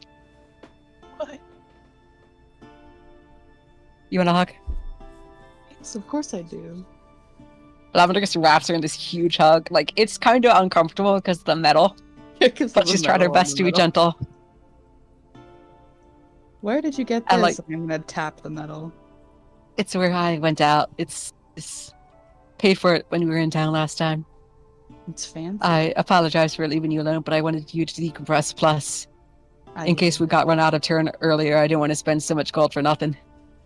Yeah, I needed the break. Just the air. Talked to Creed a bit. I'm glad. Here, have some hot chocolate. I don't know how I didn't spill it, but here. Thank you. And she's going to, like, she's just going to wrap, like, in this nice new blanket. I imagine it's kind of like woven cotton. This kind of old tapestry blanket, and she just kind of wraps it around Nixie and just sits down and just goes, well, want to tell me what happened? Yeah, read this. And Lavender's just going to kind of, like, look down at it, start reading it. I'll hand it to you. That guy from earlier, he said he'd seen my parents and they'd given him a letter. And I trust that it is from them, but I don't trust the motives behind it.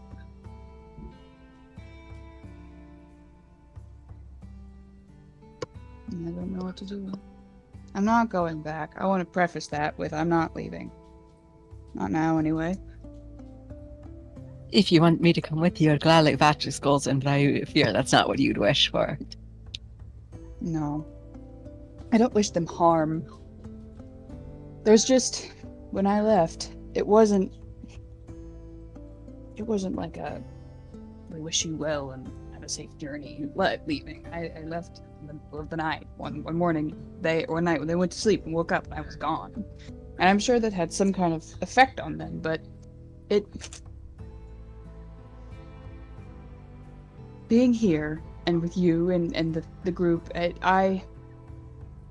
you have cared about me more than they, to me, as of right now, more than they ever did. You saw something in me, not just who I was, but what I could become, and you've encouraged that, and pushed it. You've encouraged me to become that person.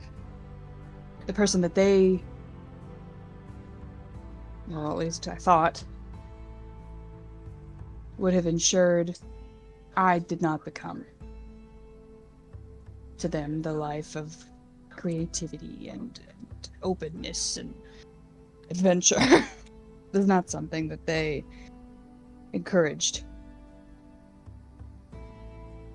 Lavender's taken off her gloves by now, and she's, like, reading it, and she, like, kind of just looks at you and just goes, well, that's what a good mother should do, and she kind of ruffles her hair.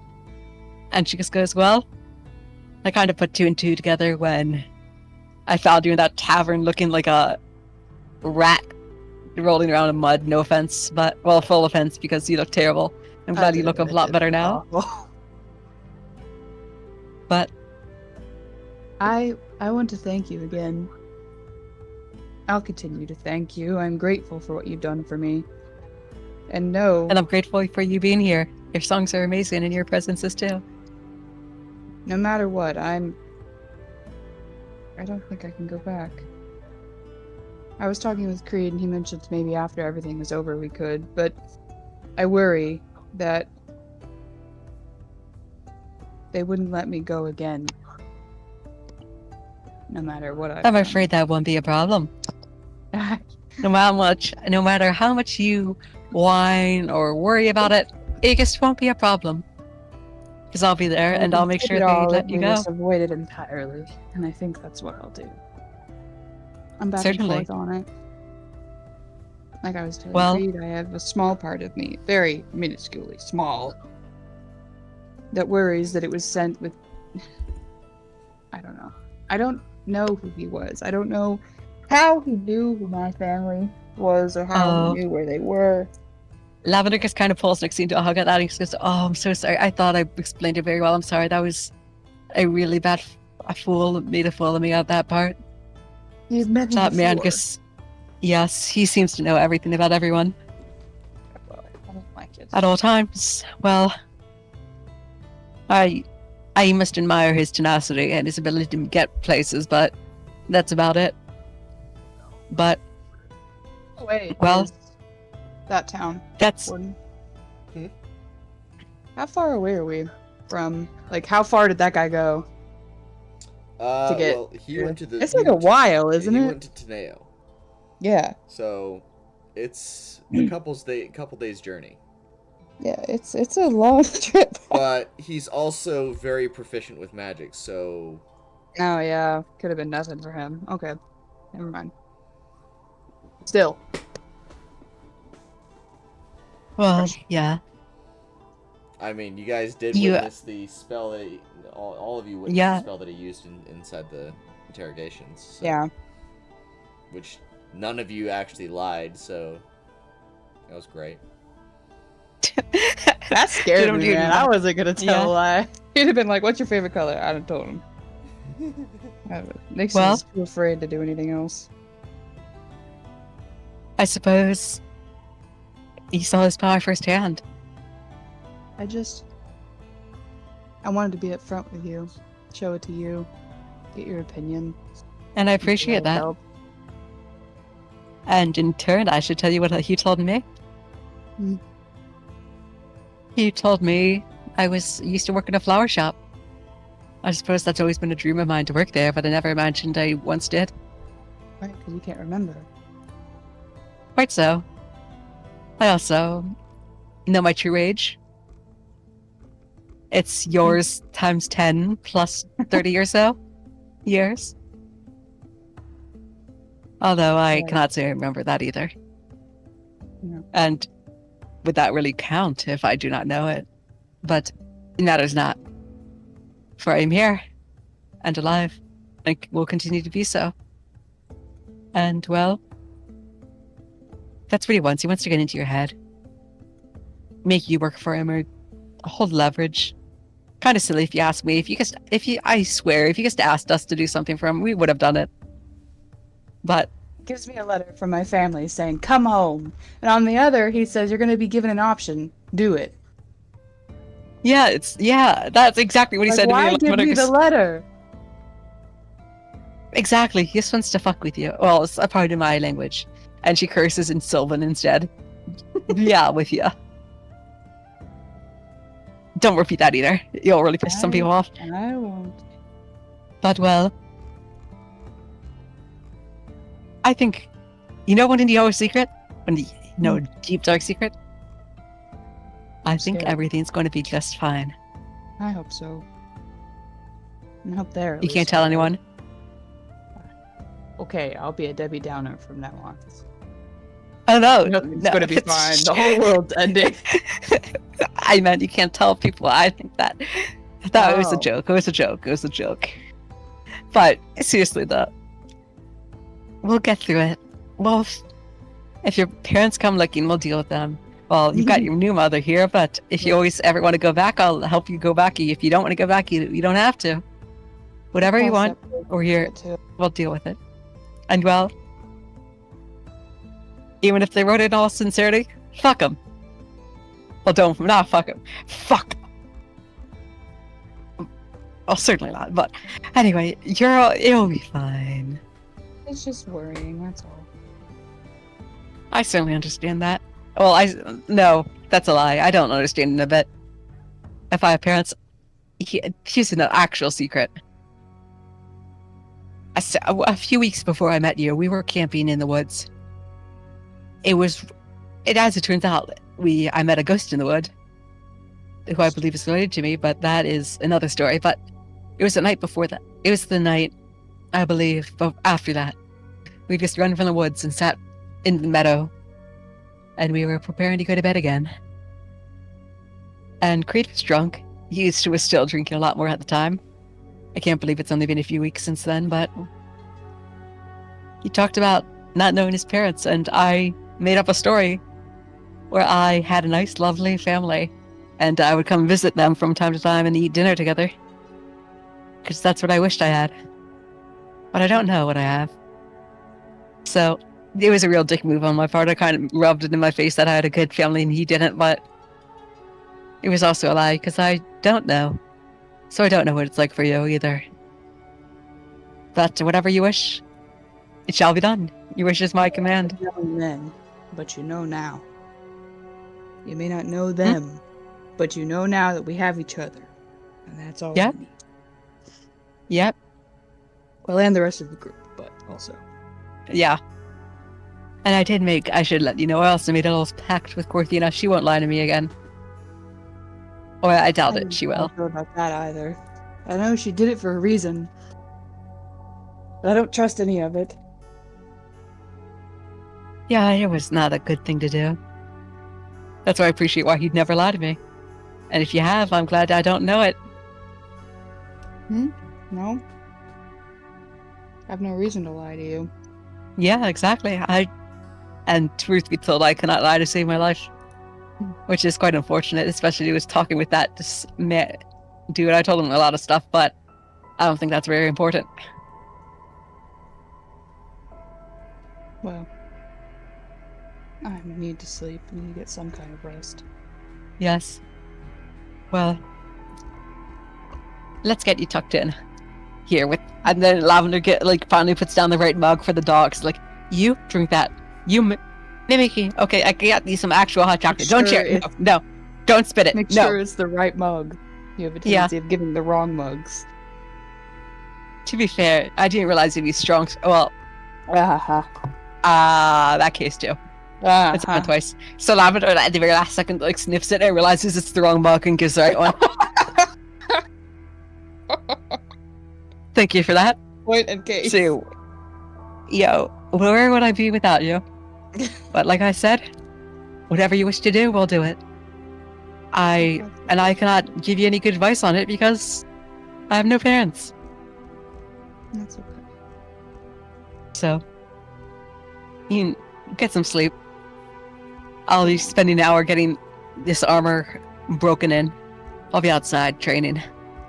Okay, I'll holler if I need anything. Yeah. In which case, don't be surprised if I come in through the window. It's like 1 foot below me. Everybody's gonna come running. Yeah. Is there anything else Okey-dokey. people want to do for the time being? No. Oh no, sorry for taking so long. Oh, you're good. Yeah, You're sorry. good. Last I'm one, sorry. so. I just didn't expect it to go 4.5 hours, you know? I'm sorry. That's kind of my fault. You're good. We needed Hey, the give me a character-to-character You interaction. really did. Yeah. And the interviews took up quite a bit of time. Yeah, exactly. The interviews did take quite a bit of time.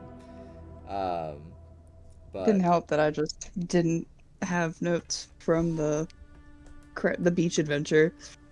yeah, it's just, You've been to she's Stonecall? like, I No. don't remember this. Do I remember this? It's like, yeah, well, technically Nixie did go do this. The guy goes, "You've been to Stonecall, right?" And I go, "No." Yes, you Because have. yes, you have. Oh, You yeah. have been to Stonecall before. Doesn't even count as a lie because she doesn't realize she's lying. Yeah. Yep. Thank God for that, man. So, Anyways. alright. Well, in any case, it was a fantastic session. We're gonna go ahead and wrap it up. Thanks for everyone that joined. I'm just gonna end the stream. I'm not gonna try to rate anybody, but thanks for everyone who stopped by. catch you next time. We're streaming tomorrow. There's gonna be more of the Elira Vellithor. We're doing the Elira Vellithor fight for Monday Crew, which, you know, you guys had fun with that. Hopefully, they're hopefully gonna have fun with it.